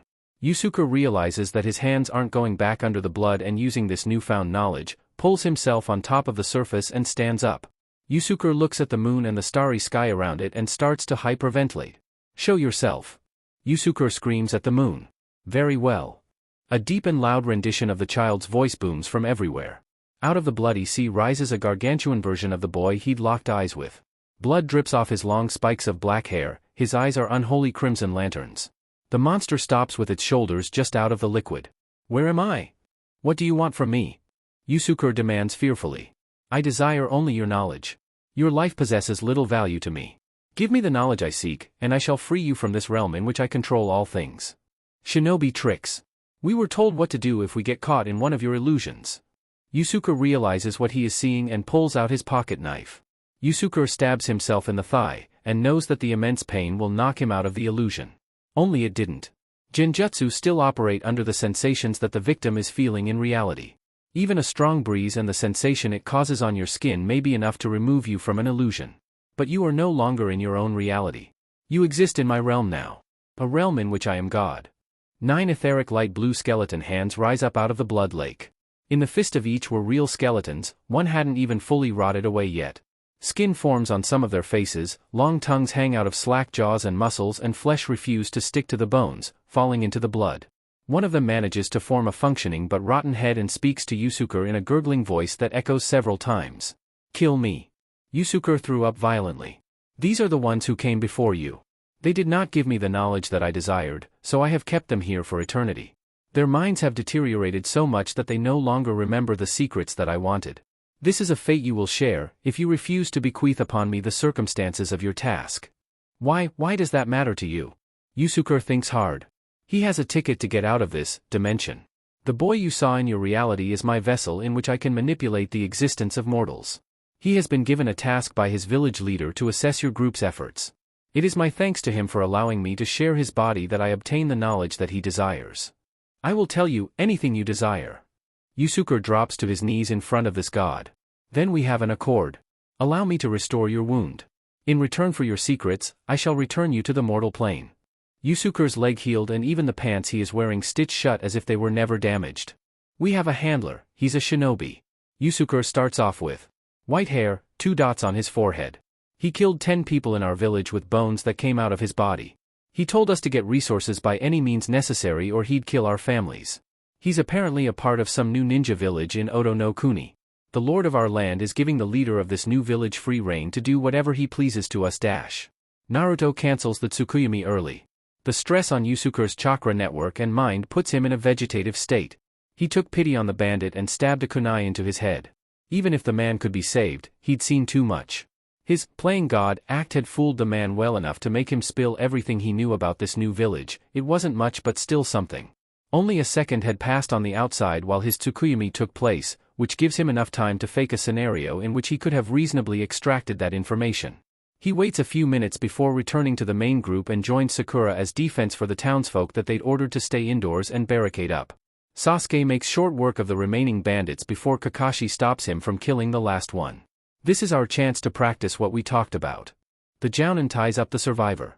Kakashi, Naruto steps in with his new tale of half-truth. I had one of the bandits tell me why they're doing this. They have a shinobi coercing them into stealing the iron. He said if they didn't cooperate, the shinobi would murder their families. This shinobi is using normal people to do his dirty work, Looks like they don't want anyone to find out what they're doing. Sasuke activates his Sharingan, which whirls with 3 tomo in each while Kakashi holds the man's head still and forces his eyes open. Practicing hypnosis to get information. The hypnosis potential of the Sharingan took much skill before one could be considered a master of it, and even in control of a person's mind it still fell far short of the legendary genjutsu of the Manjikyu, Kodo Amatsukami. Using the standard hypnosis could only get gleams of information and shinobi could lock out someone from their mind with some effort. Naruto had wondered what it might be like to wield a jutsu like that, but figured the Manjikyu must be primarily hereditary. He could use Tsukuyomi with his right eye and Amaterasu with his left, just like his grandfather could. Try and focus on that and draw out anything like it. Kakashi coaxes. Sasuke nods and focuses his eyes. Naruto and Sakura are treated to a boring wait. The pink-haired girl had grown far more confident in herself over the 6 months that she'd been a genin and actually strikes up conversation with Naruto rather than disguising her fear of him with verbal assaults. What do you think it's like? She asks while twiddling her long pink hair. They sit down next to each other on a bench left out at a dango shop. You might need to be more specific with me, Sakura. Naruto comments, idly shaking his own hair back into place after whipping it around chasing the bandits. He had grown to cover the Uzumaki insignia on the back of his shirt. Having a Kekkeigenkai, I mean. Sakura clarifies with some wonder in her voice. I guess it must be different for everyone who has one. Naruto feels like he's gonna go off on a lecture but figures that Sakura is the most likely to listen to it. If you think about it, someone born with a Kekkeigenkai probably doesn't feel any different to a normal person. They can just do something with their body with a power that they're born with. To them it's probably no different from being like us. It's just natural, just like it's natural for me to be good with katan and futon, or your affinity to genjutsu and medical ninjutsu. That's true, I guess. Sakura concedes. People with Kekkeigenkai don't really seem that different on the outside. But there may also be other kinds of difficulties that normal shinobi don't have. I'd bet that clan culture plays a pretty important part in how Kekkeigenkai shinobi see themselves. You had a Hyuga in your class, right? She's probably under a whole lot of pressure from her clan to maintain the image of strength of the Byakugan, just like Sasuke wants to master his Sharingan and prove that it's something fearsome in honor of the Uchiha. Sakura nods along, seeing reason in his words. I didn't really think about that. Hinata was kinda shy, it must be hard on her to live up to something like that. There might be other psychological things too, Naruto continues without a beat. A few years ago, someone from an enemy nation tried to kidnap a young Hyuga so that they could have the Byakugan for their village. The leader of the Hyuga clan killed him and got caught up in some political incident because of it. The Hokage sorted it out and nothing became of it, but it mustn't have been a good experience for the kid who nearly got stolen. That must have been Hinata. Sakura realizes in shock. I bet that incident traumatized her and she got all shy because of it. Naruto blinked. Surely Sakura would know this already? She was your classmate, wasn't she? You weren't friends? Not really. I mostly kept to myself and Ino, she was my only friend. Sakura sighs, looking a bit down. We kinda had a fight and it wasn't the same between us. I'm sorry. Was all Naruto could say. He didn't care much for the drama, but he dealt with growing apart from friends. The people he lived with in the orphanage all went different ways after Tsukimi-bachan passed. It's not a big loss, I think. Sakura actually leans her head on his shoulder. I like you guys more anyways. You're turning me to mush. Naruto stated with deliberately fake emotionlessness. She flicks a lock of her hair in his face for the tease, but the two remain in comfortable silence until their teammates are done. Kakashi and Sasuke walk over to them, with the latter having turned off his recently matured Sharingan. What I got just now was about the same as what Naruto said. Sasuke starts to list off what little intel he could draw out. There's a new village in the nation that these guys came from. They have some Kekkeigenkai shinobi who's killing off their families if they don't obtain resources. Kakashi speaks up with his opinion of the matter. It was sloppy. They didn't research who this outpost is delivering to and gave us the opportunity to find out that the new hidden village is arming up. Hokage-sama will want to hear this. The Jounin looks around. Well, that's still another successful C rank. Good job everyone. Let's give the all-clear to these people and head back to Konoha. Team 7 is sassed with questions about, what if they come back, and, are we really safe, and the short answer to each is, we need to return so that Hokage-sama can send out border guards. Naruto is suspicious about why Kakashi didn't ask how he got the lead in the first place. Kakashi stood before 3 of Konoha's most experienced shinobi. Tsunade, Hamura and Koharu are seated on higher perches compared to the other shinobi in the room. Behind Kakashi, many Jounin and high-ranking affiliates are seated before the venerable elders and Hokage. Only the most trusted operatives of every faction in Konoha were permitted to be present. Loyal and talented many may be, but Tsunade had only a handful of people that she can trust explicitly and to not leak intel unintentionally or otherwise. Kakashi had finished his report on the clear armament tactics employed. Another hidden village? This is most troubling. Hamura pushes up his spectacles on his nose, looking dignified and stern. Koharu nods along. This work is quite sloppy. Whoever is pulling the strings does not expect their nation to last long. It is clear that this village in Ta no Kuni is serving a singular and temporary purpose. We must investigate immediately. They have even changed the name of the hosting nation. The daimyo has elected to rename it to Oto no Kuni. I believe the initial investigation should be into daimyo's court and who he interacts with that may be causing this sudden armament. Hamura suggests reasonably. We have also received this as of a week ago. Tsunade plants a stack of folders on the table. This is all of the Chunin exam nominees from participating nations. One of them is listed as Oto Gekyur. They're only sending one team, but the timing is too suspicious to ignore. I'll send word to my best agent to discover as much as they can, as soon as possible. You mean? Koharu almost looked disapproving for a moment before shrugging it off. Every field team is to report any mention of Oto Gekyur or attempts of armament. Understood. Is the chorus of affirmatives from the elites. All right, all of you with Genin teams remain behind. Those of you leaving, please let the Genin team leaders know they're expected to enter in 10 minutes. No sooner. Tsunade orders, looking rather tired. Kakashi, I need to have a word. Tsunade waits for everyone else to leave. Hamura and Koharu remain, and neither appeared to lighten up. How did Naruto obtain this information? Tsunade asks without hesitation. I don't know, Kakashi replies honestly.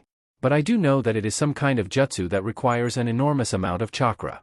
Whatever it is, it functions instantly and can be performed without needing to gather chakra conventionally. A high-level interrogation technique.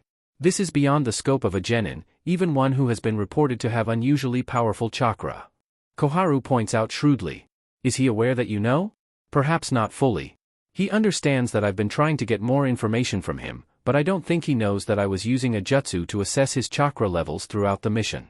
I'm afraid I don't have the sensory talent to be able to understand what exactly he did, but I know for certain that it requires more chakra than any interrogative technique that I've ever witnessed.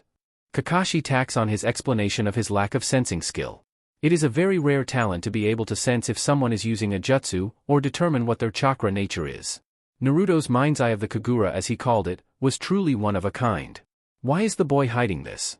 He is clearly not suited for stealth or other ANBU positions. Uzumaki Naruto clearly possesses the same frontline wrecking ball potential that his father did.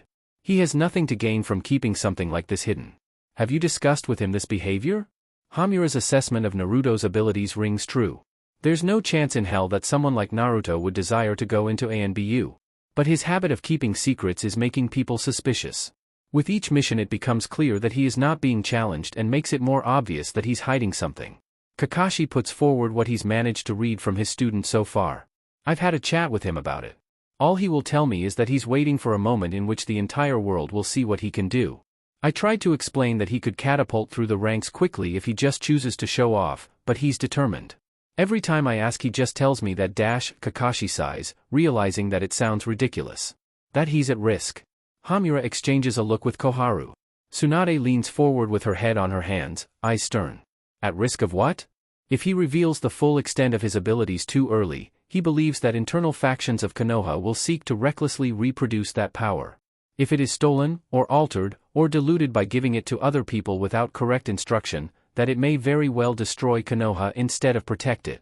He insists that this ability is 100 years of hard work culminating into him, and that it must be shown to enemy nations at the same time or else Konoha will lose the biggest possible deterrent of war since the Shodai Hokage.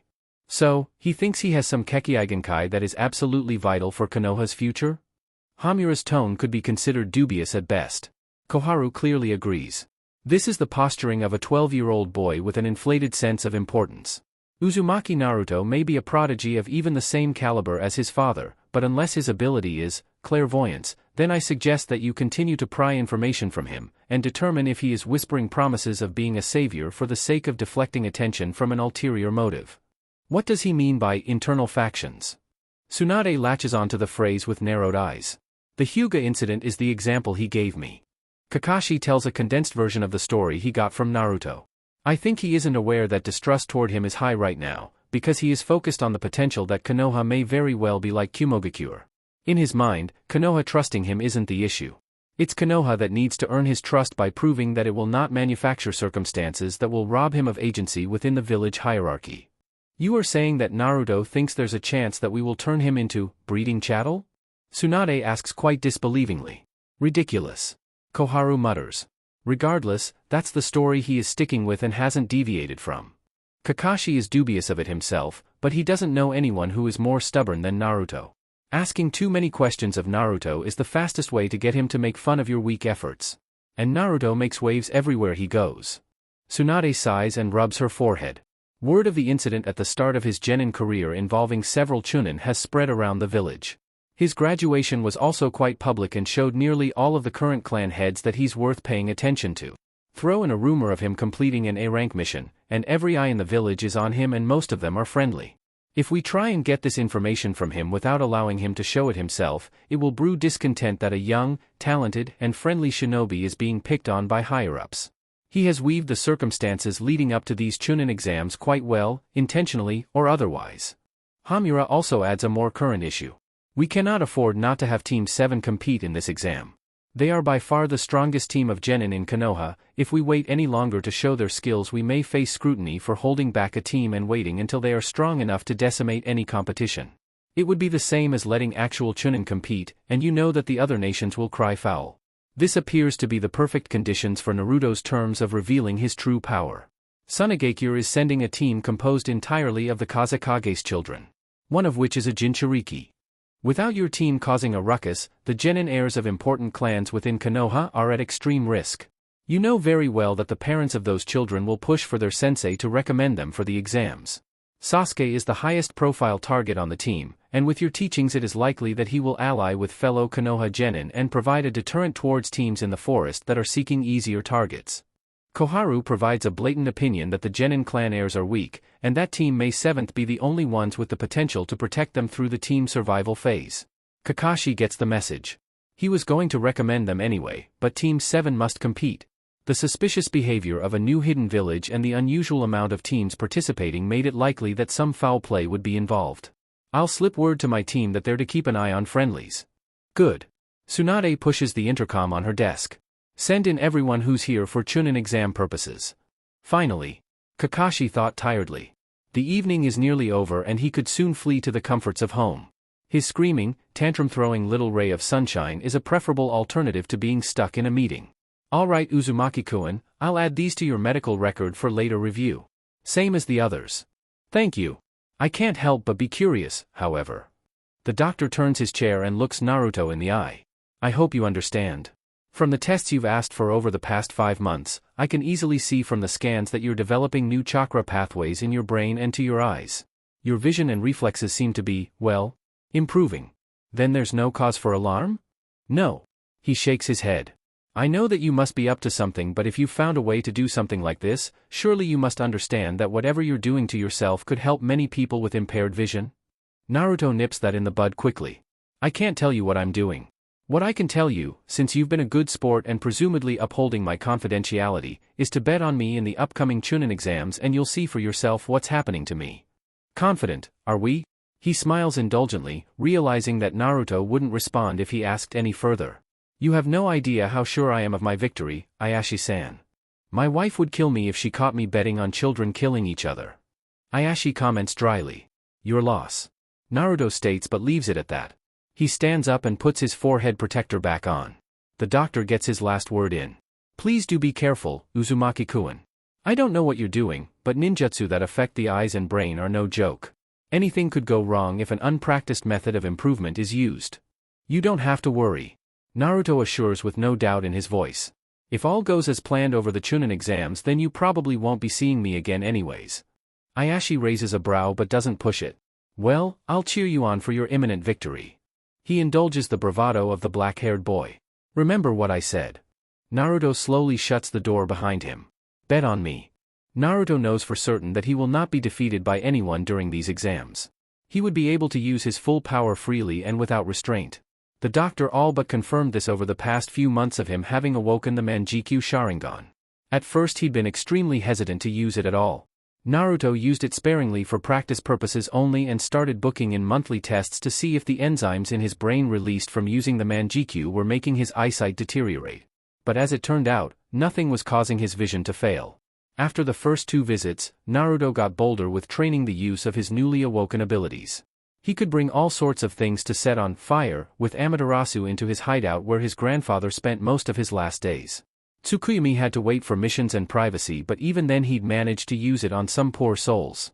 Naruto has no fear of losing the light in his eyes. Madara's meddling has ensured it will remain. That thought made him reflect on the stories and memories that the old man had imparted unto him. Madara had used Tsukuyomi on Naruto only once. The reason for him doing it had several purposes, chiefly among them was to explain with reason granted by experience Madara's hatred of the Senju, his distrust of Konoha's elite structure, the circumstances of his turn from Konoha and the Uchiha clan, and the new secrets of the Sharingan that no other man had discovered before him. These memories given to him using Tsukuyomi, however, were not Naruto's. He didn't experience them, and while he could feel the burning rage and hate, the woozy desperation, and intoxicative love, these were not his memories and therefore took some concentration to bring back out. Madara had only used it once to ensure that Naruto's brain wouldn't start adjusting to match Madara's. If too much information were imparted directly to Naruto's mind, the body and brain would follow suit as best as it could and the then 11-year-old boy would inevitably have a mental breakdown and identity crisis. 72 hours is already a long time to be in another person's sandals. A little boy would not be able to handle the strain. What still needed to be discovered is the reason for the fundamental differences in the development of his Sharingan compared to his grandfather. Uchiha Obito had been implanted and augmented using strange organic material. The matter functioned as replacements for his destroyed organs and limbs, and vitalized the body by cycling chakra from what remained of the implantee's body through new artificial pathways.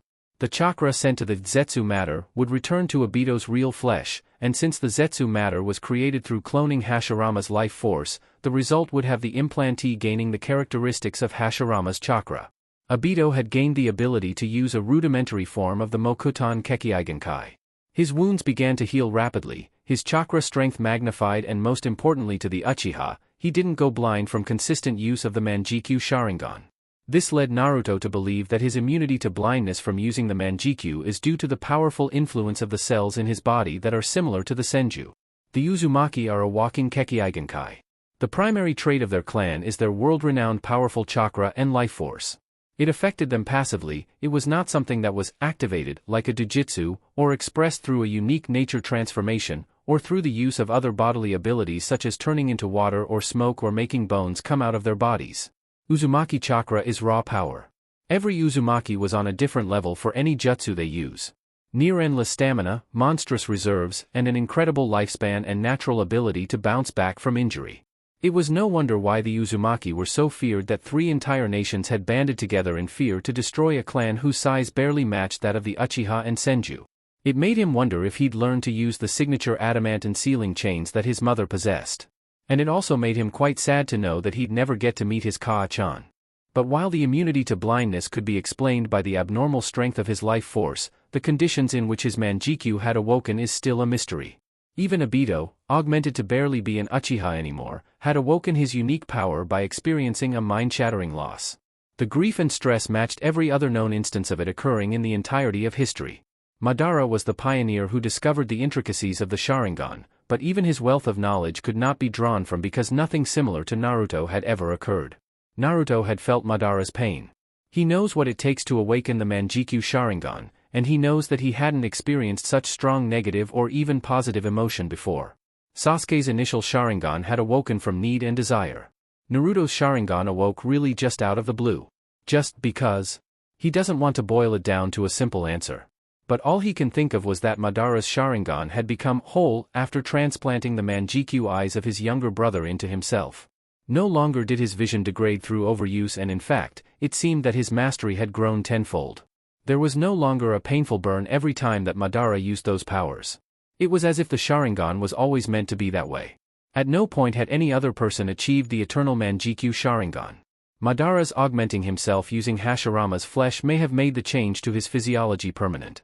So therefore, it stood to reason that his descendants would also possess the same, different, Sharingan. Could it be, like puberty which allowed for more bodily functions after it occurs in teenagers, that the innate Jujutsu he was born with was simply ready to be used to this degree? That he had grown up enough that his body said, "Yep, it's time for the next phase in your life." The thought makes him want to laugh. Waking up one day and spotting hairs on your chest, and as if that were some rite of passage, you now had the Manjikyu Sharingan. It couldn't be that simple. Could it? In Kumogakure, Yondaime Reikage sat in his office, and the Jounin sensei and genin of the one team he was sending to the exam stood before him. 2 other elite and trusted Jounin joined in on the meeting. I'll be blunt, as he was wont to do. There is one genin team leaked from Konoha that is concerning. You may need to take efforts to avoid them until their abilities have been gauged successfully. It pained him to say that his strongest genin would need to watch out for Konoha shinobi. The genin in question were silent before him. Karui and Darui, a pair of talented swordsmen. They had proven adept in their 3-year tenure as genin, even catching the eye of other gifted Kumogakure shinobi. Darui had permitted them to receive additional teaching from anyone willing to offer. Like many shinobi in their village, they are both gifted in the use of Raitun to an abnormal degree. But the point of concern and reason for the meeting was Yujito. Far exceeding the abilities of her teammates and peers, the 16-year-old is also the Jinchuriki of the Nibi. The only reason the team had been refused entry into any Chunin exams was due to the slowly simmering spite from Konoha shinobi for their disastrous attempt at kidnapping several years ago. Any mission that crossed paths with Konoha over the past few years always ended in vicious attacks. The diplomatic situation had only improved in the past year, but I didn't want to risk sending the best of the bunch to the exams only to be killed before they were ready. Reikage-sama? Darui is the team sensei and longtime diplomatic bodyguard for the village leader. Knowing the Reikage, Darui sees that if they're even being spoken to at all like this, then the Yondaime has reason for concern. Mabui, the assistant of the Reikage, is the one to list off the known details catalogued of the people of interest. Hatake Kakashi of the Sharingan has taken on 3 students. Even the weakest of his students has excelled under his tutelage. Haruno Sakura, age, 12. Civilian-born, but according to leaked documents, she is currently under evaluation to determine if she could be a candidate for apprenticeship under the Godame Hokage, Senju Tsunade. The genin turned to each other in disbelief. 12, and considered for apprenticeship under the Hokage? Uchiha Sasuke, age, 12. Only known survivor of the Uchiha incident, younger brother of S-rank missing Nin, Uchiha Itachi. Records show that he awoke the Sharingan during his academy graduation exam and has grown experience in its use from the teachings of his sensei. The boy has proven prodigious and resourceful. His mastery of the Sharingan grows, as does his arsenal of ninjutsu. If he is even half as talented as his sensei and brother, it may prove extremely difficult to counter him. Neither of these sound that bad. Yujito speaks up, crossing her arms under her chest. They're talented, we get it. We still have 3 years on them. Do not underestimate potential enemies. I scolds crossly. Yujito should consider herself lucky he hadn't started shouting yet. Mabui speaks up before Yujito can complain again. The main point of concern is this boy. She pulls out a copy of the academy graduation photograph. Whoa! Gimme! Karui seems very impressed by his looks. Uzumaki Naruto. Age, 12. Darui, C and Samui all look alarmed at the word Uzumaki, which does not go unnoticed by the genin. Known to have fought 6 Konoha Chunin at once and one with taijutsu alone. He possesses unnaturally potent chakra, of which is believed to nearly match the Hokage herself in density and capacity. He is known to use advanced Katan and Futon ninjutsu as well as the forbidden Kage Bunshin no Jutsu, of which he can perform to a degree that outclasses elite shinobi in Konoha. Quite the list of absurd claims, but the way Mabui read it off made it seem all too serious. You want us to avoid this crazy strong guy? Omoi rolls his lollipop around to speak without drooling. Darui answers for his genin, already knowing full well the circumstances around this mystery student of Kakashi. It's not just a matter of avoiding him. He may actively decide to come after you if he notices your presence. Is he some bloodthirsty killer? Karui clearly wants to know more about this potential threat. That remains to be seen. Mabui replies clinically. But if the boy is aware of the history between Kumogakure and the Uzumaki clan, he may very well single you out for that reason alone. The history is lost on the youngest people in the room, and they seemed a bit too nervous to ask outright. I stood up and faced the window. He peered out onto his village. The decisions made by him and his forebears over the past 40 years had severely affected national relations towards Kumogakure, and his people were struggling because of it. Dissatisfaction with his leadership is at an all-time high, so any plotting done would have to be for fixing their broken image. We can't afford not to send a skilled team this year. I says. Although facing the glass panes, his voice carries through the room easily. Samui, who had been silent so far, spoke up. Our daimyo and his office have been giving many missions to neighboring nations. Our geographical location already made it harder to obtain missions outside Kaminari no Kuni. The Sandaime Reikage attempted to fix this nearly 40 years ago by creating an alliance to attack the number 1 village who was accepting these redirected missions. The purpose of the attack was threefold: destroy Konohagakure's number 1 ally, re-obtain the mission contract sent to Uzushigakure, and to destroy the Uzumaki clan, said to rival and in some ways surpass the Senju and Uchiha clans. The aftermath objective was to obtain surviving members of the Uzumaki clan for Kumogakure, but every attempt has so far failed. We must set the example that Kumogakure shinobi are capable. See, diplomatic bodyguard, spoke up. The destruction of Uzushigakure was a severe hit on our reputation but served its greater goal of returning those contracts. The lasting effect on our reputation has not ceased however, and we no longer have a leg to stand on. We cannot take the same immoral choice by attacking another nation and committing genocide again. If we do, it will be the end of our village. Samui continues the impromptu history lesson. Konoha waged war against all 3 nations that attacked Uzushigakure. Against Yuzu, we had the element of surprise and the entire shinobi force of 3 villages, and we still nearly lost. The fearsome reputation of the Uzumaki clan was well earned. We were also not expecting Konoha to retaliate, but they did so by taking on Kumogakure, Iwagakure and Kirigakure all at once. They used vast networks of spies and collaborative hidden clan jutsu, and with extraordinary shinobi like Namikaze Minato and the Sannin, well, they won. Uzushio was a small, remote nation comprised of only 1 clan, and 3 nations had barely destroyed them.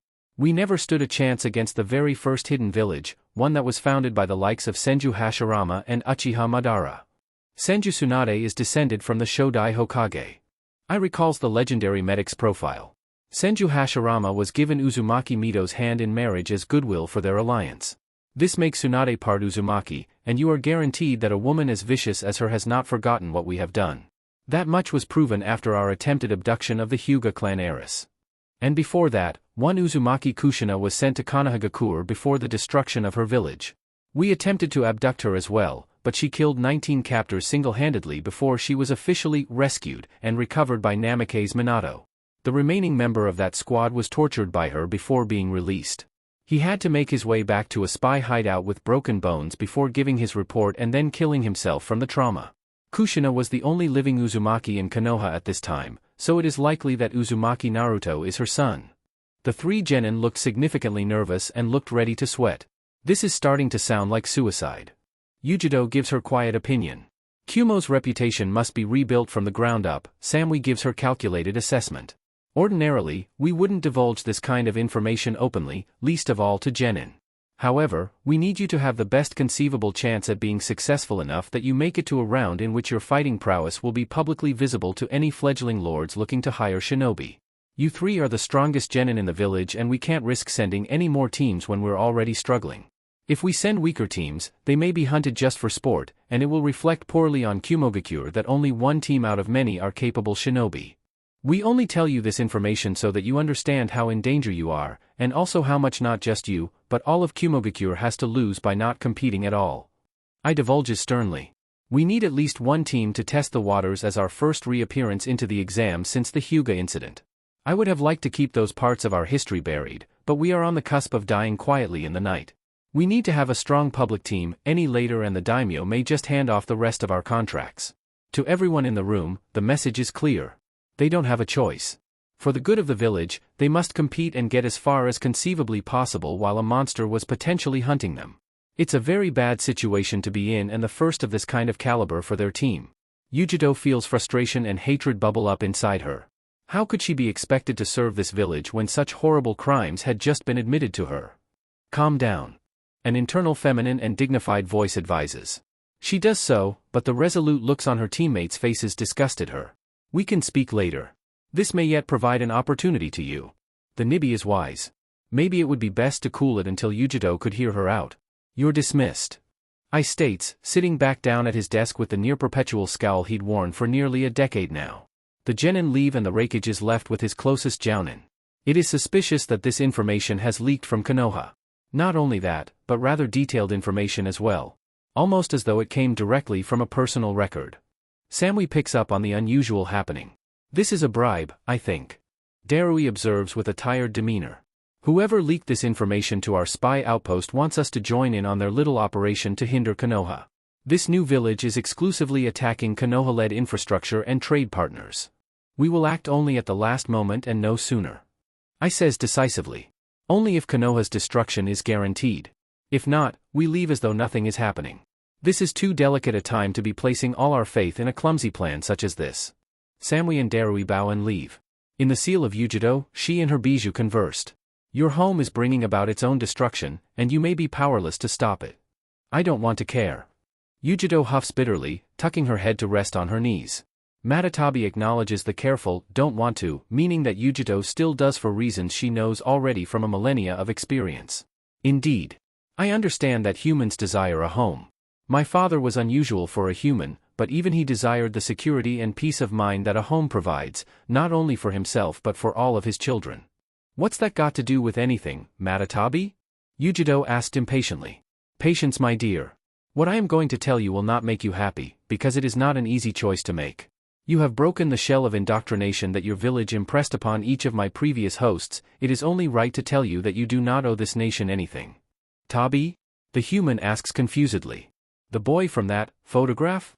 Matatabi recalls the word humans used for it. He bears an uncanny resemblance to the one who could control the strongest of us without being a Jinchuriki. My father was a loving man. He loved all of humanity despite their flaws, but he loved his children more than anything. His human children were no exception. This Konoha was founded by his descendants, and it appears that some live on strong to this day. Yujido. That nation will never truly fall. It may be burned to the ground, it may be blown away, but the sons of the sage will never be extinct, and their home will be rebuilt no matter what. Action against them will only incur the hatred embedded in them towards us. Father blessed his children with potential unfathomable to normal humans such as yourself and everyone else who ever lived and died in this village. Matatabi, what are you suggesting? That I just let Kumo destroy itself and go live my own life? You heard for yourself what the Uchiha and Senju's village do to those who murder their people. Even branded a traitor, you would be safe in the arms of that village. Treason. Yujido gulps and clams up. Yujido vanishes from the seal's cape, but Matatabi feels that her pragmatic reasoning will at least be food for thought. The life of and happiness of her favorite human is at risk after all. It took her 1,000 years to reach this point, but she truly had grown different from her father.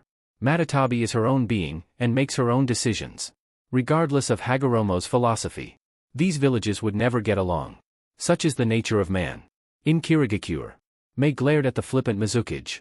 He had grown a habit of disregard for the lives of his subordinates over the past few years. Just send a handful of the weak ones and we'll call it a day, Yugura chuckles, apparently not seeing the issue of village image being damaged. Yugura was nothing like this when he first stepped in as Mizukage. He'd been an earnest young man, full of hope and aspirations for a better Kiri. Despite being a Jinchuriki, he was a bright and loving person. For reasons unknown to them, his moral code started to degrade. He sent out bloodline users on reckless suicide missions and endorsed a brutal and murderous graduation exam. Many in Kiri felt that if he didn't regain his sense soon, there would be civil war. Officials suspected foul play. That Yugura is being manipulated somehow, but they'd yet to find definitive proof.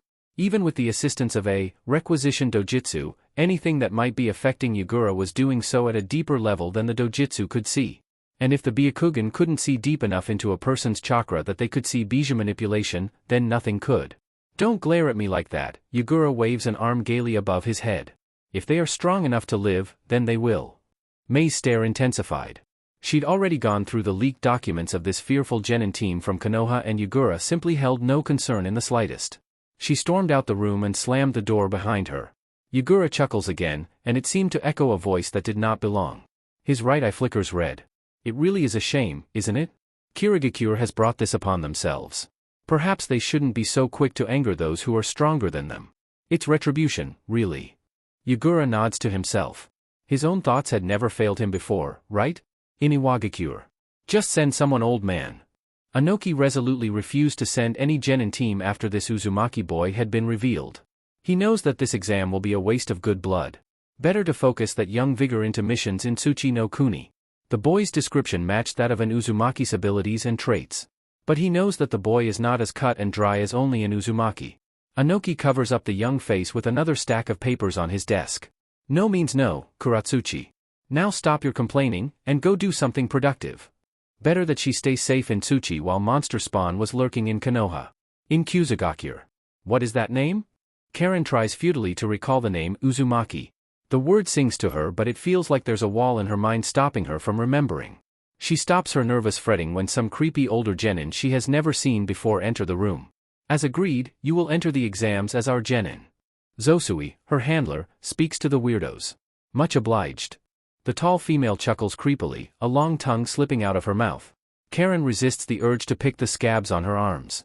She is scared still, but she knows the nervous tick would only make her wounds worse. She just doesn't want to turn out like Kaa-chan. Let's go. The de facto leader of her own team orders. Karen trails behind him and remains silent. I just want to be happy. In Konohagakure. Naruto felt that a bit of training wouldn't go astray before the exams, so he set to mastering his Manjikyu Sharingan in the privacy of his grandfather's hideout. After reminiscing about his mother, he felt strangely attached to the idea that he'd be able to use her adamantine sealing chains as well. He didn't possess any scrolls or memories that might push him in the right direction, so he was going off trial and error alone. The walls of the hideout are completely covered in seals that prevented his chakra signature from being detected on the outside. Originally they were maintained by Madara, but following his death, the seals disappeared and Naruto was forced to figure out how to place them himself. Madara learned how to perform it from his wife in the Uzumaki clan and passed on that knowledge to Naruto.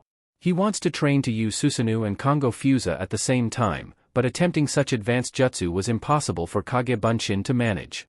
Kage Bunshin could be used to rapidly learn basics like accessory ninjutsu or basic nature transformation, but until he mastered it to a better degree, he would need to train the old-fashioned way. With Kage Bunshin being composed entirely of chakra, any ninjutsu used by them would rapidly compromise the integrity of the clone, and it would begin to forget things that it learned and generally lose cognitive function. If he overdid it, the clone would dispel without returning any knowledge gained back to the real Naruto. So he has to do it the old-fashioned way. One at a time, and with discipline. Just like the old man taught him. Chapter 7, Love and War. Team 7 calmly proceed through the academy halls at a sedate pace with Sasuke at the lead.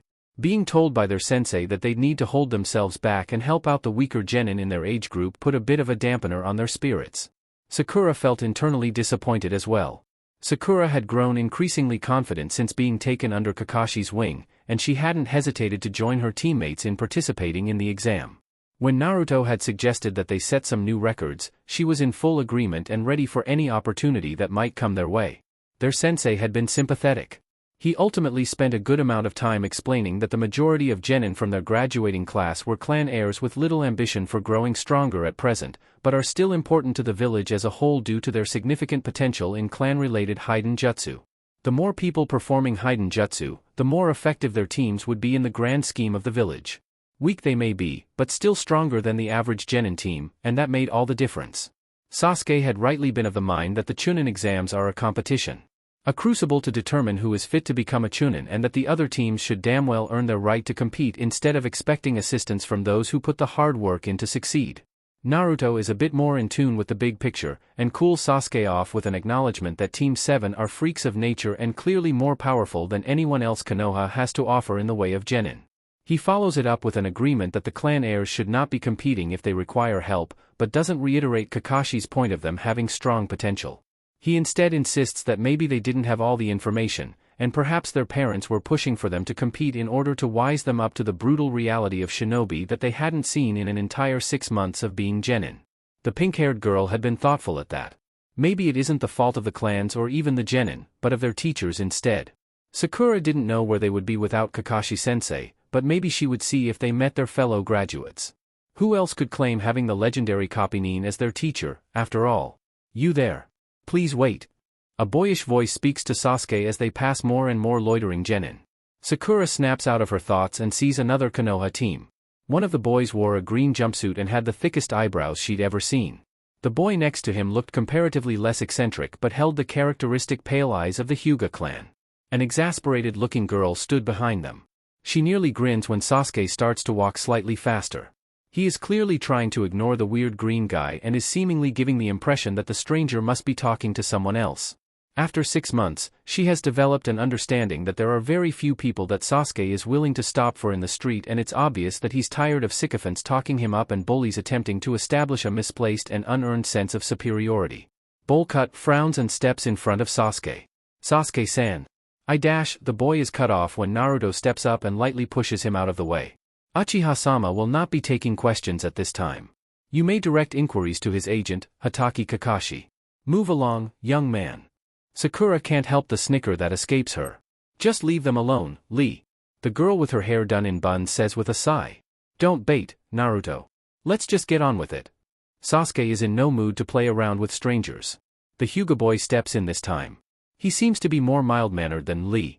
My apologies for my teammate, he can be quite eccentric. I am Hyuga Niji. The one in green is Rock Lee, and she's Ten. Yo! Ten gives a jaunty wave. Nice to meet you. Sakura's eyes flitter to Naruto, and she sees a frown under his bangs at the presence of the Hyuga. Niji continues like he hasn't noticed. What Lee was trying to get at is, as fellow Konoha genin, it would be nice to watch each other's backs throughout the exam. There are more participants than ever from other nations, and it would be wise to ally in case they attempt to team up against us as they have done in the past. Sakura and Sasuke immediately turn to Naruto, whose serious gaze is unsettling to the other genin. His clan is scared that the Kumogakure genin are going to make another attempt on the Byakugan. Naruto translates stoically. And he seems clued in as to why I might want to team up as well. Niji looks slightly sheepish at the accurate guess. Well, that's one way to put it. But yes, the Hyuga clan has expressed concern that unscrupulous factions that are competing this time won't be able to behave themselves. I was also told of the extensive, criminal history of those nations against the Uzumaki clan. Uzumaki clan? Sakura mouthed to Sasuke, who seemed equally unsure. You don't seem as stuck up as the other Hyuga. Sasuke comments instead. Sakura feels that this particular assessment is true, there are too many snobby Hyuga in the village. Hinata not included. The influence of my father, I assure you. Niji's smile is kind and disarming. It clearly takes no effect on Naruto. He remains stern and focused. Well, I don't see why not. Sakura looks up at Naruto, deferring to him as the de facto leader of the team. No. Naruto refuses. Niji, Lee and Ten all blink. As do Sakura and Sasuke. No. Naruto turns on his foot and heads in the direction they're meant to meet Kakashi. His teammates are puzzled but make no fuss for now. Lee springs in front of Naruto, stopping him from walking again. I dislike it when geniuses underestimate others. Lee states fiercely. Presumptuous of you to believe that we are underestimating you. Naruto looks down at Lee, who is a bit shorter than he is. Then why do you protest an alliance? Do you somehow believe that we would hold you back? Naruto remains cool-headed as usual when dealing with people like this. Don't put words in my mouth. We aren't obligated to give you an answer, either. Sakura admires Naruto's confidence. This Lee is huge for a genin, and the green spandex makes his muscles stand out even more. But Naruto is brave and decisive, and it doesn't hurt that Naruto is taller and just as built under the loose shirts he usually wears. She knows that Naruto would probably be more cooperative if Lee hadn't annoyed him, but giving the situation even a second thought made her understand that their secondary task in the exam should be kept on the down low. If more people know, it's more likely that the information would spread around. And information being passed around in a village full of foreign diplomats and competing shinobi about the weakness of the current generation of valued clan heirs would be very, very bad. Let's just go. Sasuke suggests tactfully, but the annoyance at the current situation combined with their orders had bled into his voice. Lee scowls at him, and Sakura's shoulders stiffen. From experience, that look meant impending attack. Without warning, Lee drops low to the floor and sends a blurring kick at Sasuke's stomach. Before it connects, another figure in green catches the kick in his hand and punches Lee hard enough to send him tumbling down the hallway. Lee! The newcomer thunders at the nuisance genin. Guy-sensei. Tenten looks rather relieved. Guy turns to Team 7 and in great contrast to his demeanor when stopping Lee, smiles brightly and offers them a thumbs up. Kakashi's genin. Guy booms in joy, making Sakura reel back at the volume. It's wonderful to know that my eternal rival has taught such disciplined students. Hi. Sakura replies weakly, weirded out by how similar the sensei is to his student, along with the creepy eyebrows. Guy doesn't notice and instead hurries them along. I must exercise my own discipline on my misbehaving genin. You must hurry along. Kakashi is waiting for you. And without another word, he storms down the hall and picks up Lee. Niji and Tenten chase after without a glance back at Team 7. What the hell? Is all Sakura can say. They meet with Kakashi but a minute later, who gives them the spiel about being unable to compete if even one of them didn't show. He gives them unwanted pats on their heads and reminds them of their standing orders to help the other genin. They each receive a slip of paper with which seat they'll be required to sit in and sends them on their way. He just smiles when Naruto asks if they could sabotage the clan heirs to prevent them from competing at all. Naruto leads his team into the examination room. He can feel several powerful chakra sources inside. It makes him glad to know that his holding out on revealing his abilities would be rewarded with strong opponents going forward. No Chunin exam is complete without some international competition. He opens the door and as he expected, there are dozens upon dozens of genin, ages varying greatly though most of them appeared to be barely older than he is. They enter and take in their surroundings. Naruto spots the Konoha genin their age loitering at the back of the room with the Hokage's assistant. Slowly, all eyes in the room turn towards Team 7. Naruto takes note of the recognition on their faces, as if somehow these people that he'd never seen before knew of not only him, but Sasuke and Sakura too. Their killing intent rolls in on them. Predictably, it takes no effect on him. It is tremendous in only how pathetic their combined effort to intimidate them is. But Sakura trembles beside him. Her chakra is disturbed and she is frightened by the psychological assault. Sasuke is unnerved but handles it better than their teammate does. Killing intent is essentially a jutsu.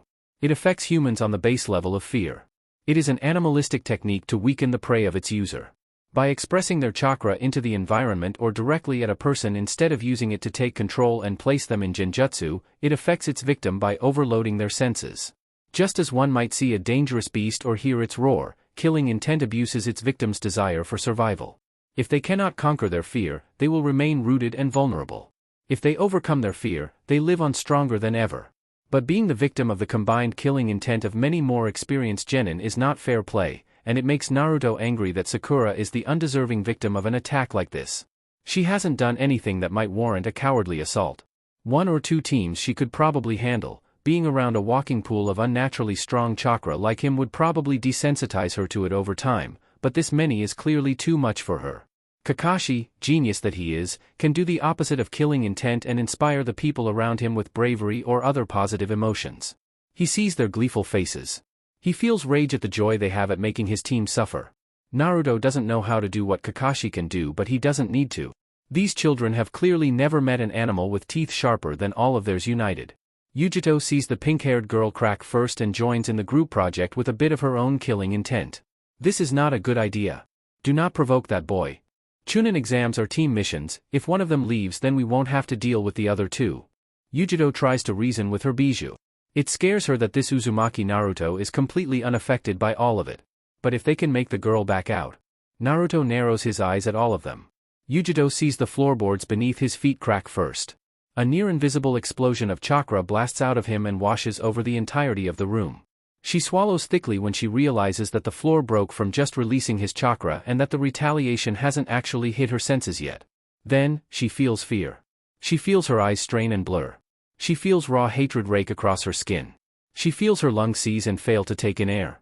Yujito breaks out in a cold sweat, and any effort she was using to expel the killing intent goes to regaining control over her body. I warned you, Yujito. Karen doesn't even know how to use killing intent, but can sure as hell sense it being used.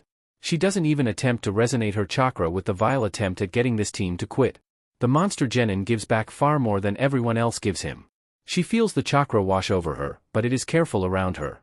Cautious, and prodding her skin tentatively as if to test that she's real. She raises her head when she realizes that she alone is unaffected by the display of intimidating power.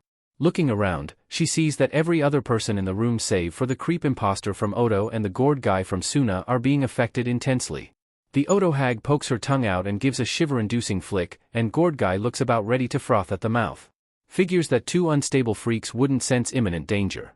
Many of them are shaking violently. Some even have tears streaming out of clenched eyes, and though the room is mostly silent, there are noises of strain coming from throats as they clearly struggle to breath. Why aren't you hurting me? Karen wants to ask when she looks at the monster. She sees him staring back at her. Oh dear. Before she can hyperventilate at the thought of catching his attention, a huge plume of smoke erupts at the front of the room. A giant scarred guy and a number of other ranked Konoha shinobi stand at the ready behind him. The scarred guy puts a hand on Naruto's shoulder, and in an instant, the killing intent vanishes. Karen breathes a sigh of relief. Naruto smirks openly when he feels the proctor reach out to him. He cuts the stream of the most vile emotions he can muster and turns to the man. Funny how you step in now. Where were you a moment ago when my teammate was being assaulted by this foreign trash? The proctor looks down at him unamused. I don't want my exam ruined before it even starts. Now find your seat. He gives a weak explanation for his choice. HMN. I don't see how that's my problem. Maybe I'll give them a little more? Thin out the weaklings so that you don't have to. Naruto's voice carries through the silence, and he is happy to note that every other genin in the room recoils at the suggestion. If you do, I will disqualify you. Now take your seat, genin. Come on, Naruto. Sakura tugs him arm nervously, and at least leads him into the gap between desks before he can indulge in another psychotic urge. You're gonna rip my arm off. Naruto lies in an almost playful way. Sakura shakes her head at him and whispers before they part ways. Thanks, Naruto. See you when we finish this stage. Naruto gives her a nod. Sasuke looks like he wants to say something to him, and the muscles around his eyes give away that he isn't going to take no for an answer if he does ask. But since they're short on time, Sasuke just swallows the bitter pill and looks as though he has resolved to ask later. Sasuke gives him a reluctant nod and separates as well. Naruto passes aisle after aisle and feels several peculiar chakra types on the way to his seat. Their chakra is so wildly different from normal humans that it is practically a broadcast to say, look at me. The two that stand out the most must be Jinchuriki. How exciting. It's almost enough to get his blood pumping at the thought of fighting and defeating a Jinchuriki for the first public display of his true power. They would be useful tools in springing him up into the role of international deterrent. But even more interesting to him are the two seemingly human sources of immensely strong chakra in the room. One of them is unlike any other human being. It pings at him as though it is normal, but normal chakra doesn't grow that powerful without extreme effort or tampering of the body. This Kusa genin has a foul tinge to her chakra, and it is a messy conglomerate of several weaker chakra types that seem to serve symbiotically to the host chakra, so his bet is on the latter reason. And of course, the girl with red hair. He knows that kind of chakra from Madara's memories. She is Uzumaki. His family. Naruto resolves to poach her at the first possible opportunity. He'll take on all of Kusa alone if he has to. They will not keep you from me. Naruto is rather proud of his solution to the "don't get caught cheating" exam. He does eventually realize that the exam can be beaten without so much as answering a single question, but that felt weak. Escaping from participating due to a technicality didn't seem like it was in the spirit of the exam. True, this stage isn't about cheating or espionage.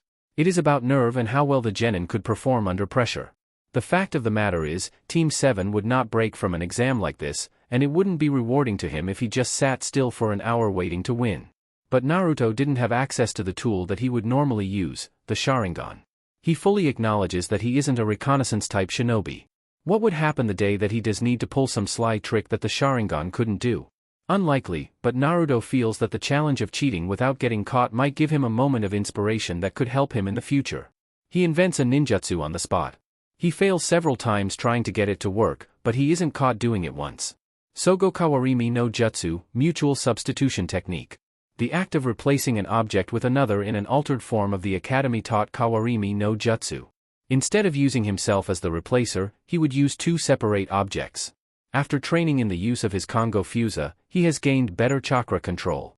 The increased control allows him to reach out to another object and imprint it with his chakra, the same way one would to a log to substitute themselves with. The chakra is very thin and invisible to non-dojutsu wielders, and it is functionally the same as using genjutsu. He imprints his own paper and tries to swap it with another piece. Small as the paper is, the jutsu is significantly harder to use than the academy jutsu for the fact alone that he only just made it and has never practiced with it.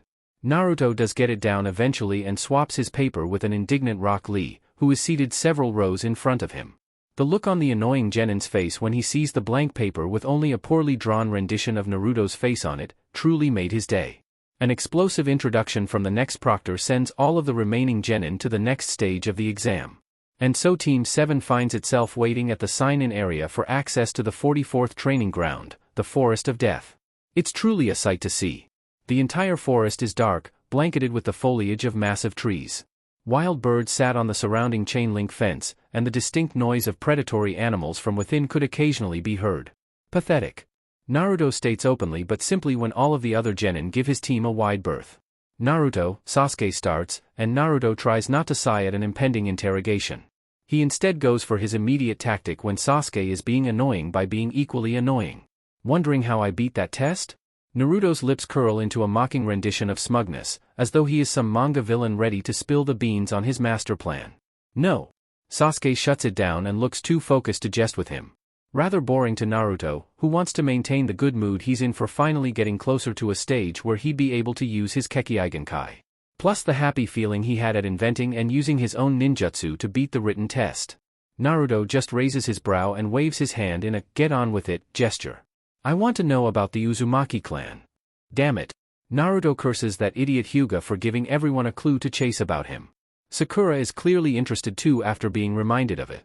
But saving him from the trouble is the unusual genin from Kusagakure. Not his Uzumaki, but the one with the messy chakra. He can't tell it's a male or a female. Oh my, the Uzumaki clan? The mystery genin asks in a rhetorical way. It approaches them fearlessly, which alone is enough to make Naruto suspicious. Don't butt in. Sasuke dismisses the wanderer.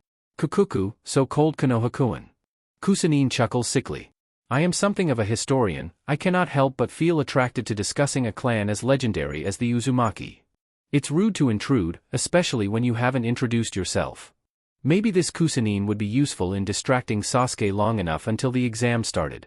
Oh, I'm sure that won't matter in the forest. The perpetual smile doesn't fade from his face. HN. Sasuke grunts with a sneer. If you don't have anything useful to say, then leave. The Kusanine chuckles again, completely ignoring the rude tone Sasuke had taken. I am rather surprised that you need to ask about the Uzumaki. After all, they were a key component in the creation of Konoha. It is said that their strength was matched only by the Uchiha and Senju in that time. The Uzumaki pioneered Fuinjutsu as a shinobi art. Even your Yondaime Hokage used Uzumaki knowledge, and became feared as the Yellow Flash all across the world. A most valuable ally, but even they were not immune to tragedy. All of their mythical strong chakra was not enough to stop them from being slaughtered. Naruto narrows his eyes at the wording used. It made that long week of fighting that the Uzumaki went through sound like a quiet death in the night. A kunai is slung through the air and slices the tag off the Kusanine's sacket. The Kusanine doesn't so much as flinch, and instead smiles a little wider. Mitarashi Anko, the proctor for this stage of the exam, looks none too pleased with being ignored in spite of the grin on her face. I think you'd better go back to your team, Kusa-chan. Anko's smile is disturbingly similar to the subject of her torment. Kukuku, of course Proctor-san. The genin gives her an unsatisfactory response and leaves as requested. What a creep. Sakura shivers when the Kusanine is out of hearing range. Naruto nods and his stony expression doesn't change. Gather round, idiot genin. Anko summons them with the same fantastic attitude she had while introducing herself.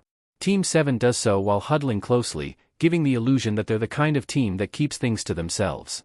Mysterious enemies are more dangerous opponents when fighting at this level, so it is a tactical deterrent they use pre-exam stage that might come in useful if they come across other Konoha teams in need of assistance. After Naruto's display in the previous stage, enemy teams may be convinced to leave by their presence alone. Anko explains the rules briefly, and several people seem upset with the idea that they could be in there for 5 days. Line up. Each team will enter the tent and be given a scroll and a number for which gate they're starting at. Naruto leads his team into the tent and they are given the Heaven Scroll.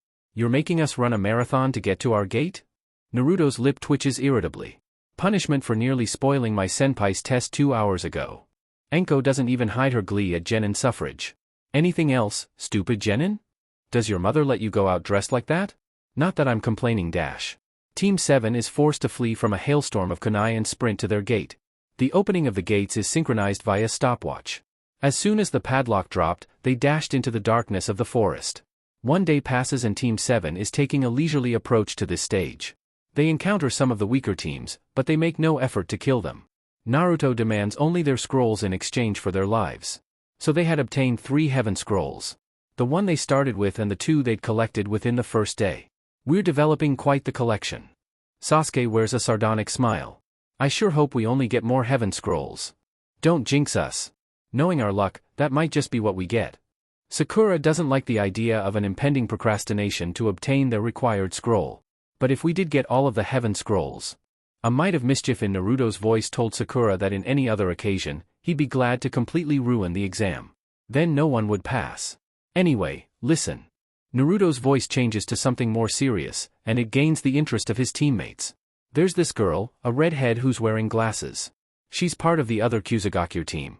I'm abducting her. A few seconds of confused silence passes. What? Sakura shrieks at him. What the hell would you need to abduct someone for? She's an Uzumaki. I'm certain of it. Naruto appears dead serious. I'll grab her and keep her from Kusagakure by any means necessary. You know damn well it's not that easy. Sasuke retorts sharply. You can't just take a foreign kunoichi. Look what happened with Kumo the last time they tried. It'll be an international disaster for Konoha. Family or not, you can't just make rogue efforts for the sake of bolstering your clan. You could be arrested for sabotaging Konoha, or worse. Naruto is inwardly disturbed about Sasuke's outlook on the situation. Surely he of all people would understand his desire to unite with his clanmate, and protect her from these scum foreigners? I damn well can take her when she's my family. Naruto's brow furrows deeply in anger, and it makes Sakura visibly nervous. Sasuke glares right back at Naruto. Do you even understand what you're saying, you imbecile? I understand perfectly.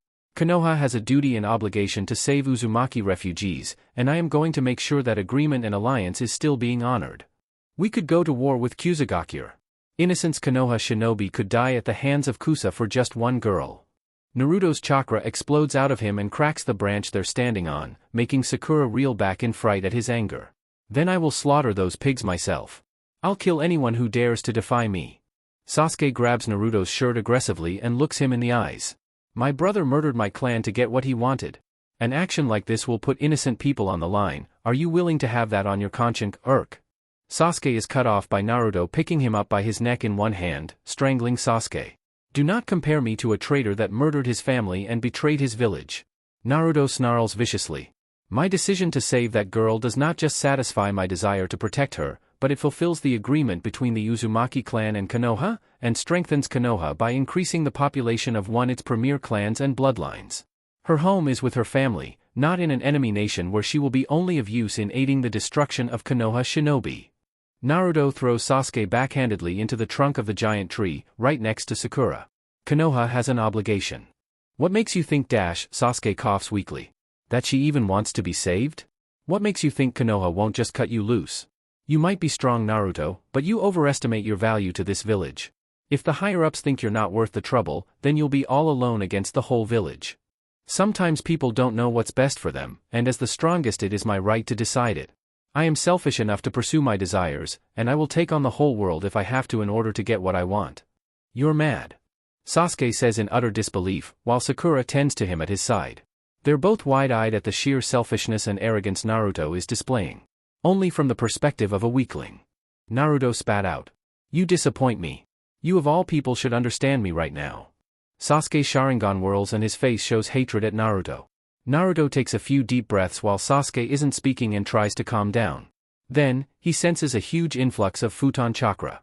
He turns to see branches in the canopy of trees part rapidly by near-invisible force, but they are blasted apart and the moss growing on the tree bark rips off, signifying the approach of a jutsu too fast and powerful to conventionally counter. Get down. The jutsu slams directly onto their branch and shakes it so violently that it cracks and falls. Team 7 regain their senses and leap from the falling branch to the next. Naruto looks in the direction the jutsu came from and sees only the controlled path of destruction. He uses his mind's eye of the Kagura to sense the impending arrival of the Kusa Genin that spoke to them yesterday. He then senses the arrival of several more chakra types, distinctly non-human. His sharp eyes detect plumes of smoke revealed by the light from the shaking leaf canopy. Summon animals. Naruto realizes, a bit stunned. How could this person have something as rare as a summon contract? These creatures are far too quick. He needed to act fast. This Kusanine is clearly not a genin, but an imposter. Naruto focuses as much chakra into his lungs as possible and weaves as few signs as possible to get the job done quickly. Katan, Goka Meshitsu. A violent flamethrower is breathed out of his mouth. The jutsu is designed to expand on impact, and travels an extraordinary distance to the trees he felt the summons nearing. It crashes into a massive trunk and burns away at its middle so quickly that it falls not long after. The burning tree dives and lands on the ground with a deafening crack, and falling from the tree is a half-cremated snake so massive that Naruto realizes that they are dealing with someone even he cannot defeat right now without attracting the attention of a traitor more foul than any other. We have to run. Naruto orders quickly, before half a dozen more snakes wrap around and climb the tree that they're standing on. Sakura flurries through signs to try and distract the snakes, but they are massive enough to be confident that any object she tries to redirect them with would just be smashed through. Naruto curses and directs chakra to his back and lungs simultaneously. Two dense light blue chains sprout from under his hair. They are gilded with a thin veneer of gold chakra, and their tips sported pointed dragon heads with glowing gold eyes. They spear into the head of a snake each. The snakes are effectively nailed to the tree before they can strike. The adamantine sealing chains function as negation or conduit of Fuinjutsu instead of ninjutsu, so it dispels the two summons without more effort required. Sasuke wildly fires off his Hosenka no Jutsu and Naruto tries Ryu and Hoka.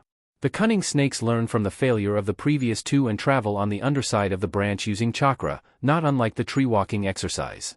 Naruto recalls his chains back into his body. Go! Now! They leap from branch to branch with as much speed as they can. The tree they leap to already has a snake climbing up it and meets them before they can run again. Naruto sends another chain with blinding speed at the head of the snake from his palm, but just as it is about to connect, a human hand reaches out of the snake's mouth and grabs the chain behind its dragon head. A familiar figure climbs out of the mouth of the snake, covered in slime. There is only one shinobi with that kind of affinity to snakes. Kukuku, Naruto-kun. I see that your Uzumaki blood runs true. The Kusanine flicks its long tongue in disgusting pleasure. Orochimaru. Naruto tries to retract his chain back into his body. The snake Sannin whips the chain and yanks Naruto off the edge of the tree branch. He then lets go of it before Naruto is pulled towards him. Futon, de Tapa. Orochimaru seamlessly blasts Naruto with wind the same strength as the first assault. Naruto barely has a second to breath before it slams into him, and his chains aren't quick enough to latch on to something. With no solid ground to stick to, Naruto is sent flying away and deep into the darkness of the forest. Now Orochimaru tastes the fear exuded by Sasuke and Sakura on his tongue. They are rooted to the spot in terror. Where was I? Kukuk. Naruto lands too far from the battle to be effective. He slams into a tree with such velocity that he can't help but wheeze in pain. Nothing is broken but his whole back is going to be bruised. He shakes it off as best he can and deftly drops to the forest floor. He tries his best to conceal his chakra signature to attempt a surprise rescue of his teammates. 6 giant snakes have caught his scent however, and are completely unaware of his disguised chakra. I can't beat these without more power.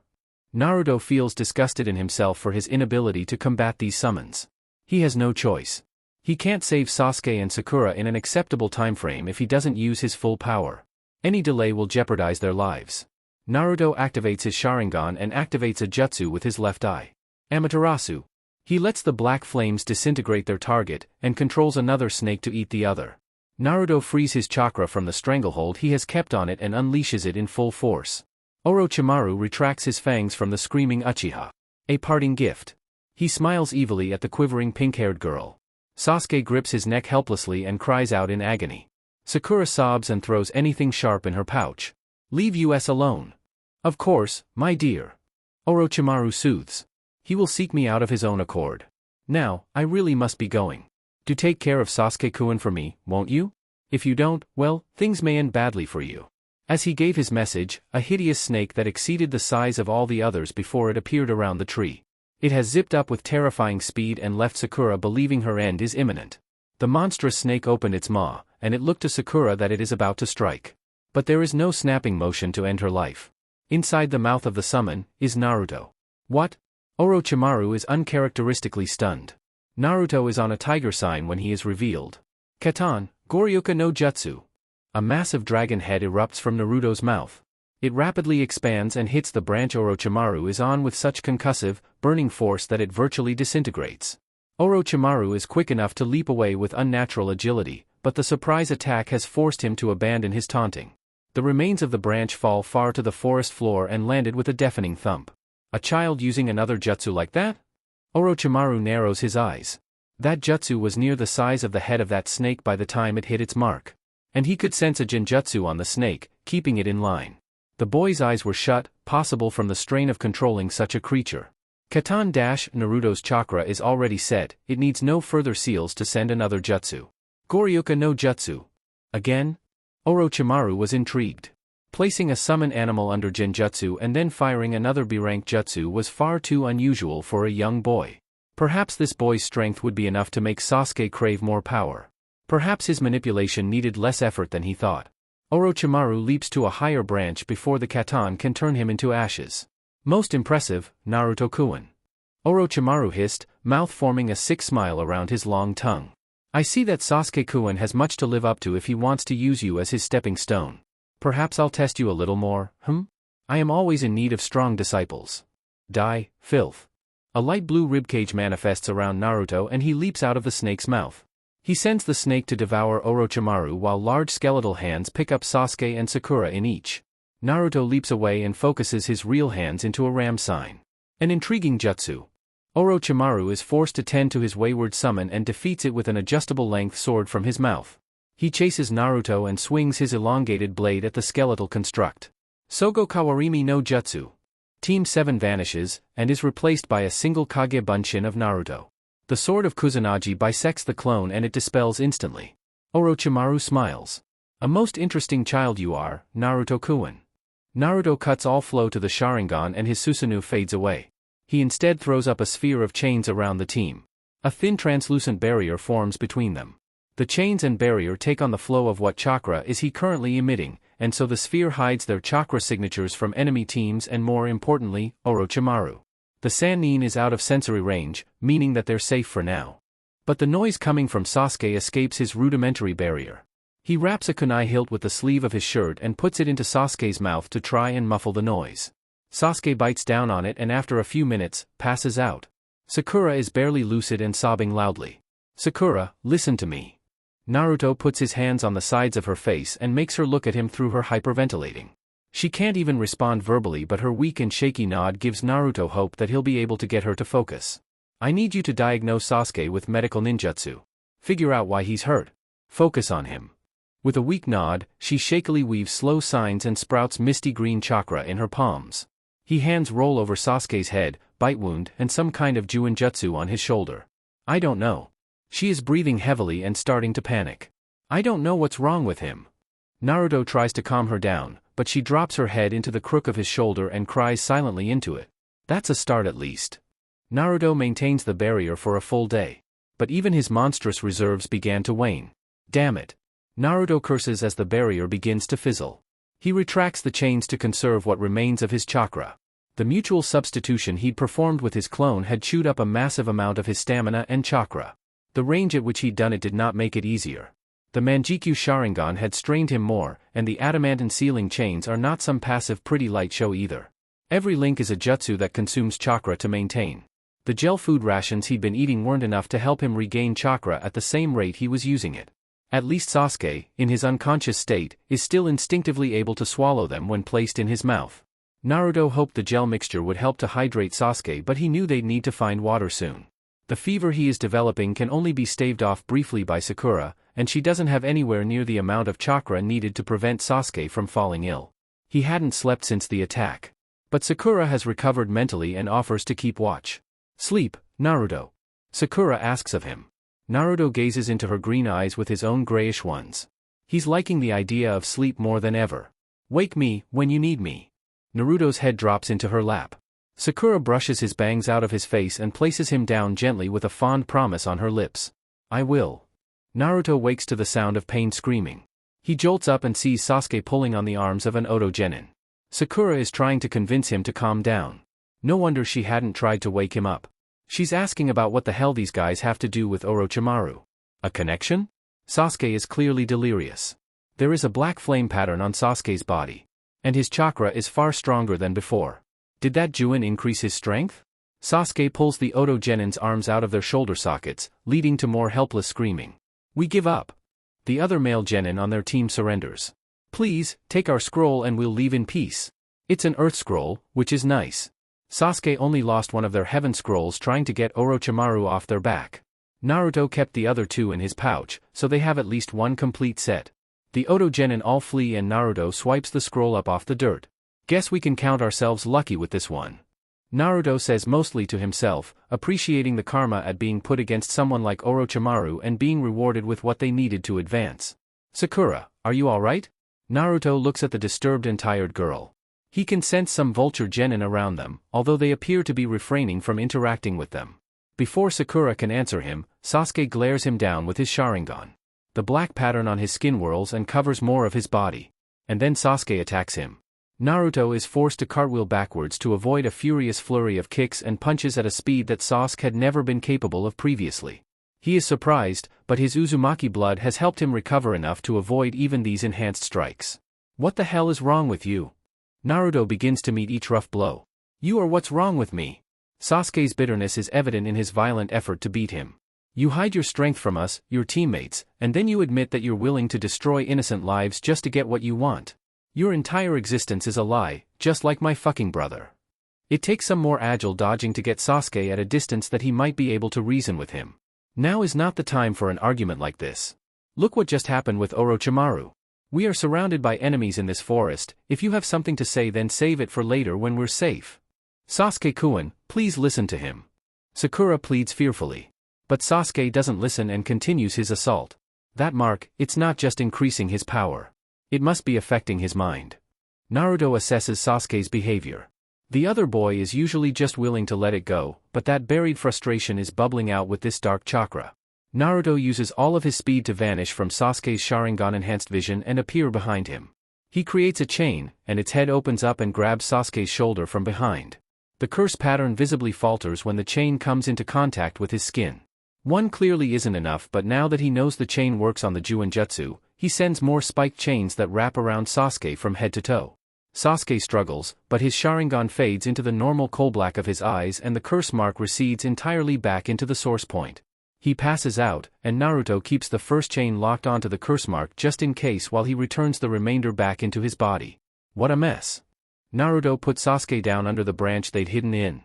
"Sakura, get some sleep." "K." Sakura agrees and collapses immediately, trusting in Naruto more than in herself. "You lot hiding in the bushes. If you're not here to give me help, then leave." Naruto calls out teams 9 and 10. More chains spike out of him and create a barrier sphere around team 7. Rock Lee jumps down from the branch he'd been spying on. Neji and Tenten follow behind him. Team 10 approaches much more cautiously and maintains a firm distance between them and everyone else. Despite Ino's worry for the condition of Sasuke, she makes no move to get closer and instead quivers pathetically on the spot. "What is this?" Neji looks at the barrier using his Byakugan. "A Kekiagenkai." Naruto gets straight to the point. "One that channels the properties of Fuinjutsu? That's unheard of." Neji seems fascinated while his female teammate looked envious. You could say that the Uzumaki clan were capable of many unusual things. He makes no effort to explain further. Not capable of staying uninjured clearly. Lee taunts, still sore about Naruto's switcheroo during the written portion. Don't be rude, Lee. Neji hisses at him. Naruto looks irritated. I wonder if you'd be so cocky when forced to face Orochimaru, one of the most legendary shinobi to be produced by Konoha in recent history. He went easy on us and we still ended up like this. He could have killed us if he wanted to. The traitor? Neji looks stunned and disbelieving. You can't be serious, what would he be doing here of all places? You can ask the Hokage. She'll know better than anyone at this point. Naruto doesn't much feel like explaining the possible connection between the intel they gathered on Otogekure and Orochimaru's appearance, especially when he doesn't know all of the facts. Nara! Naruto barks loudly at the Shire group. Why, yeah. Shikamaru asks back hesitantly. What scroll do you have? And do not lie to me. Earth. Shikamaru replies guilelessly. Naruto throws one of his heaven scrolls out of the barrier, which flickers off for a split second to let it pass through. Pick it up and go to the tower. Don't trip and fall on something sharp on your way there. Team 10 gulp at Naruto's annoyed voice. Thank you. And then they run away. He then turns to Neji. I take it that you don't need a scroll seeing as you didn't just steal that one. We have both. Then you shouldn't delay. What about you? Neji appears to be more at ease around Naruto now that he's witnessed him being nice to another team. What Sasuke and Sakura need right now is rest and some quiet. I'll get them to the tower before the time limit is up. Lee looks like he has more to say, but Neji is the de facto leader of their team and he calls the shots. Good luck, Uzumaki-san. I hope to see you at the tower. Naruto gives the politest wave he can manage. A gift to Neji for being the least insufferable person they'd met in this exam so far. He looks up at the darkening sky through the dense foliage of the forest and sighs. How troublesome. It's noon on day 4, and Team 7 is slowly approaching the tower. Sasuke fades in and out of consciousness, forcing Naruto to carry him around. The curse mark victim doesn't speak to Naruto while he's awake. He just ignores the Uzumaki before conking out repeatedly. But he's willing to bear the burden of lugging around this useless sack of meat, because he has been given the opportunity to achieve his own goal in this exam. He has sensed the presence of a strong chakra and he knows exactly who it is. It is giving a signal of distress, so he has to act quickly. Let's go, Sakura. Naruto starts to run in the direction he senses it coming from. Gimme a break. Sakura groans but chases after him. Naruto dashes nimbly over roots and rocks and he finds his quarry being attacked by a gigantic bear. Blue chains shoot out of his palm and arm, which bury deeply into the tough skin of the bear. The last chain hits its head when the bear is immobilized, killing it before it can suffer for too long. He uses the control he has gathered to sever the tips of the chains off and retract them so he wouldn't get covered in blood. He lands in front of his Uzumaki. I've been looking for you. Naruto's grin scares her. She is stuck to the spot in pure fear. Please don't kill me. I won't kill you, or hurt you. What's your name? Naruto soothes gently. Karen. She cries quietly while introducing herself. Naruto, your ugly face is scaring her. Get out of the way. Sakura figures that she wouldn't be able to convince Naruto to stray from his plan, so she'd just indulge him until someone more qualified could talk him down. Hey, I'm Sakura. Look, we're not gonna hurt you. Naruto wants to protect you, that's why we're here. Sakura puts on the best smile she can after her own horrifying adventure in this damn forest. Karen nods silently. Let me do a checkup. Sakura's hands glow brighter now that her chakra has mostly restored. The redhead watches careful and her eyes dart nervously to the tall genin holding his unconscious teammate. How long have you been sick? Sakura asks, looking mystified from the feeling result after using her diagnosis jutsu. I'm always sick. Karen answers honestly. Naruto activates the Sharingan hidden under his hair. He sees messy, swirling chakra clashing with Karen's in her arms. It warps and slaps the insides of her coils and is stopping correct chakra flow. Check her arms. Naruto orders stoically. Sakura first asks permission, like a normal person. Can I roll up your sleeves? Oh, okay. Karen makes the first weak tug before Sakura's confident medic mentality lets her take professional control. Oh my god. Sakura can't help but stare. Karen shuts her eyes in shame. Hundreds of bite marks, leaving horrid red scars all over her skin, are plainly visible. The sizes range wildly, making it clear that this is the work of a great many people. Why? Sakura's horror is evident. Karen sniffles. My chakra heals people. Kusa makes its shinobi bite me to get better quickly. They used up my Kaachan and they're doing the same to me. Sakura looks up at Naruto. His face is blank as stone. Now she's on board to liberate this girl from Kusagakure. I can stop the infections. I'll purge the foreign chakra slipping into your system every time you've been, bitten. You just need to never let anyone bite you again. Sakura gives her a standing order. I don't have a choice. Bitter tears steam from her eyes. You do now. Naruto insists. Karen looks up at him this time. The reason that your chakra has potent healing properties is because you possess the blood of the same clan that I hail from. You are an Uzumaki, and so is your mother by the sounds of it. You belong here, with me. Your family. Uzumaki? Karen's unsure repeat of the word sounds lost, as if she is trying to remember something. How can you be so sure? Naruto frowns deeply. You really don't know? The redhead shakes her head. Our chakra is similar. I used a sensory jutsu that is exclusive to our clan to determine that you are an Uzumaki. It's called Mind's Eye of the Kagura. My Kaa-chan told me that. Karen's back straightens, memory coming to the forefront of her mind. My Kaa-chan taught me that. Naruto smiles brightly, seeing that his wayward clan member is starting to see things his way. The Uzumaki clan also had a reputation for having vibrant red hair. Something that skipped a generation in me, but it looks like you inherited the same beautiful hair that my mother had. Karen grabs a fistful of said vibrant hair, looking between him and the ugly hair that she'd never been complimented for in her life. She bites her bottom lip. Naruto puts Sasuke down gently with Sakura's assistance. Uzumaki Karen. Naruto kneels and puts his arms out. The name is oh so right. Naruto's chakra unseals slowly, letting Karen feel up close just how similar their chakra is. She crawls to him, hoping it's all not some cruel dream or illusion. Naruto lets her feel his arms and the chakra that exudes from it. Her own chakra resonates with it, making splashes of light blue chakra flick off their skin joyously. Welcome home. She throws her arms around him and sobs into his chest. I swear I will protect you. Karen remains glued to Naruto for their short journey to the forest tower. Sakura tries not to be bitter at all the positive attention the girl was getting from a handsome guy like Naruto, while she is stuck with the moody Uchiha. Sasuke doesn't so much as speak to Naruto or even her, and she just silently keeps one of his arms over her shoulder while they walk at a sedate pace up the short flight of steps to a door. What if they say no? Then I'll find somewhere else that we can be together. Karen melts at Naruto's words. She quickly discards the Kusa forehead protector and leaves it littered on the cold ground. Sasuke's fist clenches. But he still refrains from speaking. They make their way in through one of the many surrounding doors and come across a riddle written on the wall. It's quickly figured out that they need to open the scrolls in order to progress. Umino Iruka appears from their scroll to congratulate them for completing the stage. He sasses Naruto on his abduction of an enemy shinobi, and Naruto is tired of people giving him the good argument when he has definitely decided to be bad. Killing intent erupts from him and silences Iruka, who is forced to let them pass and run off to tell someone stronger than him. And unfortunately, he had time to go and find the Hokage herself, who is present to watch the next part of the exams. You and I will speak. Now. Naruto tugs Karen along with him, and Tsunade leads them to a private basement floor. Tsunade, however, is disturbingly agreeable to letting Naruto do as he pleases. But she has conditions. And an explanation. Given the fact Sasuke was whining about these Uzumaki going to war, I take it you know a bit about the Uzumaki clan. Probably as much as you do. I'm willing to honor the alliance. Tsunade's words are a weight of Karen's shoulder. However, you will tell me how you know these things. I will, once you give me a public space to flaunt my power at the enemy publicly. Tsunade smiles at his stubbornness and manipulative nature.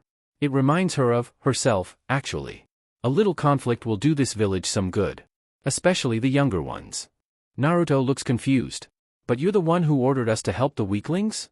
She looks at him with a raised, delicate brow for an explanation to his reaction. You had us help them. You weakened them by taking that conflict away from them in the first place. She actually smiles. I knew that letting you learn without the academy influence was a good idea. It's true. I did order such a thing, but these are promotion exams. Even when lives are on the line, it doesn't seem to come across that way to the younger generations.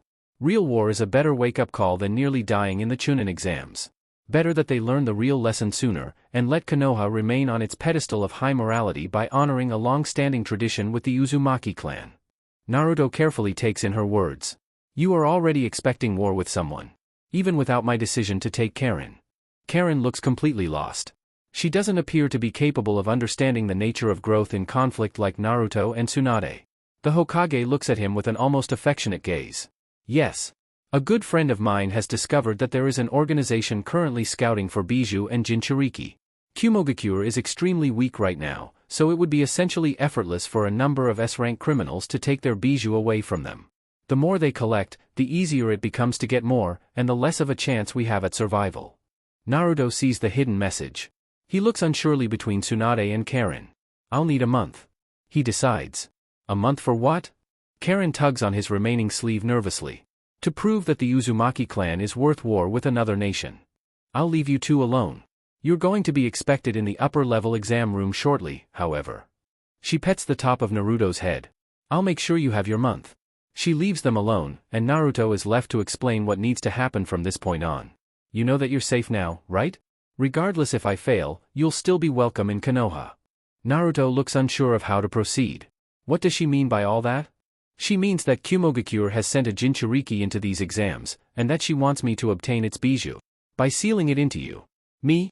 Karen squeaks. Yes. But what does that mean? Karen looks confused and scared. Functionally, not a whole lot. I will need to learn how to seal the Bijou inside of you safely, and you'll get a significant extra pool of chakra to draw from in the best case scenario. Worst case, your chakra reserves will be limited. But even then, you'll still obtain emergency access chakra that is stronger than your own. I'm scared. I don't understand. Naruto wraps his arms around her. Don't worry. My mother was the Jinchuriki of the Kyuubi, and she was completely fine. I'll have more time to explain once we get out of this forest. I'll take you home and we can learn about the Fuinjutsu I'll need. No matter what, everything's going to be okay. Tori. An ANBU drops down in front of Tsunade.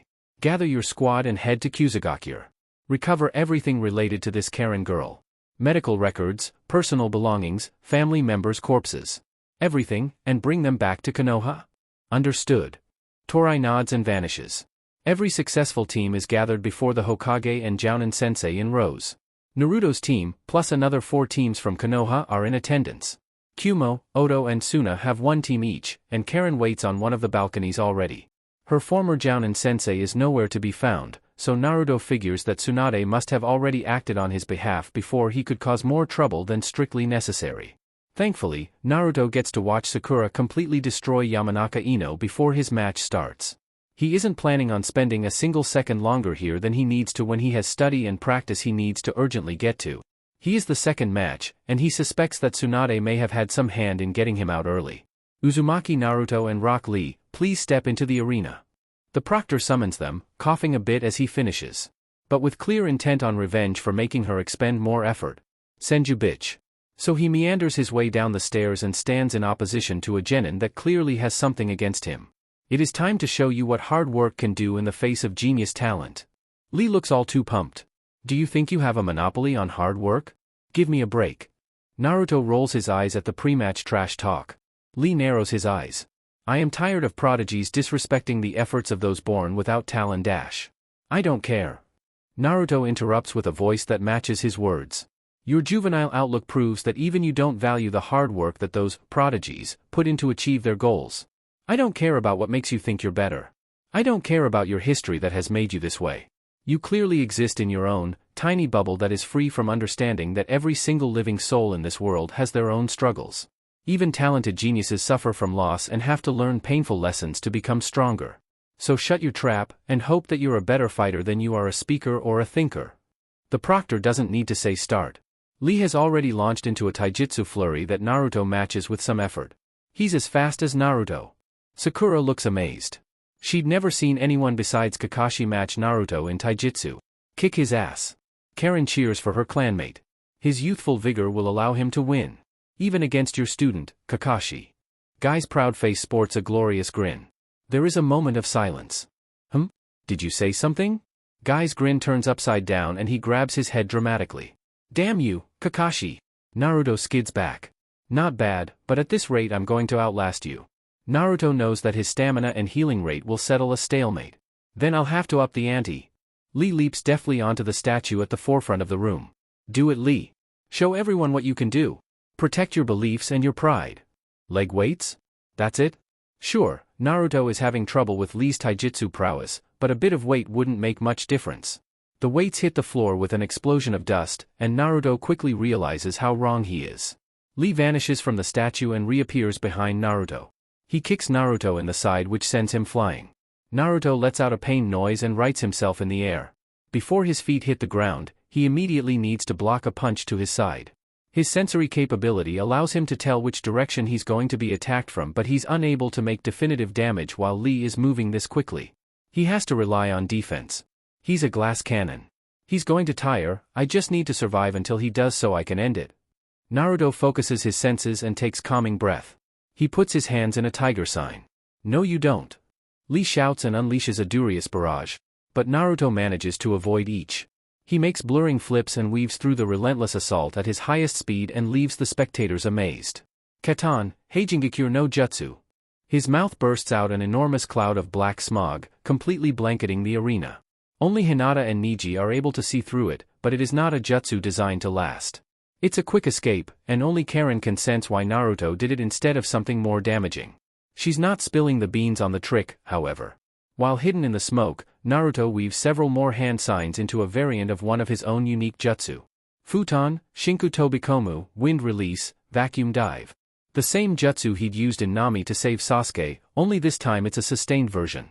The wind swirling around his form will boost each movement he makes with speed, and can be thrown off of his body in a last-ditch blast for the sake of making distance between him and Lee. When the ashes of his technique settle, Lee catches sight of him on the same statue he'd released the weights on. Guy's student makes no hesitation in attacking again, but with Naruto's now enhanced speed, he's too hard to catch. His evasiveness will eventually wear Lee down if he doesn't try something else. I will not lose here. Especially not to you. He takes an unfamiliar stance. And unknown to everyone but him in the room, the chakra-disguised ornamental statue with glowing red eyes in the corner is copying every move. Lee continues his grating monologue. The lotus will bloom, and I shall be the victor. Kaimon, Kumon. Kai. Hashiman. Naruto is amazed, but knows that his life is on the line if he doesn't act fast. Katan, Ryuin Hoka no Jutsu. 5 dense flames take the form of dragon heads. Lee dodges effortlessly with his dramatically enhanced speed. The jutsu leaves huge craters from their concussive and burning force in the arena flooring. Not yet. Lee stands still for a moment. Simon. Shomon. Tomon. Kai. 5 gates. If he gets me, he'll damage me too much for me to heal it off. I'll die. Lee vanishes. Naruto can't keep up at present. He gets bounced around the room like a rubber ball before he realizes what's happening. His insides are being brutalized without a moment's rest to heal them. Naruto launches as many chains as possible out of his body in order to suspend himself in the air. He manages to form a weak and choppy barrier around himself and launches into a flurry of hand signs. Lee destroys the barrier with a punch and wraps his wrist bandages around Naruto's waist. Now, there is nothing between them. Even his chains are too slow to stop the impending assault. I need to time this perfectly. Yura Renge. Lee's final move connects, sending Naruto into the ground and causing a devastating explosion of dust. For a moment, no one can see anything. Until Lee comes tumbling out of the cloud at the far end of the room. Looking scorched. His muscles are visible on one side of his body. His skin looks like it has been blasted off, and only his face is unharmed. It looks like he was the victim of an overpowered exploding tag, but the lack of a body in the crater left in the wake of his attack has made it all clear. Bunshin Daibakuha. This fight is over. The statue in the corner of the room dispels its transformation, revealing an extremely injured Naruto who's substituted with the transformed Kage Bunshin. Hee ha ha ha ha. Naruto's exhilarated laughter is the only noise that is heard in the silent aftermath. Naruto vomits up blood and crawls on his knees for a moment, but even his injuries are incomparable to Lee's. The winner is Uzumaki Naruto. The coughing proctor announces. A trio of medics run to Naruto and the remainder to Lee. But Naruto is already standing up. His grazes and cuts from slamming into the stone floor are steaming and closing themselves. His face develops bruises and swelling before they shrink and return to his normal light skin tone. Lee has been removed from the room. In the 10 minutes it took to prepare him for transport and for Naruto to walk back up the balcony to his Uzumaki, he had nearly healed from his fight with Guy's protege. You're unreal. I was scared. Karen throws her arms around him. Naruto's ribs are broken and he lets out a guttural noise of pain from his throat. The medics take him away to tend to his broken bones and Karen follows. Neither see the following fights. Every genin in the room looks like they don't understand what just happened. Kurenai and Asuma are becoming increasingly unsure about having their teams participate. As do their students. Kakashi doesn't feel any closer to unraveling the mystery of his sensei's son. And the Hokage simply smiles.